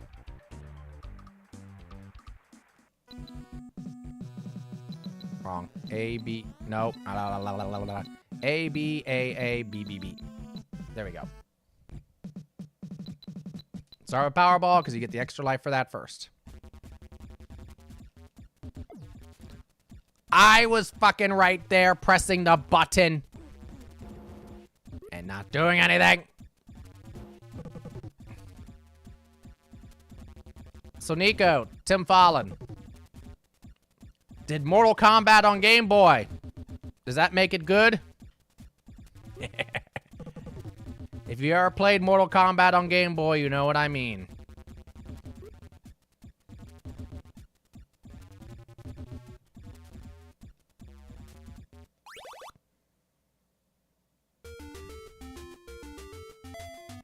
Mortal Kombat on Game Boy is... How can we say?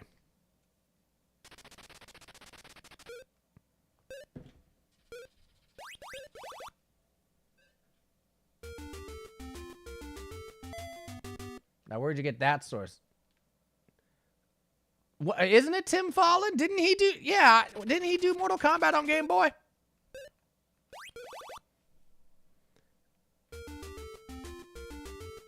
Mortal Kombat Game Boy and what fucking... Oh, no, I know. It's not.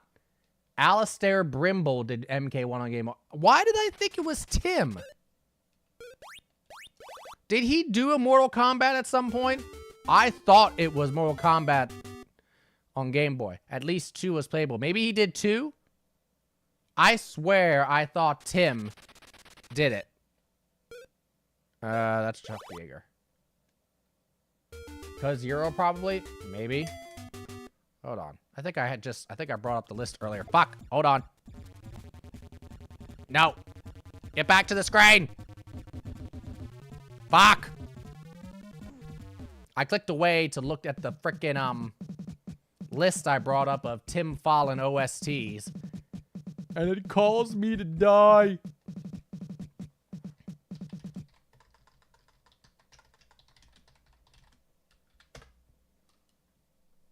All right.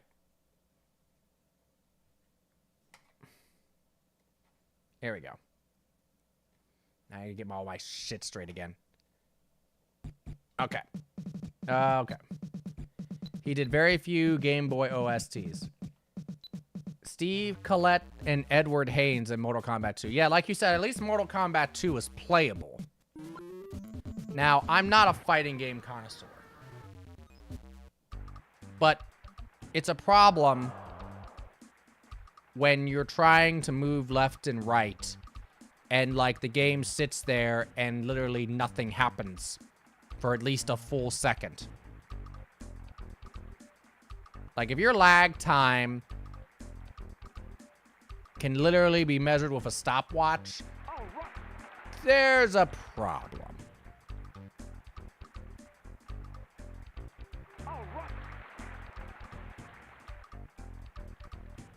But no, I'm sorry. I thought Tim Fallon did Game Boy Mortal Kombat. Yeah, I know he didn't do too many Game Boy ones, but I swear that was one of them.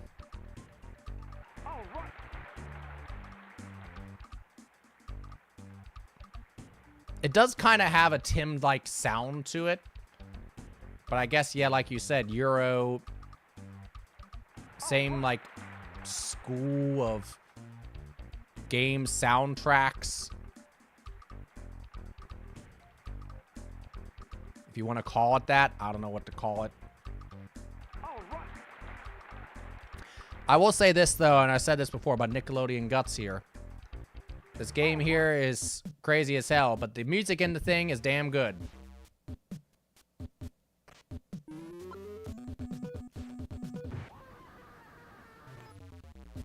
Yeah, Tim did Crash Test Dummies, I know that. Gotcha! All other Game Boy soundtracks Tim did were arranged by Andy Brock, and thus was under a different sound driver.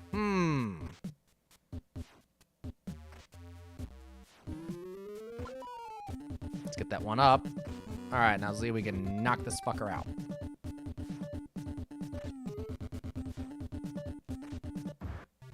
Oh, shit!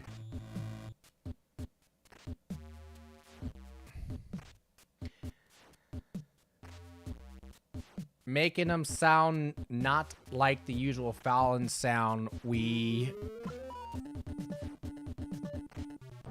Ow.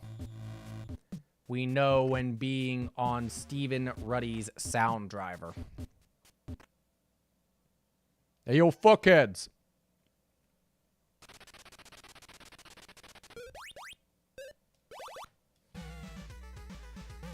Looks like a cemetery or a grave.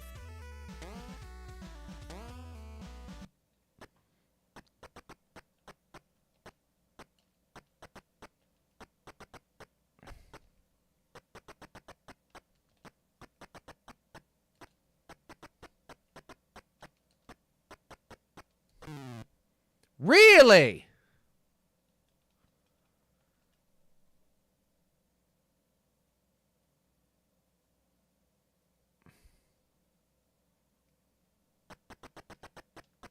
Unless there's a spelling error.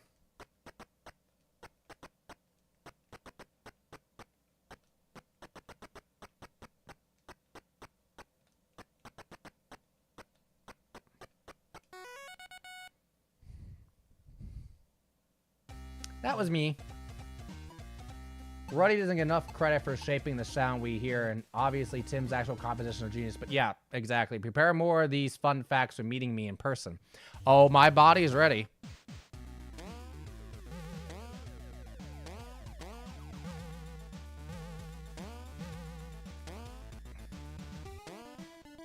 My body is ready to meet the Nico. But see, I like talking about it because I love the NES like you do. One thing I do miss from streaming is spouting this nonsense facts. That's why you have my stream, so you can spout it all here. Yeah, it's not nonsense. That is too harsh of a word. Ow! Right in the head.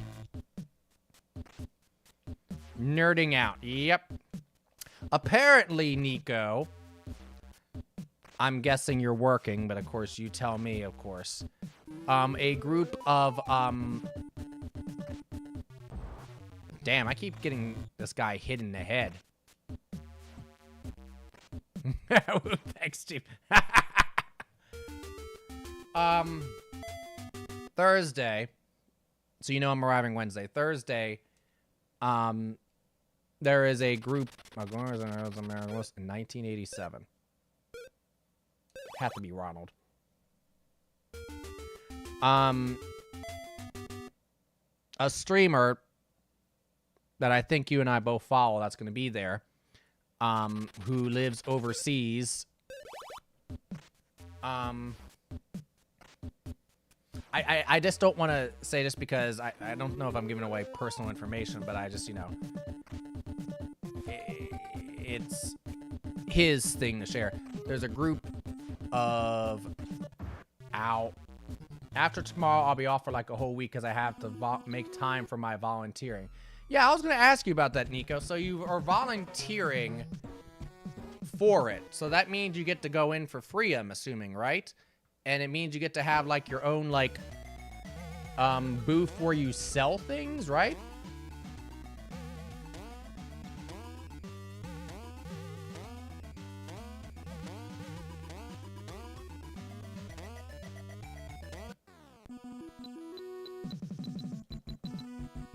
Anyway, Thursday, that group will, apparently they're trying to hit like the Portland Zoo because apparently, yeah, you all got a kick-ass zoo as I've always understood. And other people have heard about it too.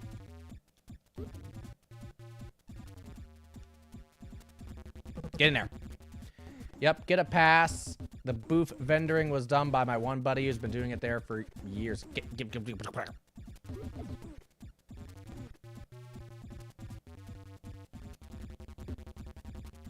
I mean, I'm pretty spoiled because I have the DC Zoo near me. This is going to be close. Yep, get a pass. The booth vendoring was done by my one buddy has been... So, okay. Oh, so you're not actually going to be at the booth all day selling your games. You got your buddy doing it for you.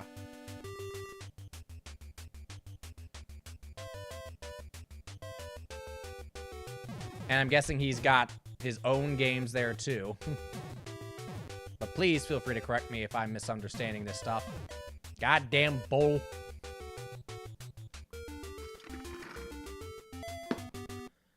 I'll be at my booth most of the time. We just have our own stuff we'll be selling. Oh, okay. That's a calorie.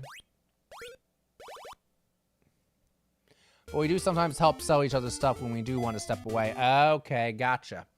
What do they sell?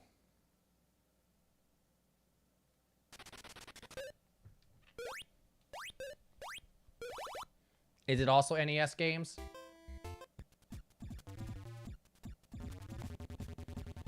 Like I told you before, I'm fully anticipating that I'm going to end up spending too much damn money there. Fuck! Stuff he collected from garage and yard sales over the years and trading. Okay. I am in trouble. Just like, what's his name from Simpsons? I'm in danger.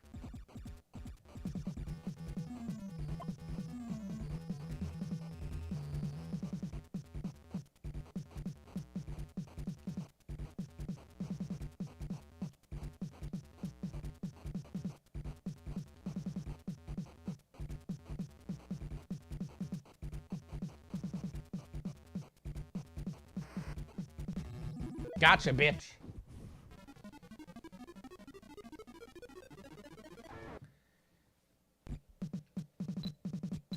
Unless you would rather not share, Nico, what's the rarest thing you're going to be selling?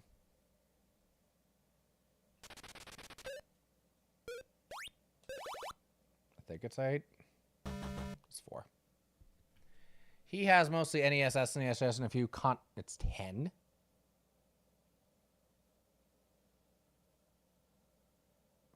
Okay. And a few consoles. He sold most of those. This might be the last if he sells most of it. Oh, boy.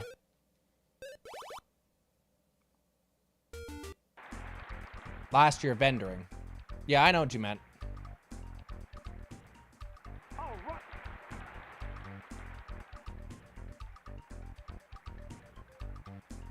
Oh, here's a question, Nico. Probably my Bucky O'Hare with the box. Ooh, okay. See, I have Bucky O'Hare loose, but I don't have the box.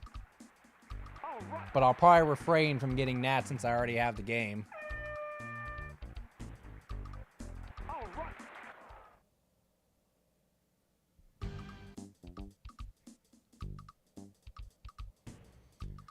We need 337 points. It's 5.5 minutes. So we have to get through the entire track in 1.5 minutes. On your mark. That's nice and easy. You have a Cheetah Man too, Nico?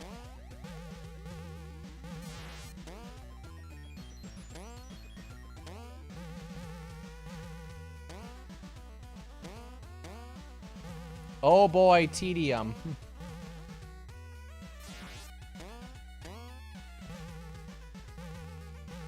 Nico, how the hell did you get a Cheetah Man 2?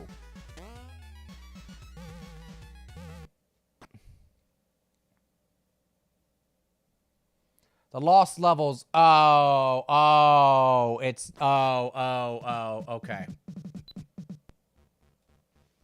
It's not the Cheetah Man 2, like, the OG cartridge that was never released that was, like, in a warehouse or something.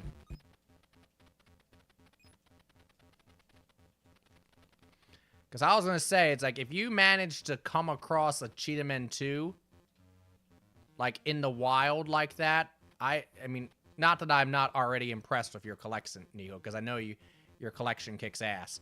But I would be just shocked. You do have an Action 52. Holy shit!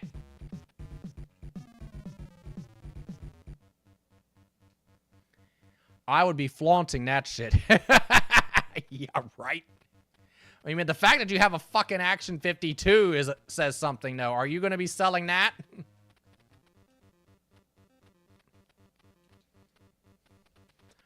I don't think I've seen an Action 52 in the wild. Because it's a Rev Beavers, which means all the games work. Holy shit! Yeah, because... Yeah, I think the Rev A, yeah. Which 2 or 3 don't work? Alfred and the Fennec doesn't work, I don't think. Right? And is there... What's the other one?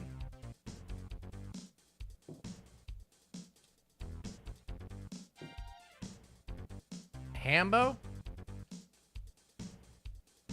Jigsaw. That's the other one.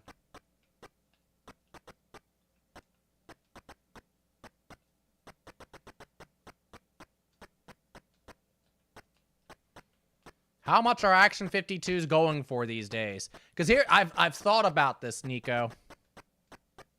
I've thought about if I ever came across an Action 52 and, I got it. Guess what I'd be doing with it?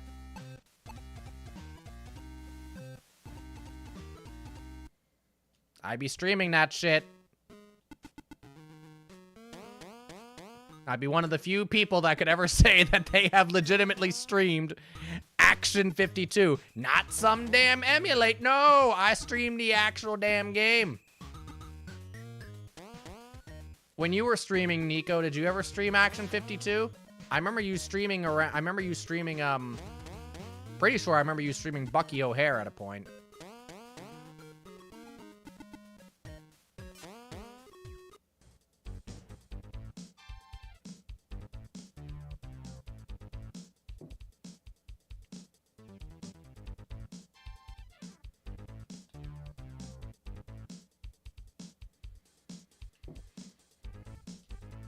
Yeah, that's it.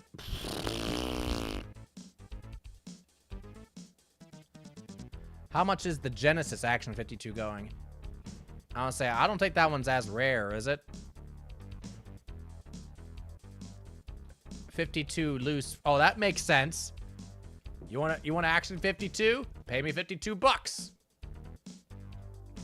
But they didn't try selling the Genesis Action 52 for $199.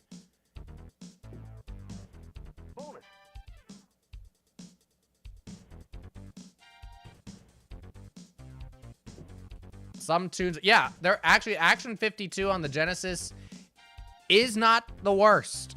There are some good tunes. There's some games on there that are okay. From what I've seen, I've not played it myself, but from what I've seen, there's some okay games on there. I like puzzle games though, and so it's one of those things where if you're not into puzzle games, I think Action 52 Genesis is probably not going to be your cup of tea. But I like puzzle games, and so it doesn't offend me as much.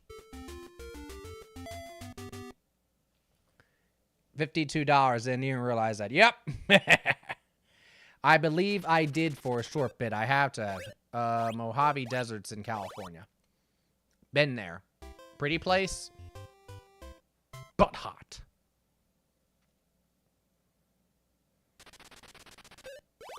It's one of the interesting things. I don't remember if I told you this before, Nico. So it's like, you know, I haven't been to Ohio. I haven't been to Oregon. Ugh. I've been to California, but I've only been as north as Los Angeles. Because when I was 10 years old, we flew into Vegas. We went down to the Hoover Dam. We visited my sister, whose husband was stationed at 29 Palms, outside Palm Springs at that time. Then we went over to San Diego, then LA, Hollywood, and then we came back to 29 Palms, and then flew out of Vegas. What the hell am I looking at? Mail. So yeah, I haven't been to Oregon. I haven't been to Washington. I have been to Yellowstone, so I've actually been to Wisconsin and Montana. So it's like, it's strange because when you look at the places I've been and haven't been, it's like you see, wow, you've been there, but then there's this crazy, like, gap of like, how have you been there, but not there? I don't know. Genesis version is fascinating. I'm kind of glad it was made, if anything, for the OSTs.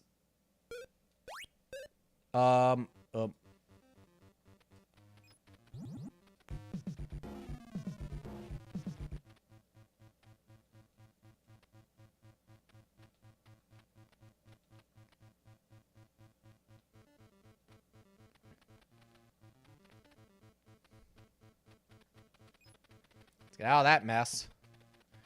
All right, now we gotta make it because that's the hardest part. Leave me alone. Leave me alone. Leave me alone.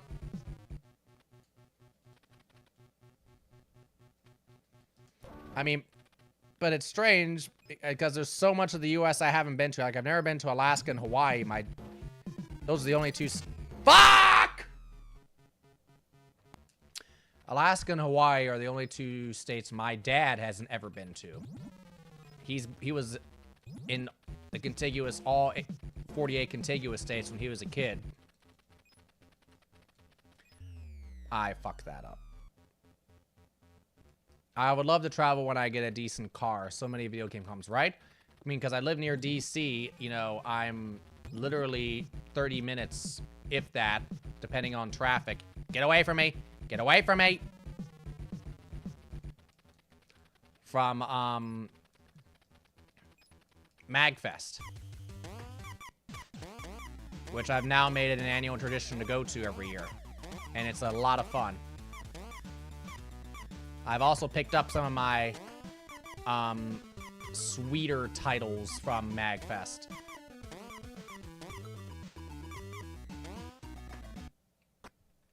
Looks like a castle to me.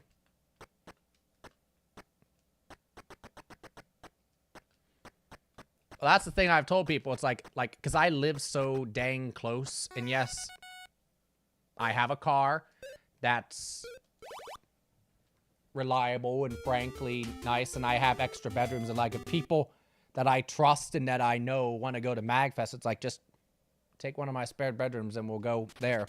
It's nice to be able to go to an event like that and be able to go with people that you know. The problem is that I don't always get to go to events like that with people that, oh, well, it's his autobiography, so it's him. I don't always get to go to those events and enjoy them with people that I know. So it's like, hey, if I get to go to one of those and I get to actually go with some people that I know, and that's like, we can check out all the things together and all that, to me, that seems like that would be a lot of fun. Definitely spoiled by PRGE. I think when I'm going to go there, you know, MagFest is not specifically just retro. It has a lot of retro stuff there. But, it's all music and video games and maker and nerd and otaku and anime, manga. You know.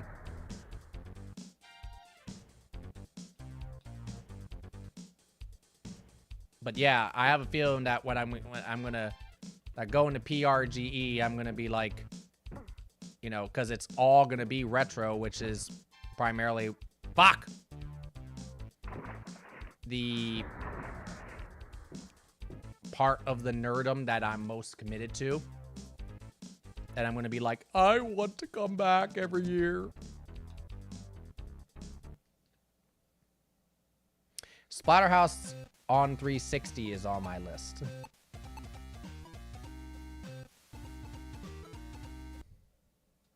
All right, cockbutt, let's go.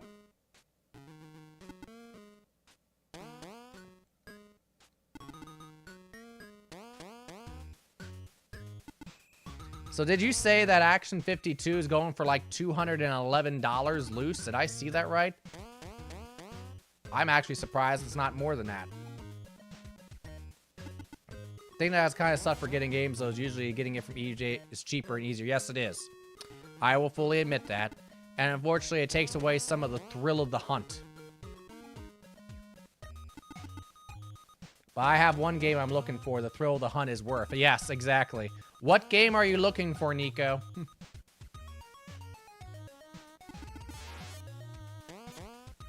Looks like an ant so far.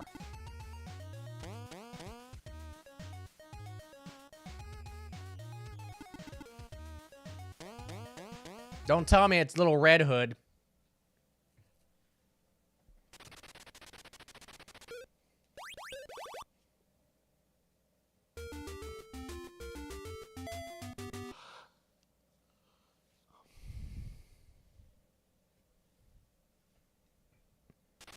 Or Nintendo World Championships. Oh, Lord. I always get this mixed up. Yeah, it's the base.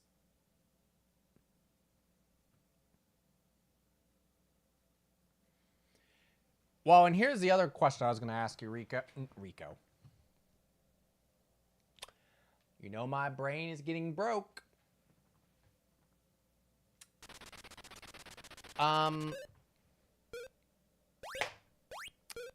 Buzz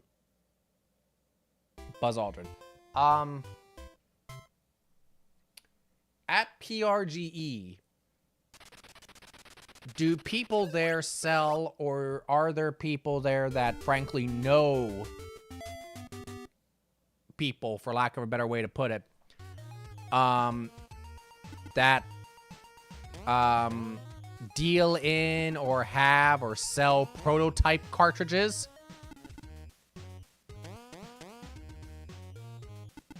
Because I do have a holy grail, but it's a prototype, frankly. And as far as I know, there is only one in existence. What the hell am I looking at? A cannon? Kind of looks like a cannon.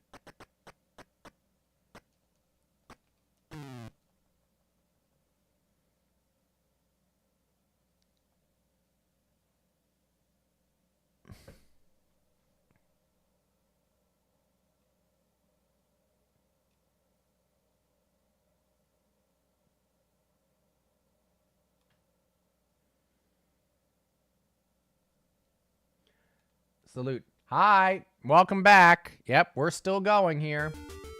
And the bullshittery is just as much as it ever was.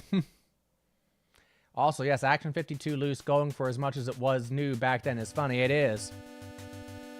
But the thing is, though, is that most people that got Action 52 didn't pay full price for it because, you know, they weren't moving at $200 for the obvious reason.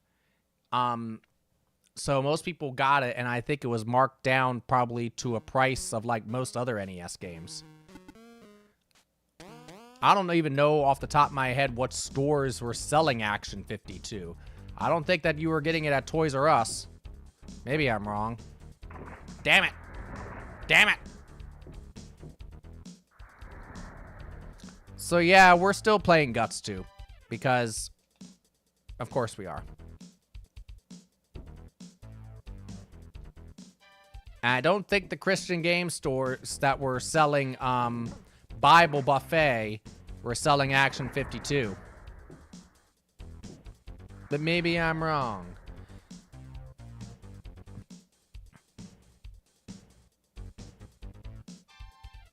Going good? Oh, sure.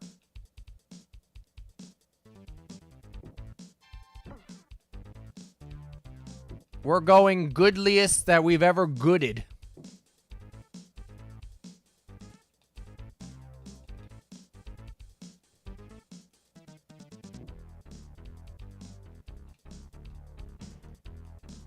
Oh.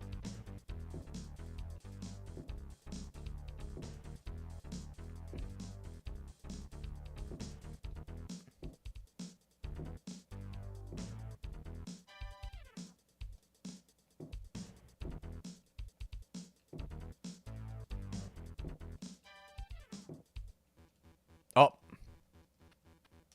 Remember this part? Were you here when I made it to level 4? I don't remember. I might have only made it to 3 when you were still here. I don't remember. But I remember this wall specifically from when I was a kid, when I first was playing through this. This wall in particular was the bane of my fucking existence.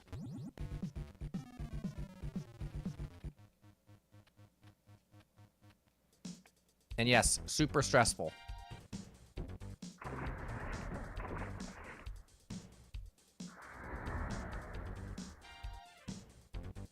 It's a good thing that I don't have to work tomorrow.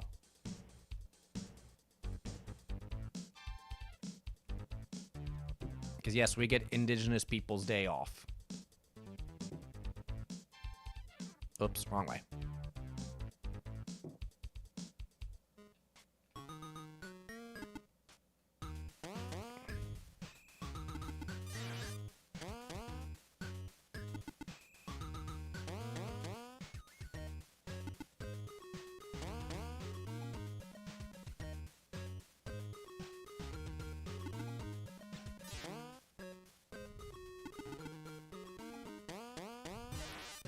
Looks like tic-tac-toe to me.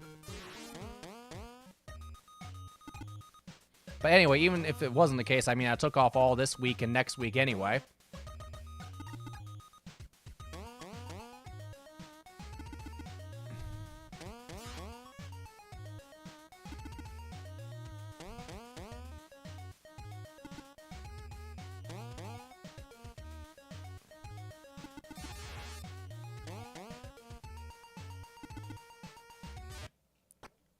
It looks like it's interesting how they...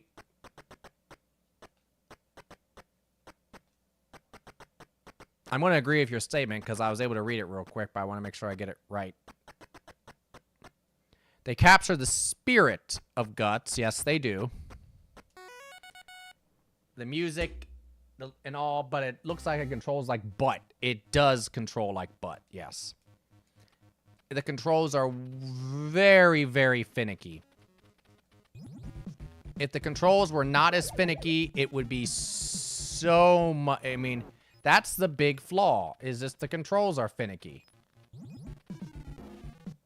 Which is a shame, because that's something where usually a little more playtesting or whatever, you could probably get that worked out. You have to get way too... It's way too precise with trying to climb on things.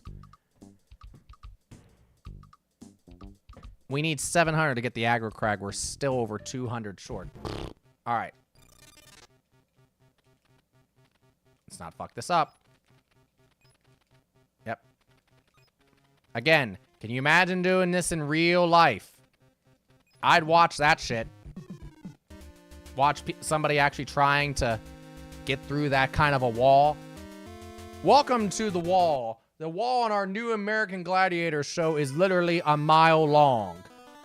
And if they fall off the wall at any time, there's no bungee cord from. They're following that whole damn mile.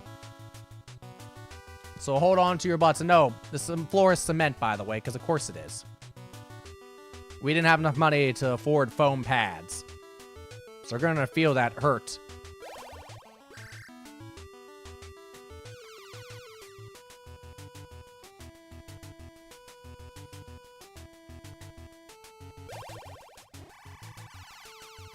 But yeah, the look and the feel and the sound of the show are 100% there. Even the controls on, like, the jumping games, the first and the third games you play for, the basketball, the hoops, all that kind of thing, that's not bad. Like, once you learn it, that's not bad. It's just the damn obstacle courses that are the pain in the ass. If they had worked that out, the game would be okay. The game would actually, I would dare say, arguably be quite fun. And quite good. But bad controls can just destroy your entire experience, as we all well know.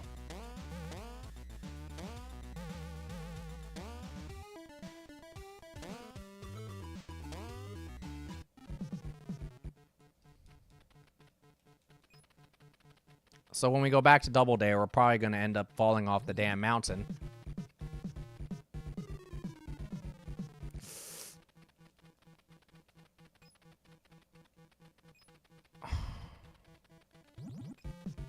Get away, get away, get away, get away! No. Woo!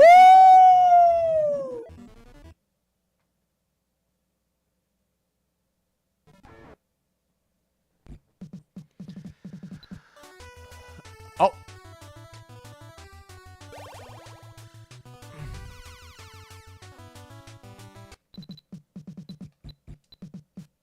Time to teach you a lesson. Yeah, we'll see about that, Twink Gemini. I said it earlier, they turned Gemini into a twink in this game.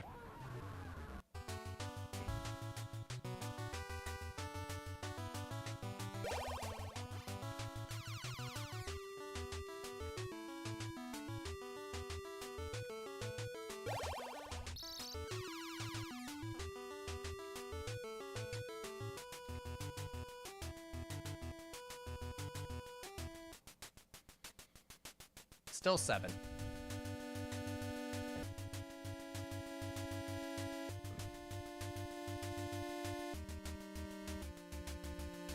So close, yes. Let's yet so far.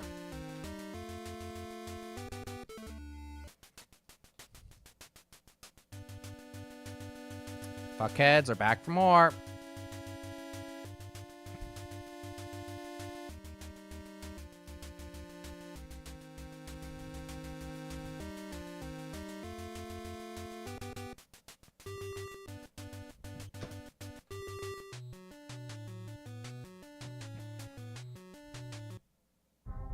Not enough points. No shit.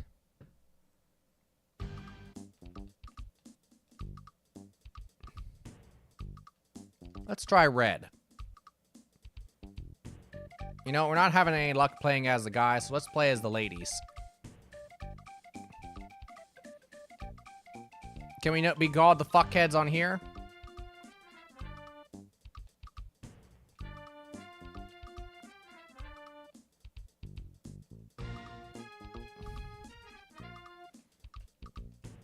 Actually, no, it's singular. So it'd be single. Fuckhead. Alright, fuckhead, you need 700 points. That was actually her nickname in school, fuckhead, right? On your mark. Get set.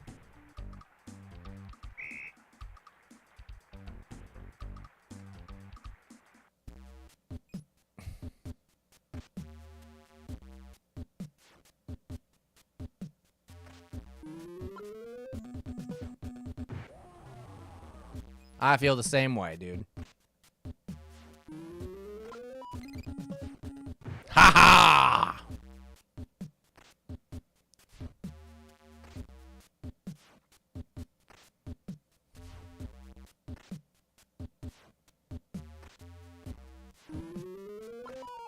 Get this one up.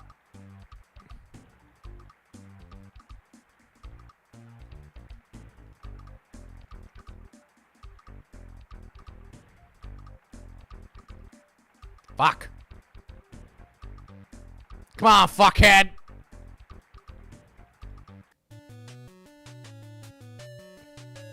Very Christian name, exactly.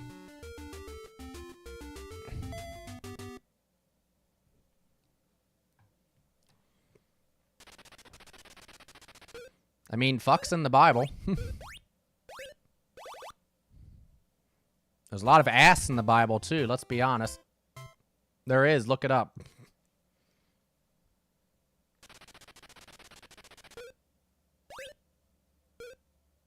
I'm just making sure that in my mind.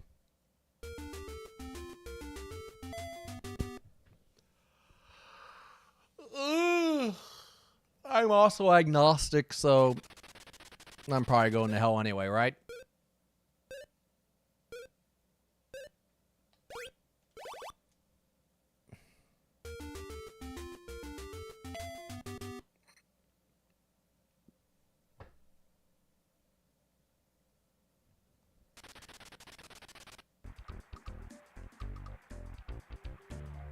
Passed down from grandma, fuckhead, right? And there's a daddy longlegs crawling across my keyboard. Hi, daddy longlegs. How'd you get there?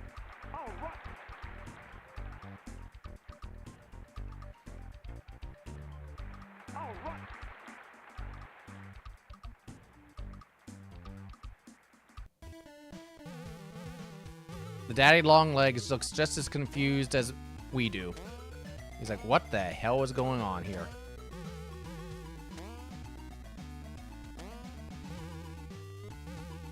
Now he's climbing on the box that's towards the front of my screen.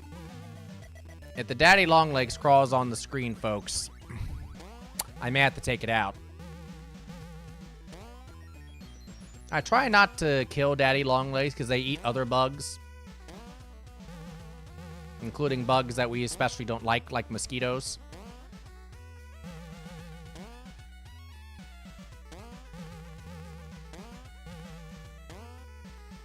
Much is the same reason why I try not to kill spiders, because they eat lots of bugs that we otherwise don't like and need to go away. What the hell am I looking at? Left?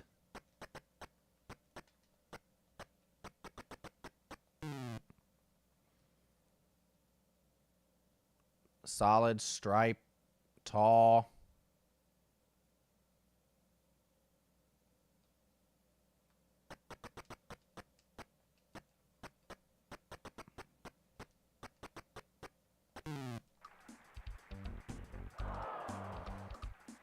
I remember my grandma fuckhead. She always used to have an entire cookie jar worth of Werther's Originals waiting for us. We'd eat so many of those things, we'd be shitting caramel for weeks. She was the best.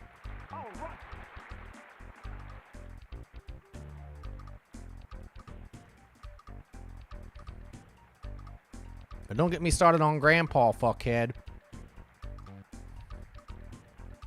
He cheated on Grandma fuckhead. With Mrs. Werther. That's why we always had Werther's Originals all around the house.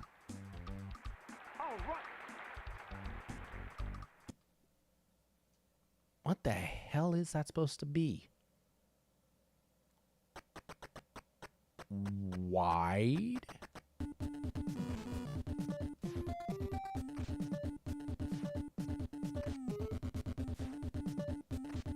Fuck you.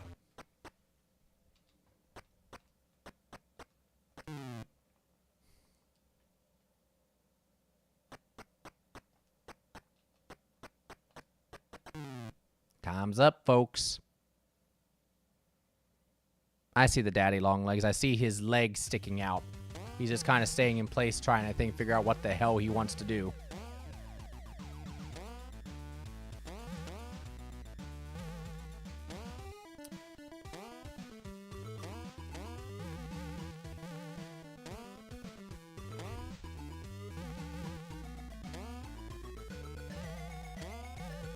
I'd love for somebody to remix this soundtrack into like 16-bit, 64-bit modern versions. I'm sure somebody's done it. And then like put it to a game. Is that supposed to be an onion that's smiling?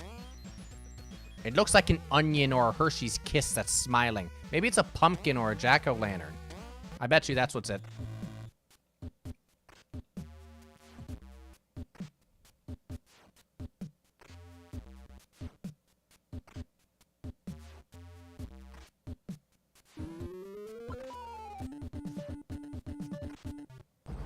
Ow. It looked like that hurt.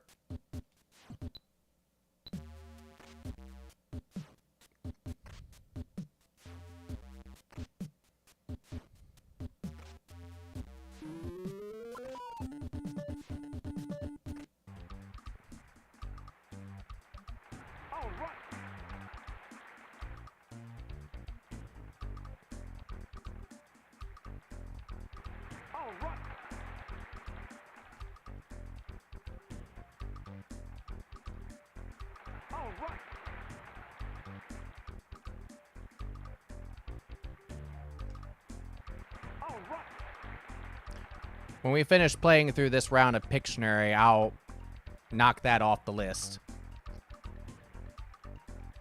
Even though I know we enjoy it.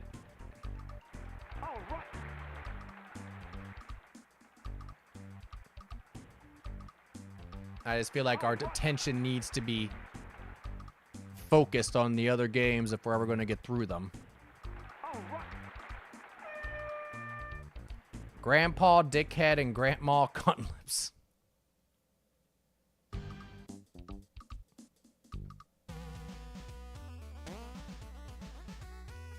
That was on Dad's side of the family. Grandma Fuckhead was on Mom's side of the family. They didn't get along too well.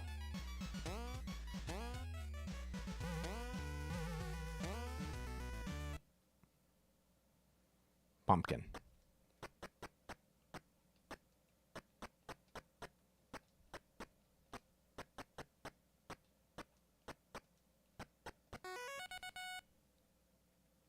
How fitting.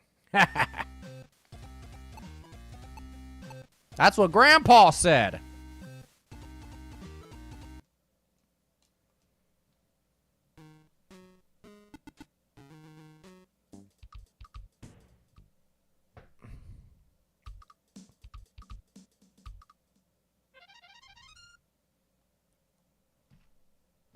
Again, like I said before, very mature stream we have here.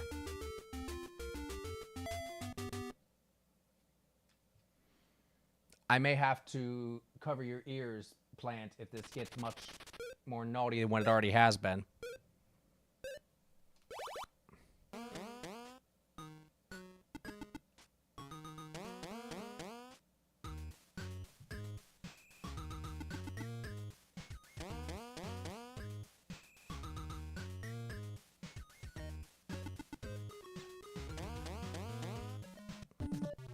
Ow, right in the head.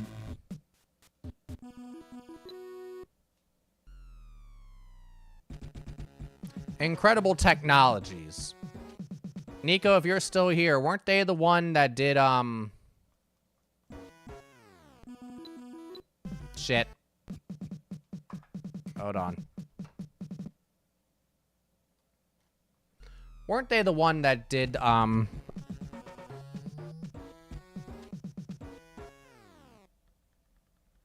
No, not Ghosts and Goblins. The Golden Tee games, Street Fighter, the movie, and Time Killers. Yes. I want to say Mondale. Yeah. I'm not always good about my presidential races like I should be.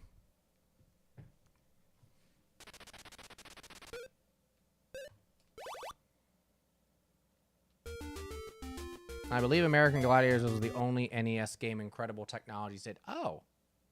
Okay. Interesting. The Cat in the Hat's Revenge. That's the game. That's the book I want to read. The Cat in the Hat's Revenge. He's getting revenge on that little brat.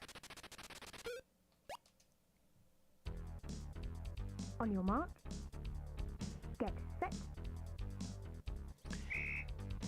But yeah, Nico, I started to say it earlier, but I didn't finish my thought.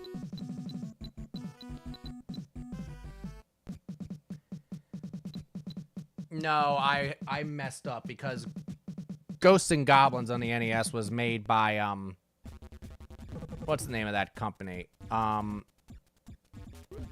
They also did 1942. But they mostly did a lot of Capcom conversions from arcade games, and they're known for being insanely buggy. My Chronics, thank you. That's it.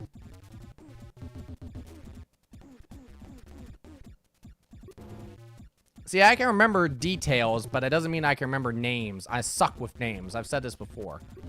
I have a running joke that whenever I'm running a class with, you know, kids or just any students at all, where it's like, if I call you the wrong name, I'm sorry. It's not for lack of trying. I think in numbers, you know, not letters, words per se.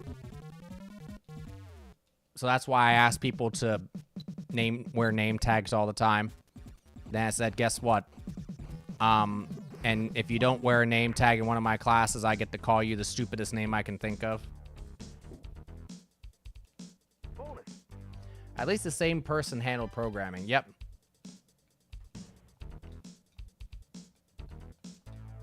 Come on. There we go. Yep, because the theory also that a lot of those early conversions are done by one guy. At least the same person handled programming. Yeah, I cannot imagine just what that must have been like. I mean, I can because, I mean, you see the results. The games, while playable, were not what I would call of particularly great quality, especially 1942.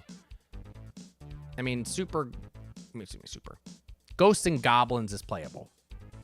It's buggy as fuck. And there are some parts of it that are total bullshit, but it's playable. 1942 is an atrocity. Especially because they made 1943 on the NES, which was the one I had as a kid. And when you put 1942 on NES versus 1943, you were just like, what the fuck difference? Because 1943 is so good.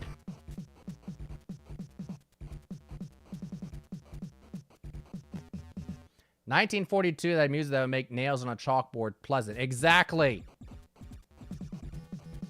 I remember, and this was some time back, I was in my 20s when I first started finding that I could play video games online. I'm really sucking this at.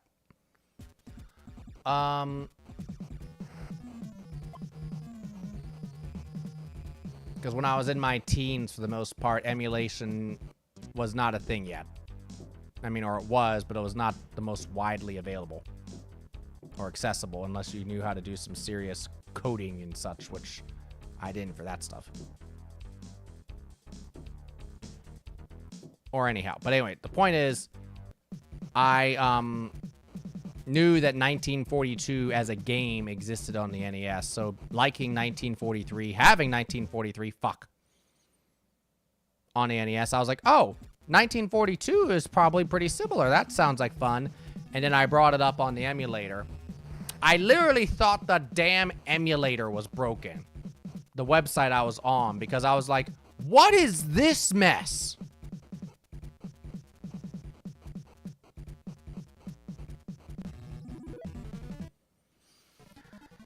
Yeah, it's pretty damn awful. Glad Capcom really support their own games in the NES. Absolutely. Unequivocally, yes.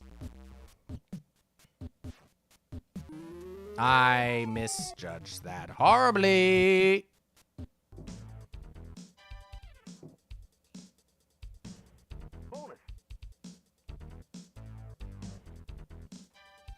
Don't get me wrong, 1943 is not a perfect game. 1943 does have some bullshit. But the game sounds good, the game looks good, the game plays good, it's got fun mechanics, fun power-ups, it's got all the things you'd want.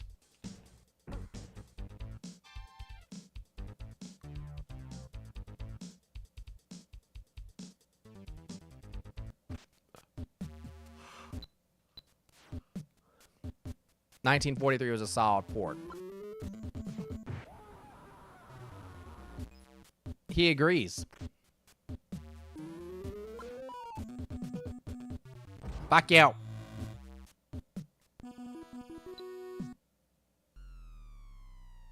The scream always gets me. Oh yeah, it's great. Most iconic scream on the NES.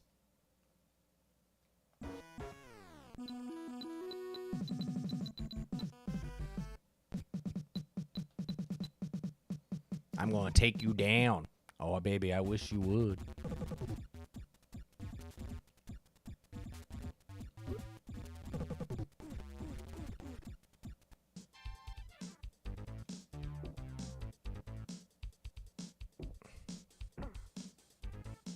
Another concussion for the kid. For our fuckhead here. Can you imagine Mike O'Malley, like, asking him, it's like, or excuse me, her. We chose a lady as our player this time. Can you imagine Mike O'Malley turning to the kids like, so can you tell us how you got the nickname Fuckhead? Well, when I was a kid, I always was breaking things, and Daddy was a drunk. And so, yeah, and so he just kept calling me Fuckhead as when I was young, and it stuck.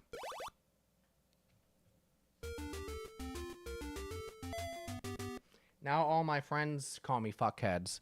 And what's nice is that it's hard to tell who your friends and enemies are. It's hard to be bullied because everybody calls me Fuckhead.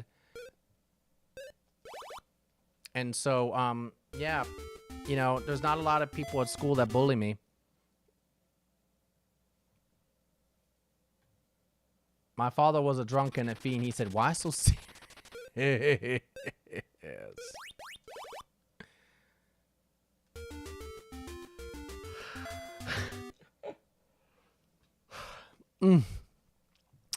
Oh, boy. We've probably insulted like 80% of the world with tonight's stream.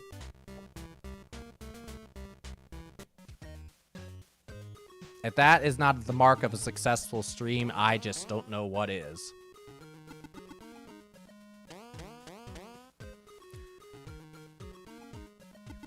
I never finished a thought that I was talking about earlier because distracted by gladiator screams. But anyhow, my holy grail in video games is a game show game.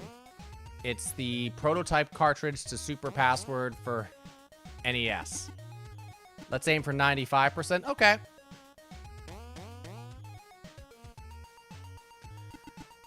I know it exists. I know a prototype exists. And at some point it had to work somehow because I've seen the screenshots of it. What am I looking at here?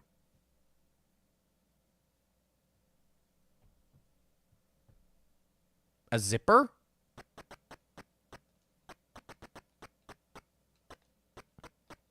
Looks like frickin' bricks. A zipper made of bricks. That wouldn't possibly hurt at all.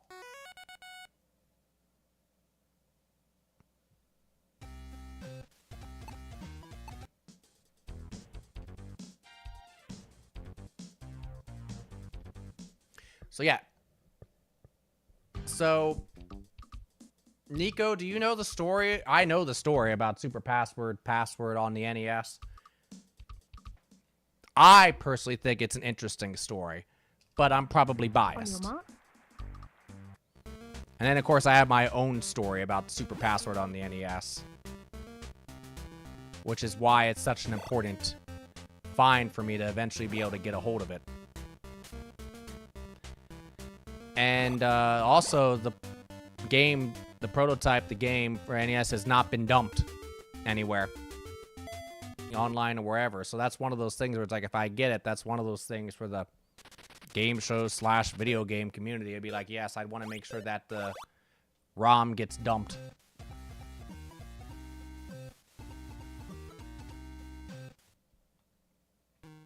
All right, cockbutt. Let's save all these people.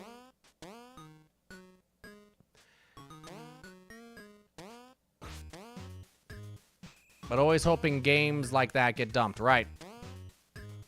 So, starting knowledge about game show. So, Super Password ran on NBC from 1984 to 1989. It was a revival of the word game Password, which started in the 60s. Password had been revived many times.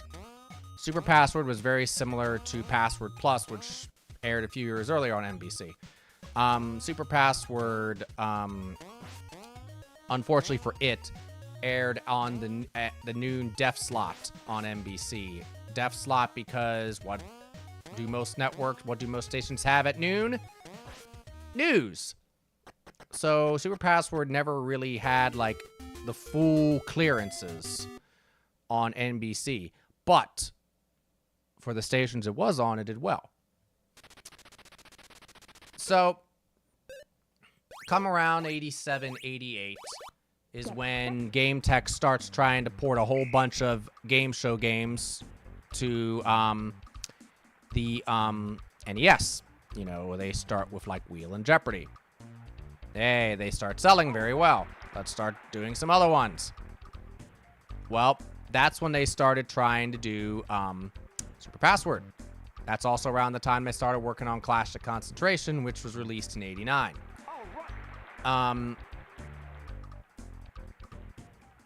They started.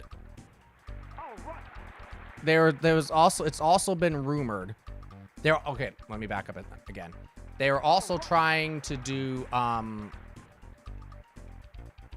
The Price is Right on NES, but I don't think that prototype exists. Price is Right, way too complicated at the time to really be able to do a decent port. If you've ever played the Commodore 64 DOS Price is Right game, it's fucking abysmal. Versus like Wheel and Jeopardy are fine. They also, all the games that were basically...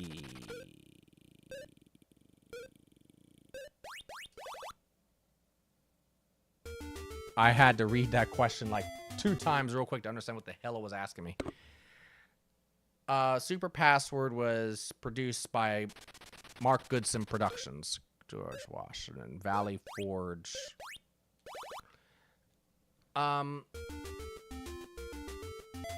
Which a lot of game shows, classic game shows are produced by Mark Goodson. Family Feud, Super Password, Match Game, Price is Right, Card Sharks. And they're the ones you might know. Classic Concentration, of course. Anyway, Mark Goodson, his production company, did all the passwords because, you know, created in-house. So anyhow, what I'm getting to is that Game Tech were the primary ones that converted Mark Goodson production shows to video games, NES, Commodore, etc. So, Polycologist. That's interesting.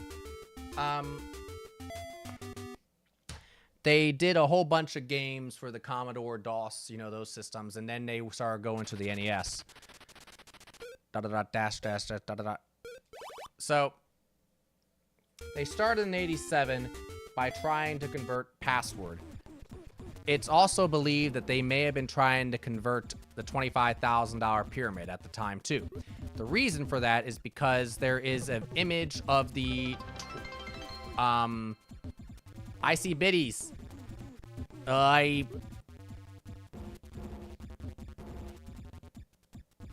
I'm probably going to way too much detail of this story, but anyhow. This is where I get to nerd out. The intersection of video games and game shows. That's where my nerdum lies. It lies in both, but he's stuck. The Cockbutt family tree runs balls deep within society with Grandma Cumplips and Grandpa Dickass. They fought against the evil ass splunkers in the 69th World War. Woo! Now, that's not the plot for a rip-roaring movie. I don't know what is.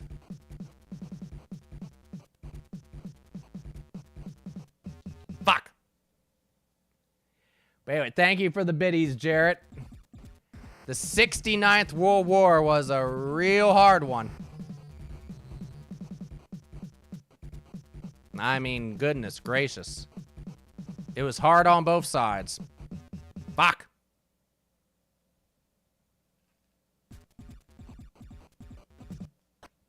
Binoculars.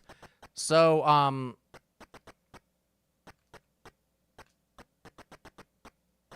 you're probably my leader for bits for the month, actually, because of that. Thank you for that. Yeah, Game Tech was converting... God damn it, Shuffler. Chill out. They were converting the, Mark Goodson games.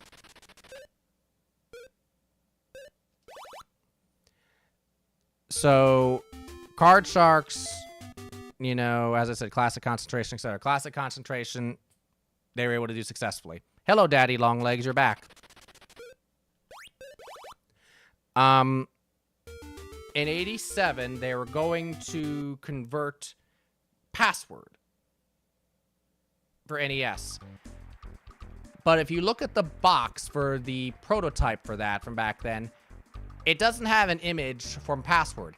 It has an image of the $25,000 Pyramid on it. And this appeared in the back of at least one of the game manuals. I want to say it was,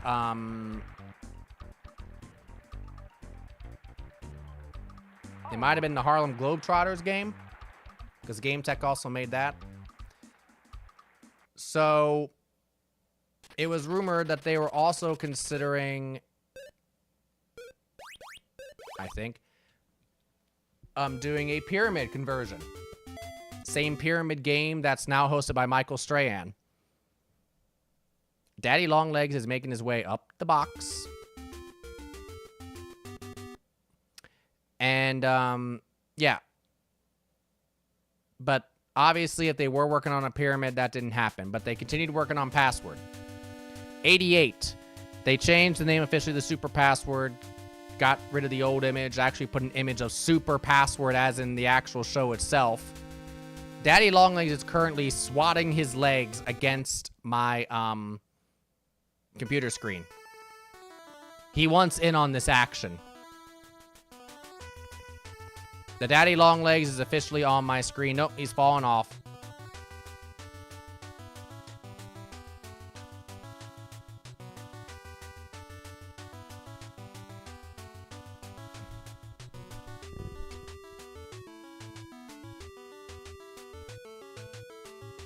So, and then at a point in 88, they wanted to, because Password, again, is a very, audio-focused game.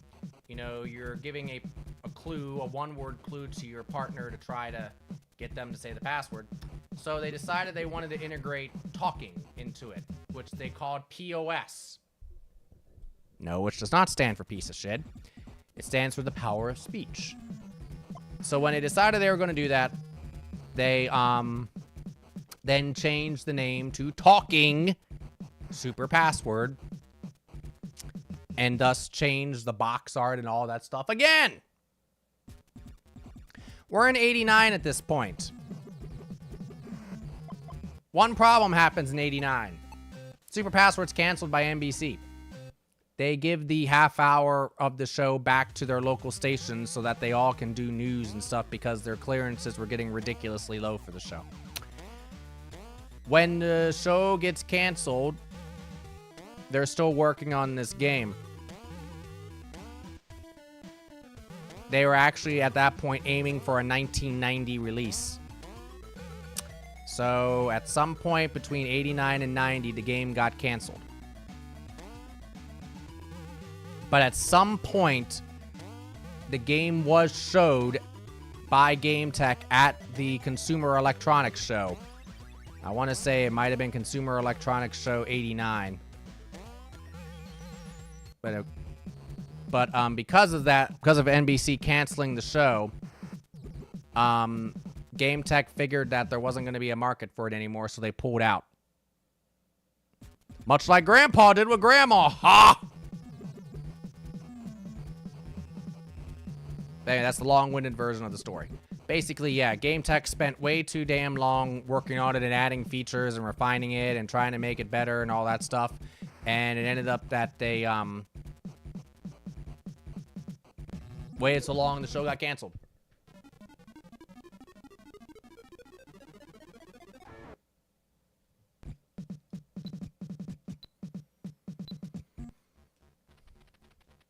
So, but anyway, yeah.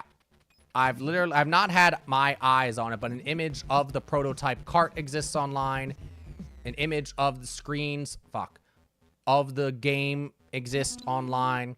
They have released Super Password games for the Commodore and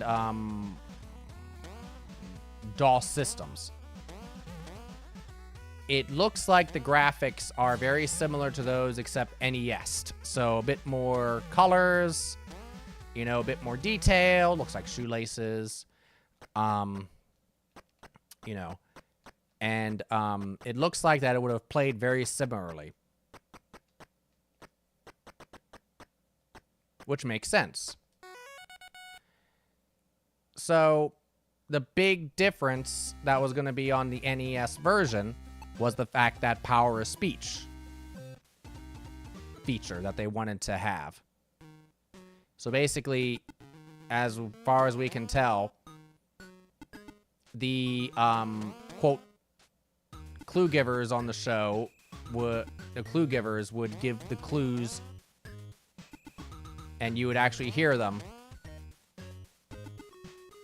on the NES, which for the time would have been incredibly revolutionary. Where did this daddy long legs go? I gotta get him out of there.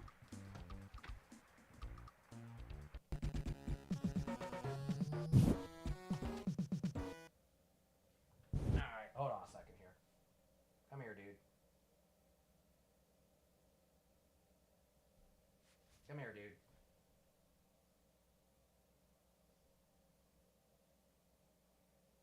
Come here, dude. I'm trying not to hurt you. But you really need to, this is not the place for you. Oh, now he's running. Now he's on my hat. Can you see him on my hat? There he is right there. Say hi, Daddy Longlegs. You're a star. Alright, I'm gonna put him outside.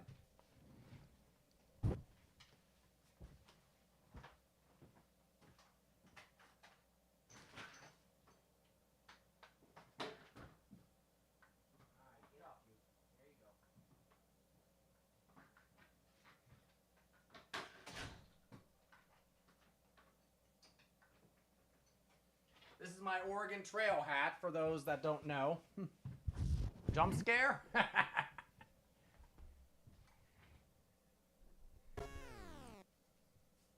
Are you not a fan of bugs, I'm guessing?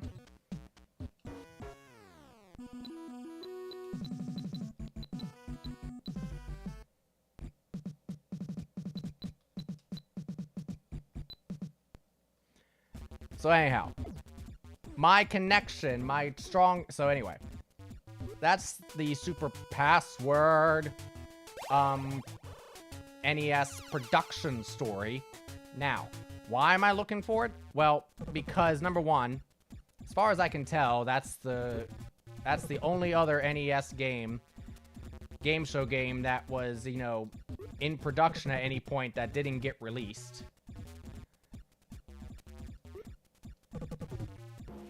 So that makes it a novelty on its own. Number two, I love the show. I'm a big Password fan, word game fan in general. So that's part of it. Number three, here's the thing. In the 90s, I'm fine that my girlfriend hates him. Ah, okay. In the 90s, for those that are old enough to remember, there is this, wonderful place called Funkoland. Ah, yes, Funkoland. Oh, boy. Funkoland was the original retro video game heaven. Funko, yes.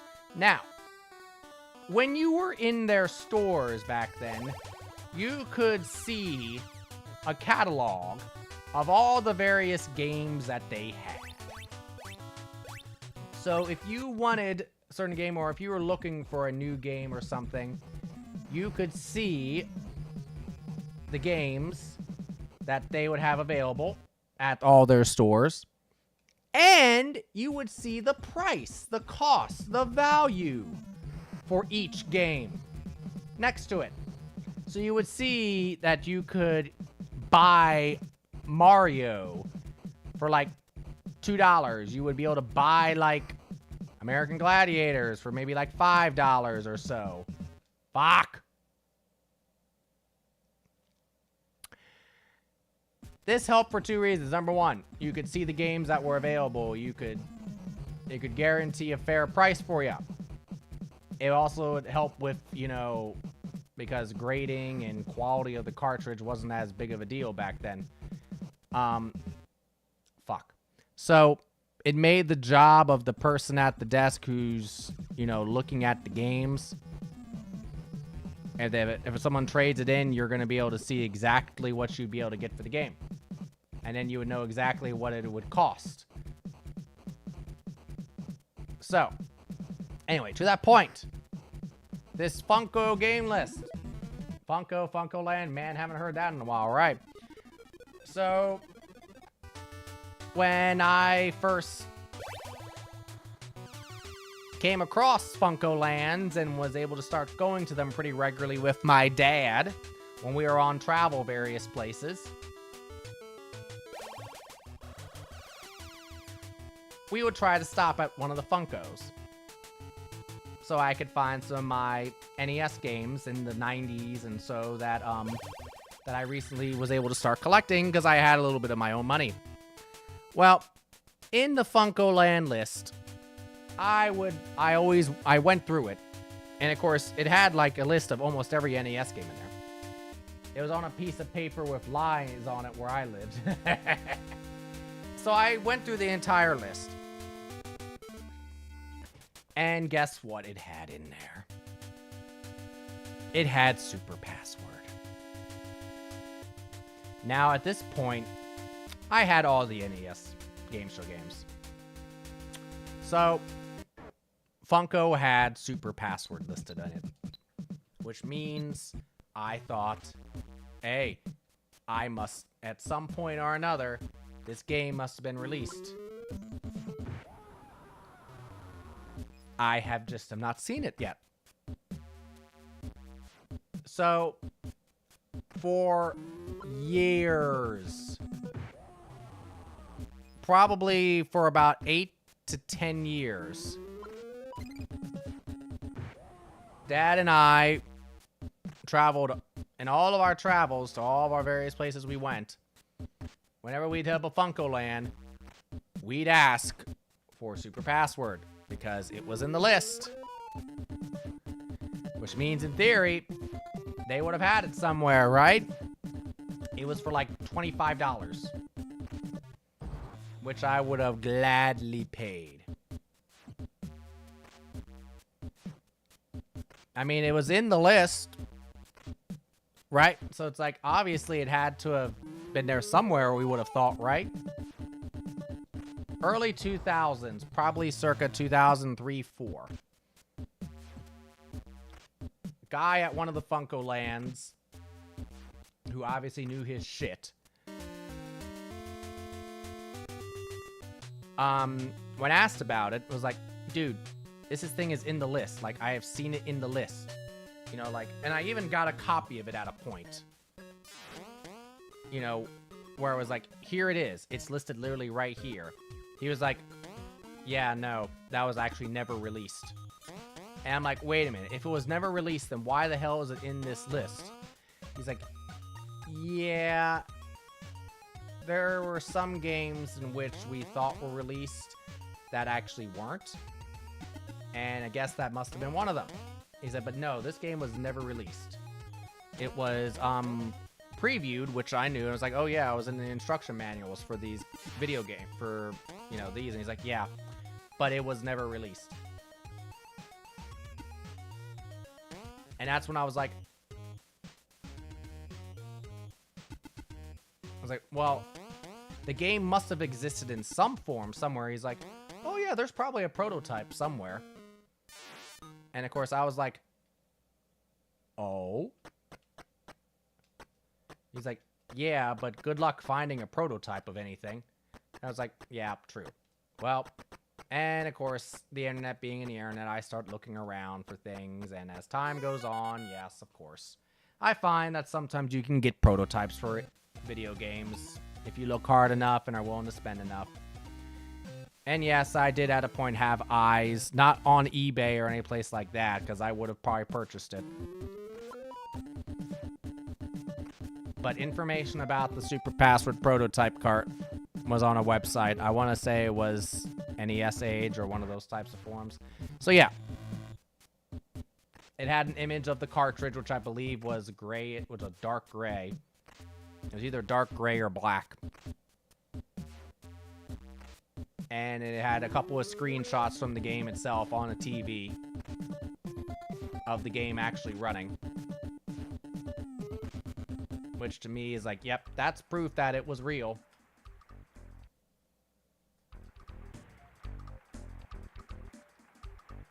So I'm like, all right, this sucker is somewhere. So anyway, all that to say is because of the hunt, all the years that Dad and I hunted for it, that game, plus the whole, you know, game show, video game connections, that kind of thing. That's my holy grail.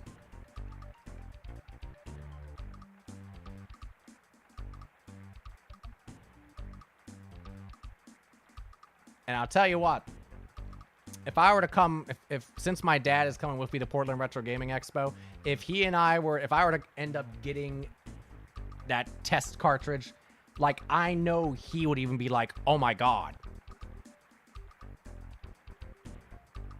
My dad doesn't play video games, but my dad grew up watching game shows too, of course. Just because he would remember, you know, it's like, there it is, that's the game. That was the last one. So anyway, he would probably even be like, holy shit. So anyhow, that's my holy grail in games. It's a weird one, I know, probably in video game fandom, but I don't care. That's me. That's me for you.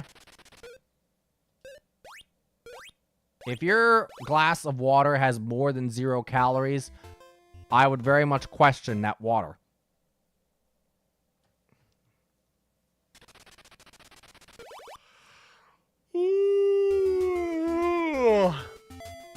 Hope you find it one day. Thank you. Yeah. Everybody, I think, has a holy grail of whatever that is they collect. That's my holy grail.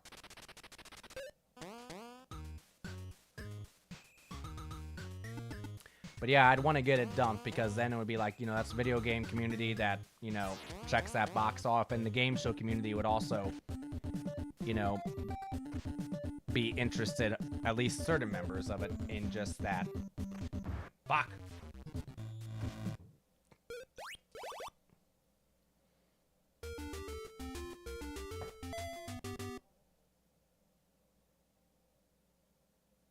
But yeah, as far as I know, all the other game show video games that were made it to the prototype stage at the least for the NES, which had it at some form made it far enough along in development, actually did get released.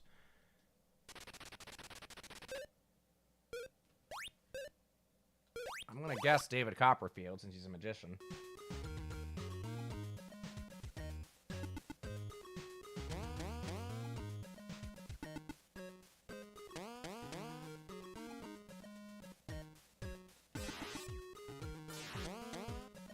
Flag of some sort.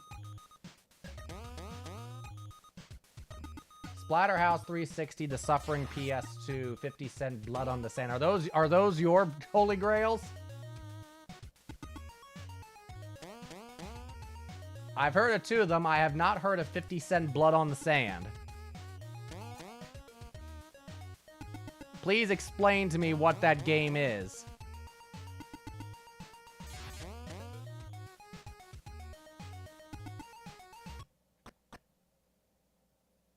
Okay, if it's not... Oh, it must be Japan.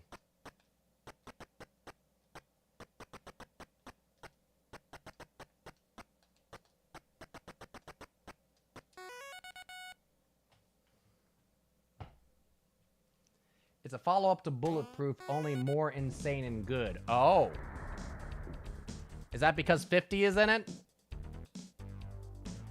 Curtis is in it? Got Curtis's stamp of approval on it.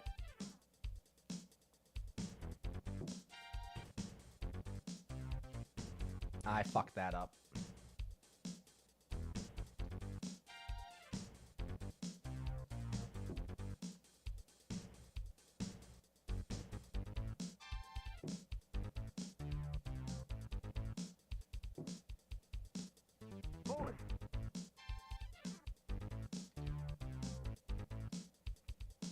Def Jam for New York is another one.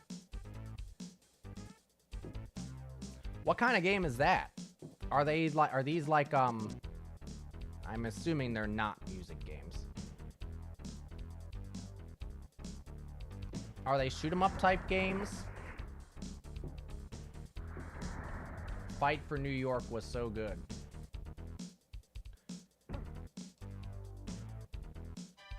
Or the like sports games. What exactly is that one? Congratulations, cockbutt! Fighting game where you play as different rappers. Oh. 50 Cent is a suitor. Okay. That makes sense.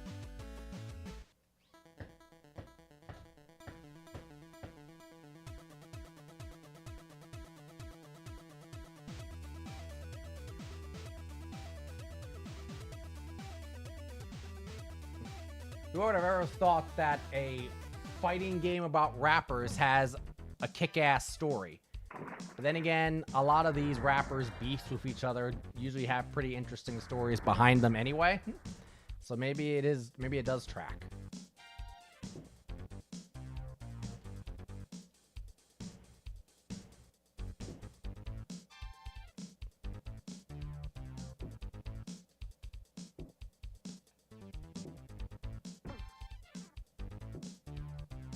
I'm trying to jump and he's just not jumping.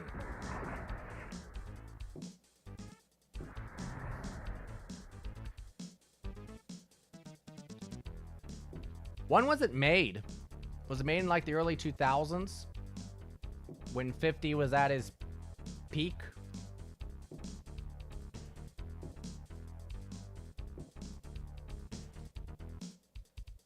Welcome to Guts. May God have mercy on your soul, right?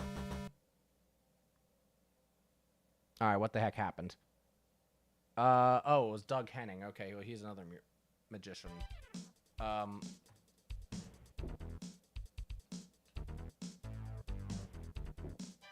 let's not fuck this up.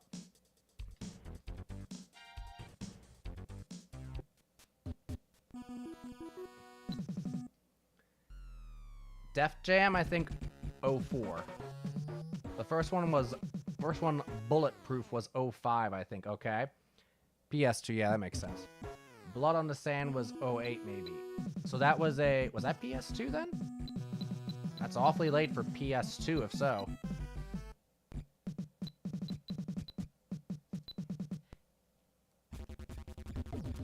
Fuck.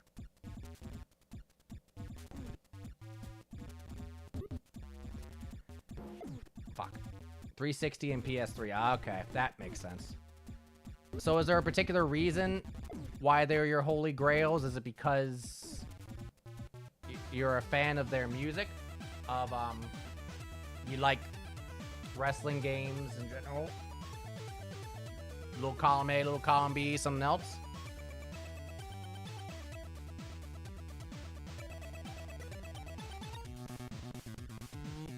God of War 2 came out in 2007, yes.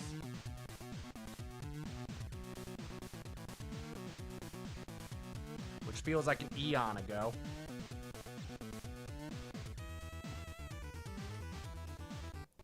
Oh.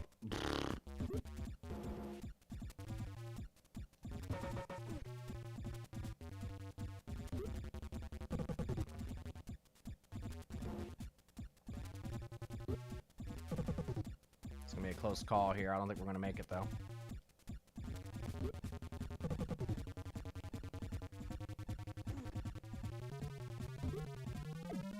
Shit. I'm more of a rock guy, to be honest. Def Jam, because it looks so insane and fun. Same with Blood. Okay. And see, I'm more of an R&B guy. I like some rap. Not most modern rap. Like, we're talking like 80s, 90s. Little bit of early 2000s rap.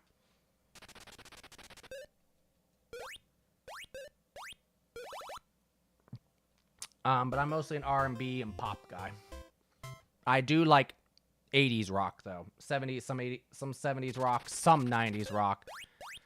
But I'm a huge 80s fan, Miami Vice and all. And so in general, most 80s music, I would say thumbs up. Hair metal, yes. And of course, all your classics and your... Oh, I think so. Billy Idol, yes, 100%. You have your Genesis, your Phil Collins, your Peter Gabriel. You have,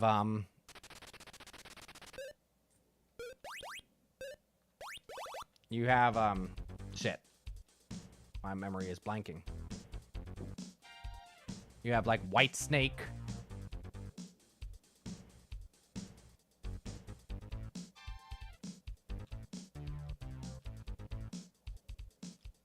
Oh, goodness gracious. Well, that was fancy looking, but it didn't do me any good.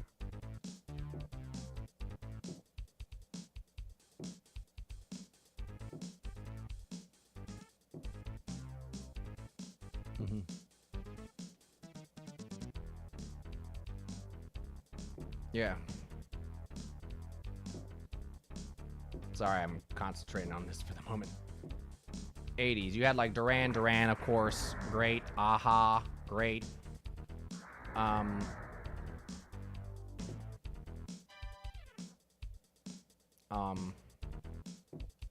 I said Phil Collins, Genesis, Peter Gabriel. Why are you not grabbing that? There. The controls are so fucking finicky in this game. Of course, you always have your classics, your Michael Jacksons, your Madonnas, your Janets, your Whitneys. Oh, what is his name? I think it's Cavity Sam. Wham, yep. Leopard, 100%. Devo, yes. Iron Maiden, yes. NXS.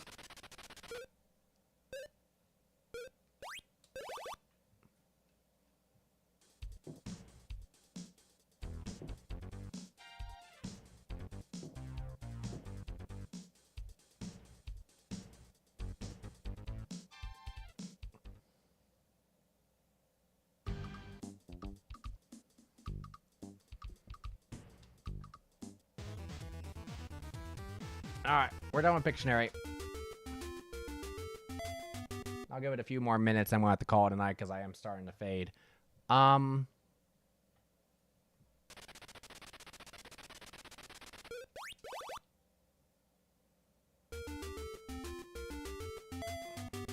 don't think what other groups I particularly artists I like from the 80s. Taylor Dane. Heart.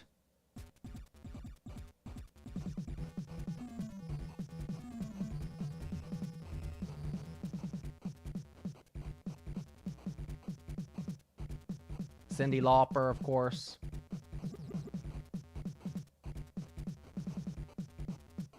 Kiss if I didn't say Kiss. Journey, yes. GG Cockbutt, exactly.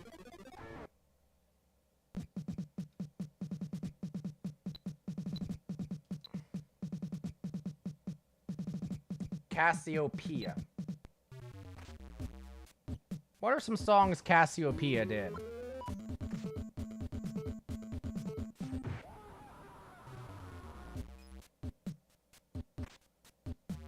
Yeah, if you were to look at my Apple music list, you would see mostly video game music. Ton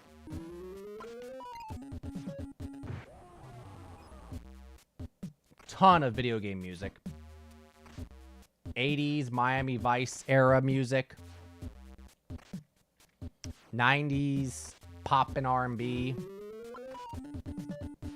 So that would be your, you know, your, we are way under 700. Jesus Christ. Why is this so damn hard? Tears for Fears is another favorite of mine.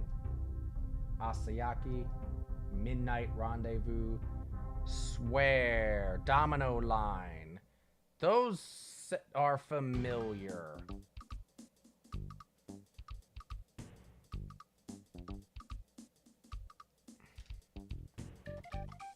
I have probably heard their stuff, but I have probably not known the name of their group. And Mint Jams from Cassiopeia, but literally the most perfect lineup of studio albums I've seen from a group. That is saying something from you, sir.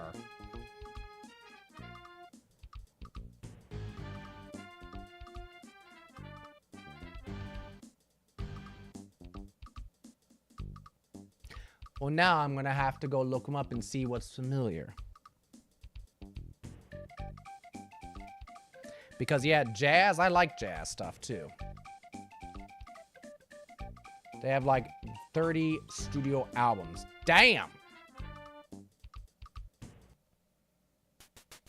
So they are a busy group.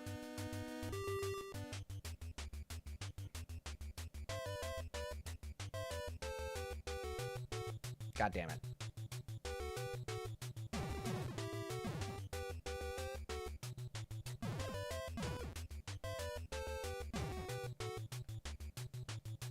I fucked that up. Oh, yes, I can give you the lowdown when you meet me with them. Okay.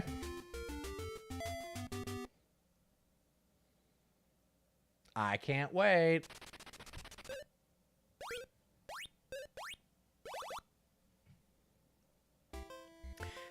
Nico, by the way, will you need a ride? I have a rent-a-car. It'd have to be the elephant. If it's not, it's the giraffe. Has to be the giraffe, and which makes sense because it's pumping blood from for the longest distance. So I guess it does make sense.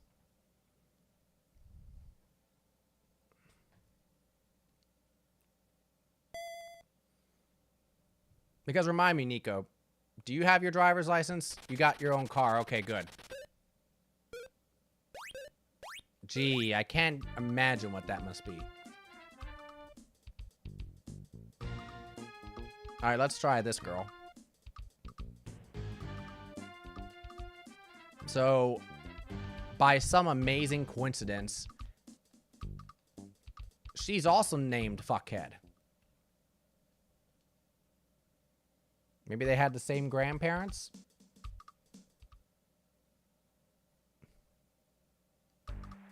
On your mark. Get set. Don't name your kids Fuckhead, by the way. As if that needed to be said.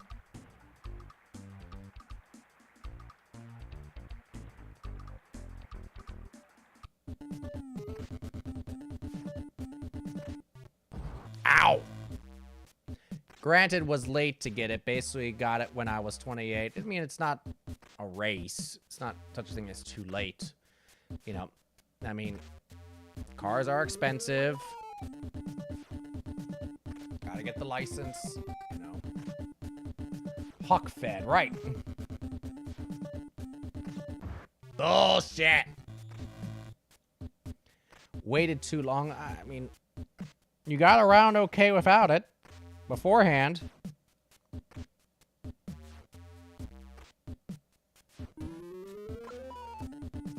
Now, here's a question, though.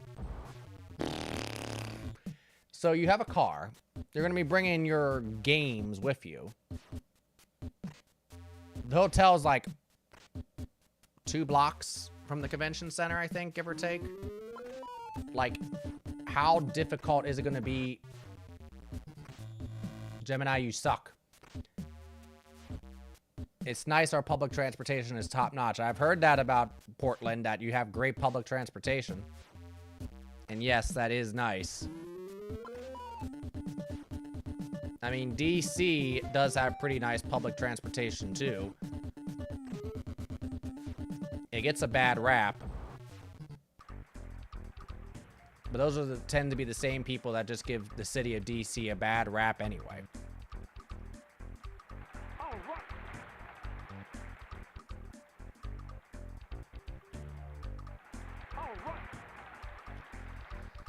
What I was getting at are the games that, you know, you're going to be bringing. Is it going to be hard to get them from the hotel to the convention center? Or, you know what I'm saying? I mean, I don't know how many boxes you have, that's all.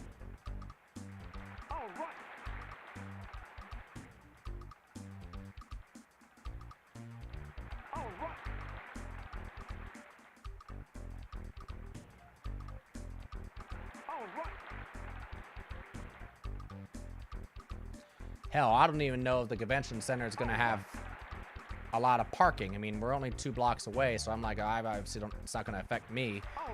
Should be fine. Just make sure to have a bag or something to keep them covered if it rains, which it looks likely. Yeah.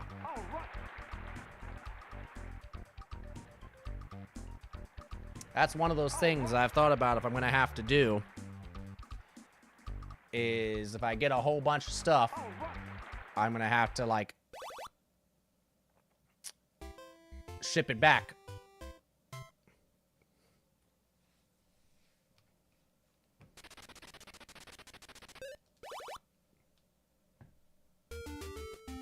You probably would be fine to stay parked at the hotel, but can also find street parking. Oh, okay.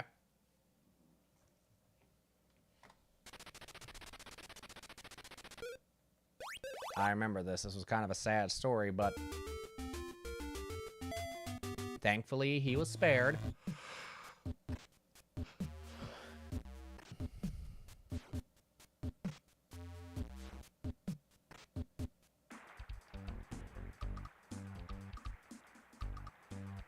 shit.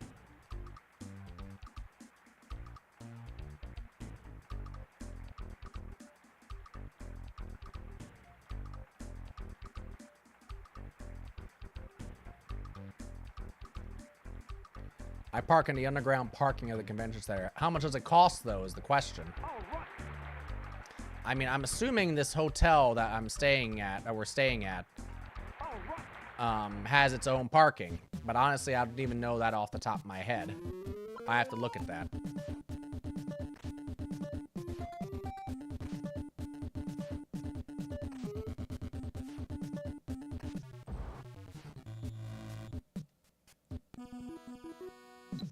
$15 for all day. That's honestly not bad for parking all day. At least compared to the prices I'm usually used to paying over here. Most places over here, it's $15 to $20 an hour.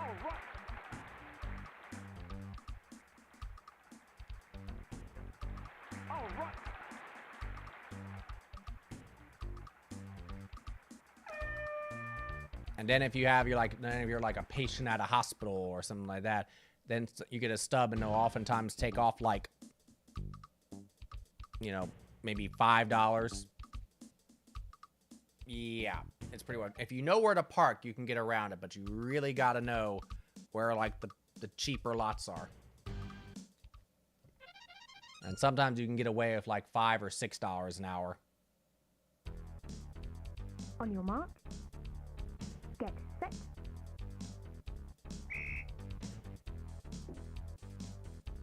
But that's Mid-Atlantic for you.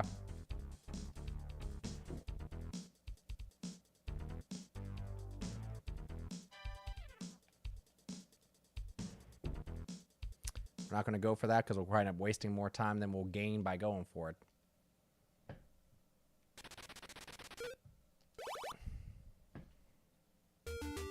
I know that from experience because old Blue Eyes here, right here.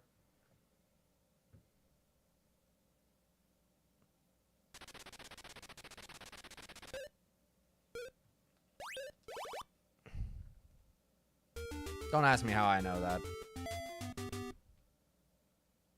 Just, you grow up watching game shows, you learn strange things. A rude salesperson. That's an invention, all right.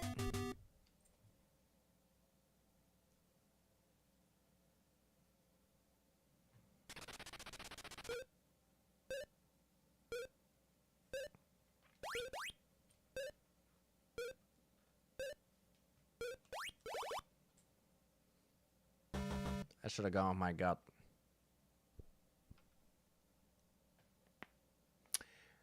Does suck to basically be spending $45 over the weekend on parking, plus additional $30 because of my volunteer days, but worth not having to park elsewhere. Well, I mean, that's the thing. I don't know what the hotel parking situation is. If you're able to park at the hotel, I mean,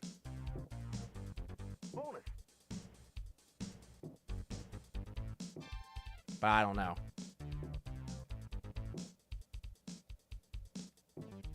I would think, though, they'd give you, like, some kind of voucher if you're there, like, volunteering now.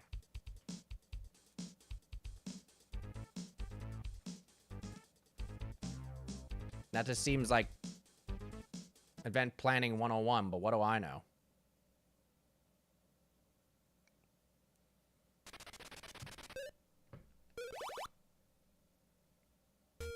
Right, ask the front desk, right.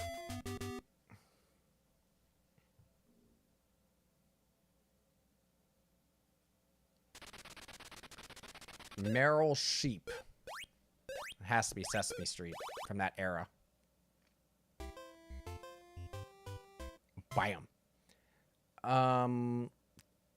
They have had parking vouchers before, but obviously the bigger PRGE is getting, yes. And I mean, I know it's big, I just don't know how big it is at this point.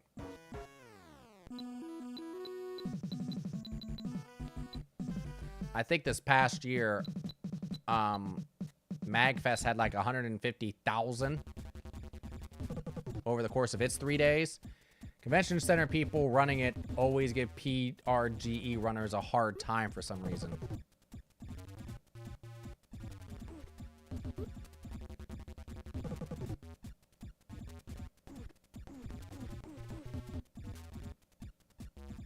Do they give everybody a hard time, or specifically they just give PRGE a hard time? Because I'd have to assume it's one of their biggest events. To me, it's shooting yourself in the foot, but what the hell do I know? From what I've heard from the showrunners, I believe it.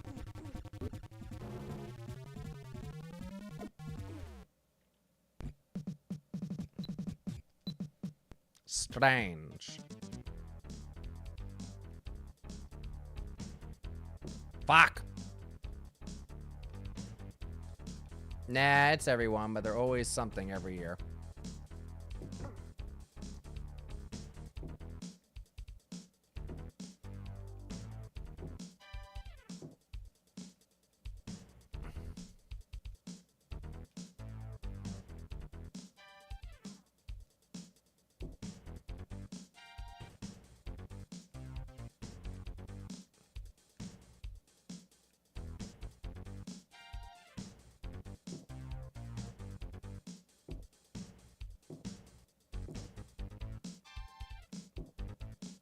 Oops, wrong way.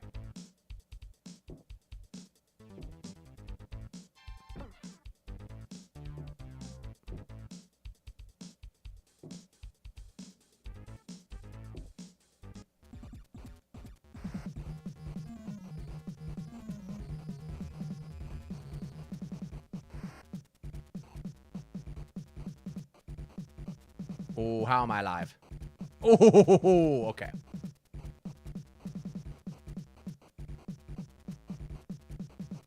Fuck. That's a shame that they treat him like that. You know, for the convention center, that's got to make them so much money.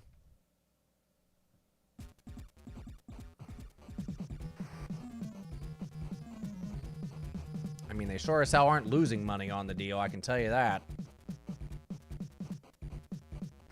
And the Portland Tourism Board definitely was like, you know, was going to want to keep them around.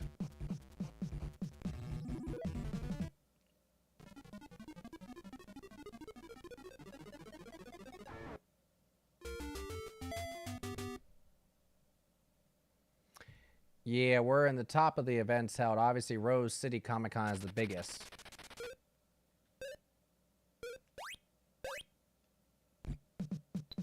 Rose City Comic Con is held there too, I'm guessing.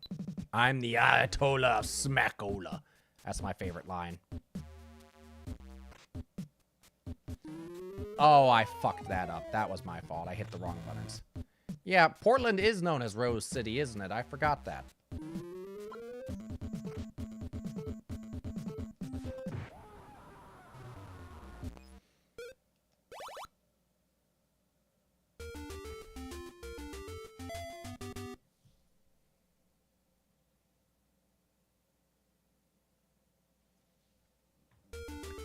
We'll give this one more try, and then we will call it a night and resume this next stream, whenever that will be.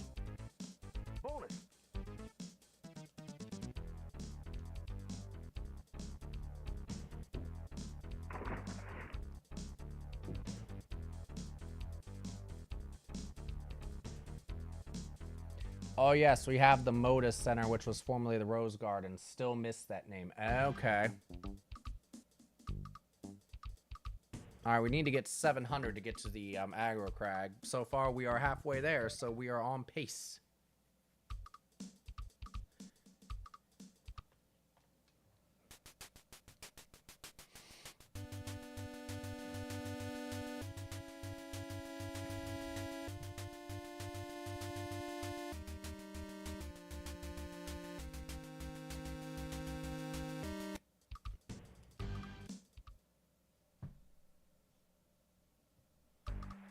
On your mark.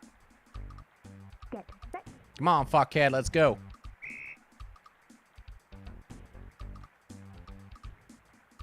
as I try to remember which buttons I need to be pushing.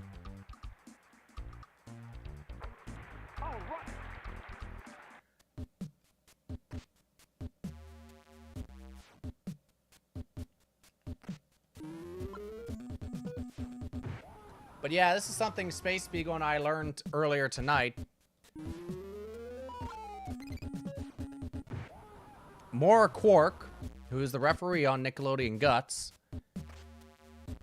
was the voice of Valen in XCOM. It blew our fucking minds.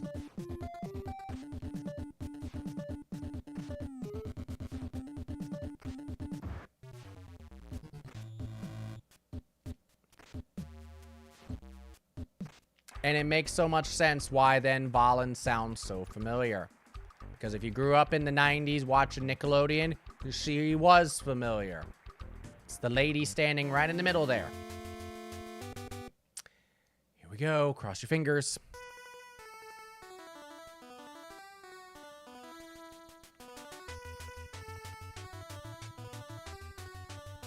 I am hustling, game.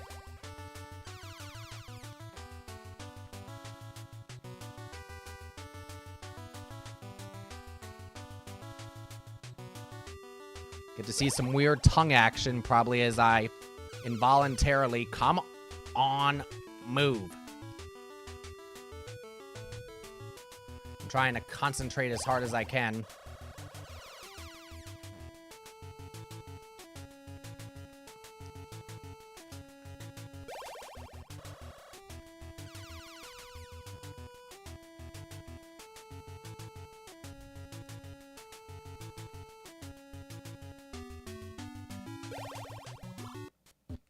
Fuck!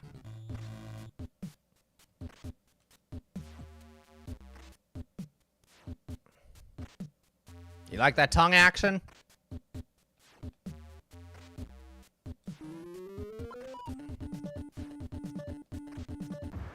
Fuck you. Hold on, audience is laughing their ass off. Yeah, tongue. Gonna give it a little tongue. No kink shame, right? Fuck you.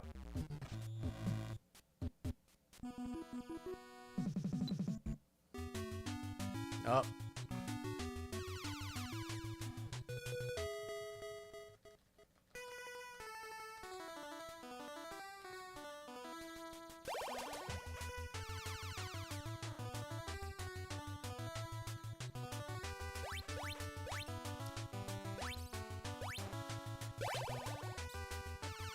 I didn't think so.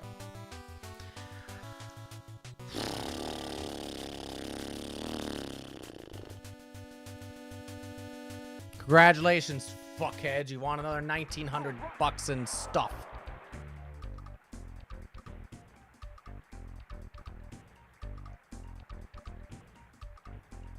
Keep forgetting which button it is that I use to shoot. There we go.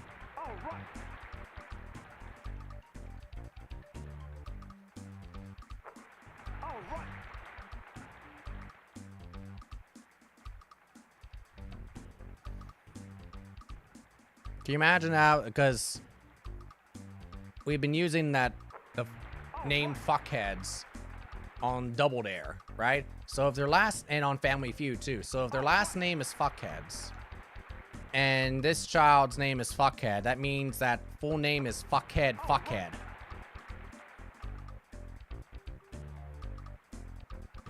Isn't that special? The fuckhead elite, right? Only the most elite of fuckheads are allowed to join.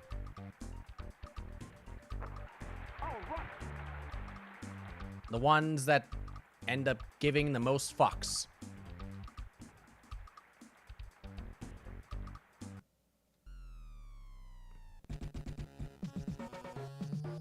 Also, pretty much finished the spreadsheet, so I'll be sending you that on Discord. Thank you.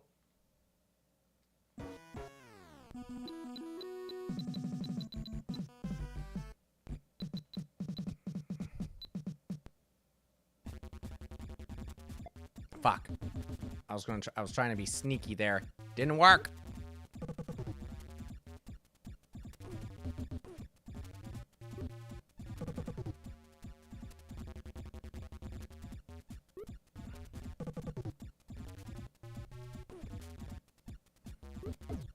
I used to be so good at this that I could actually get 2 of these in this time frame.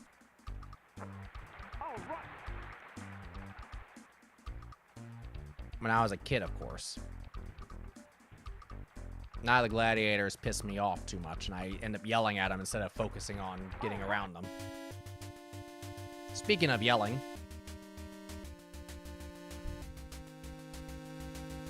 it's a pretty good rendition of the NES, you know, at that time, right?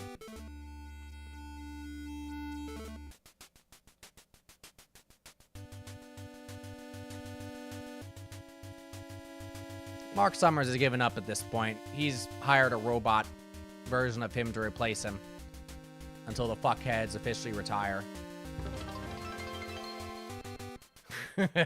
You see, the fuckheads are actually an alien race from the planet of Asremis who aided in the 69th World War against the evil ass Splunkers, led by General Biggest Dickus. The fuckheads have settled into their new home on Earth where they have hot alien orgies.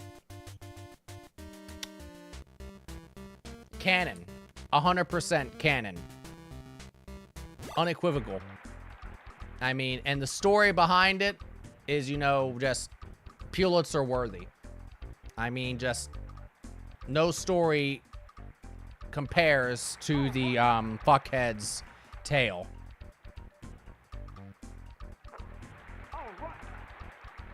Not any of this other stuff like The Godfather or Silence of the Lambs, Catcher in the Rye. Nah, none of that stuff. The tale of the fuckheads. That, ladies and gentlemen, is literature. Fuck! Main stuff is listed. We'll maybe add small items. Though I do a major, I'll let you know. Okay. Thank you, Nico. Thank you. I was trying to give you a heart, but the gladiators interrupted me. Those fucks. Speaking of fucked.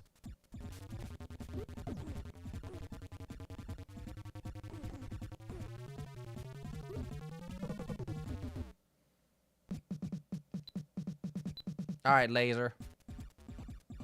Laser beams.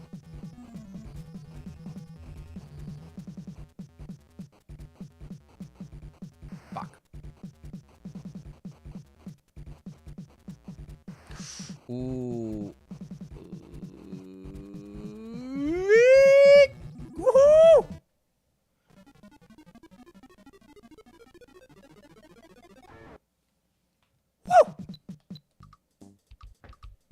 All right. We need 700, so we need 284. So that means we need to do this with...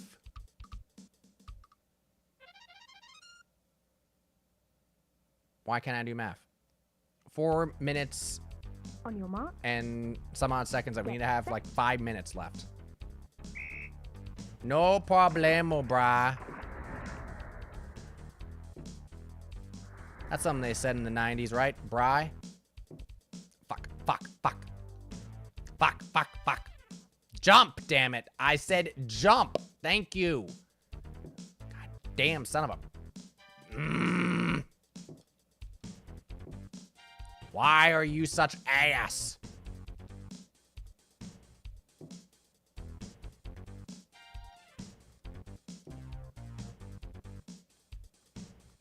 You remember that whole 5 minutes thing?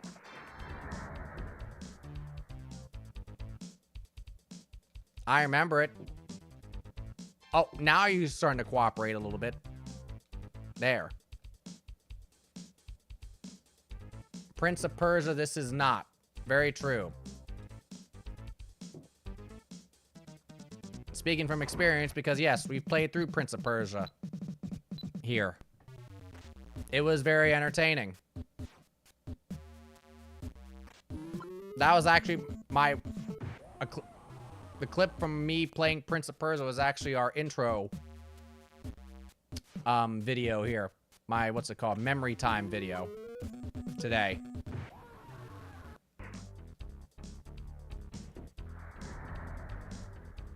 I don't know if you were in the chat at that point, Jared, but it's funny you bring that up. All right.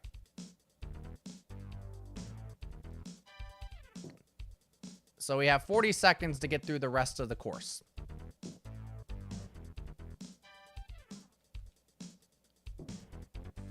And we're back at the start. What a wonderful game.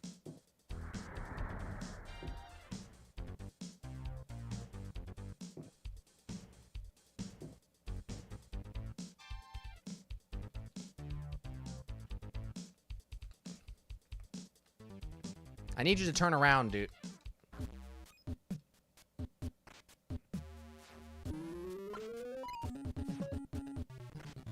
Prince of Guts, right? Dum, yes you are. Dum dum, you really are. Big ol' dum dum, yes you are. Good design, good platforming. That's right. Guts of Persia.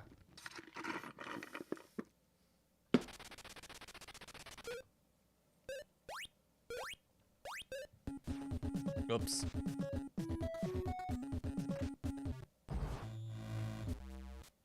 I just love that when you angle it right, he just kind of yeets off screen.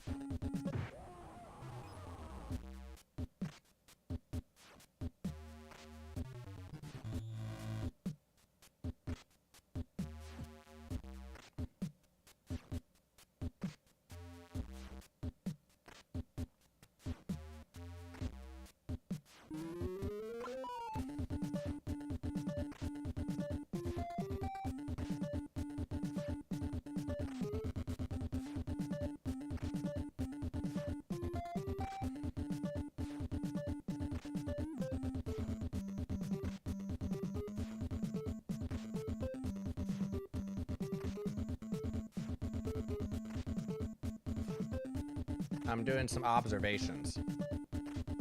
Oh, that is death right there, right?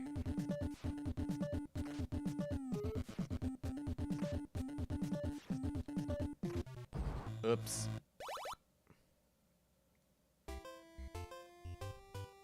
Bop.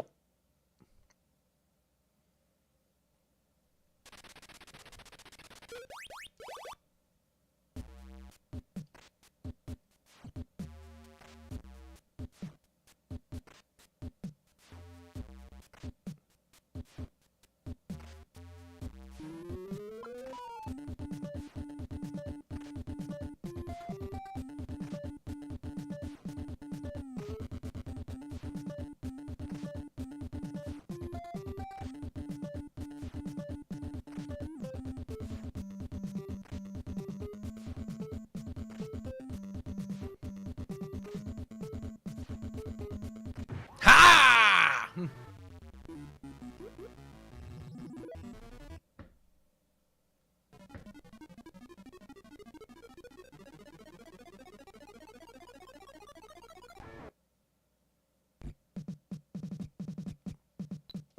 Wow, the same company that made Nickelodeon Guts, I'm assuming you made the NES, the Super Nintendo version here, did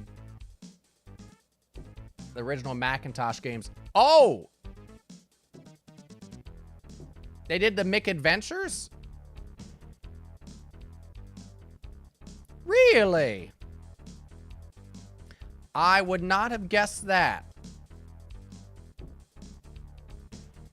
GG, thank you.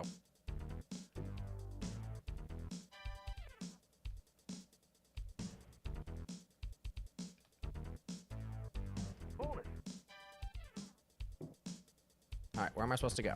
Okay. Back when they were ICOM simulations, it became Viacom New Media. Yep, because this was Viacom. Okay, so Viacom bought them out. This was before Viacom was the massive media mogul group that they are now. Viacom was still just getting their wet in. Most of Viacom's business back then probably was in their syndication market. you all might remember certain cartoons that you would see the Viacom logo appear on after the end, and that meant that it was a syndicated cartoon. It appeared on different stations, different times, depending on where you're at across North America and the world. Oy! But yeah, Viacom back in that time definitely had Viacom New Media, and that they had for video games and all that. But I did not know that actually that ICOM became Viacom. Wow.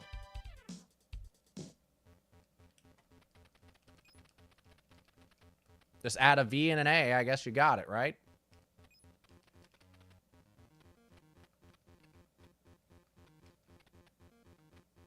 No.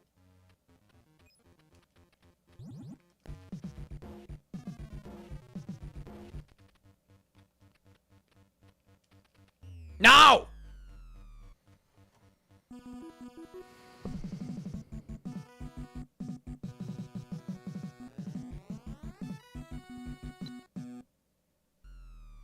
Yeah, I just now discovered that. I learn something new all the time. Ditto. I hear ya. Okay. It's past 3 o'clock here on the East Coast. I think I'm going to have to call this a night for now. Oh boy. Let's pause the thing. Let's save a state or two. Boom. Just to make sure. Boom. There we go. Alrighty. Phew. These shufflers are something, aren't they? Yes, my elevator music there. You all still like my beautiful plant that I don't need to water. My favorite plants are the ones that don't need watering. Nice song. What a fun time. Thank you. Thank you all for watching, as always. I'm going to try to find somebody to raid, though I'm sure at this time there are probably not a lot of people still streaming. Oh, Ollie is. We're going to raid Ollie. That is a lovely plan. Thank you. And pretty much the next time I see you will be in person. Exactly. Exactly. I am looking forward to it, Mr. Nico. I am greatly looking forward to this. So, my body is ready. All right, we're going to raid Ollie Robs. He is playing Thunderbirds. And so let's go say hi to him. Ollie Robs has had a lot of nice things to say about the channel. He's also a game show fan, so you can't go wrong with that, right? So anyhow, thank you all for watching again. Please take care of yourselves. I hope to actually stream a little bit mobily while I am in Portland for Portland Retro Gaming Expo. So until then, hopefully, please take care of yourselves. And have a great rest of your evenings. Have a great week. Stay dry. And I will see you next time. Bye-bye.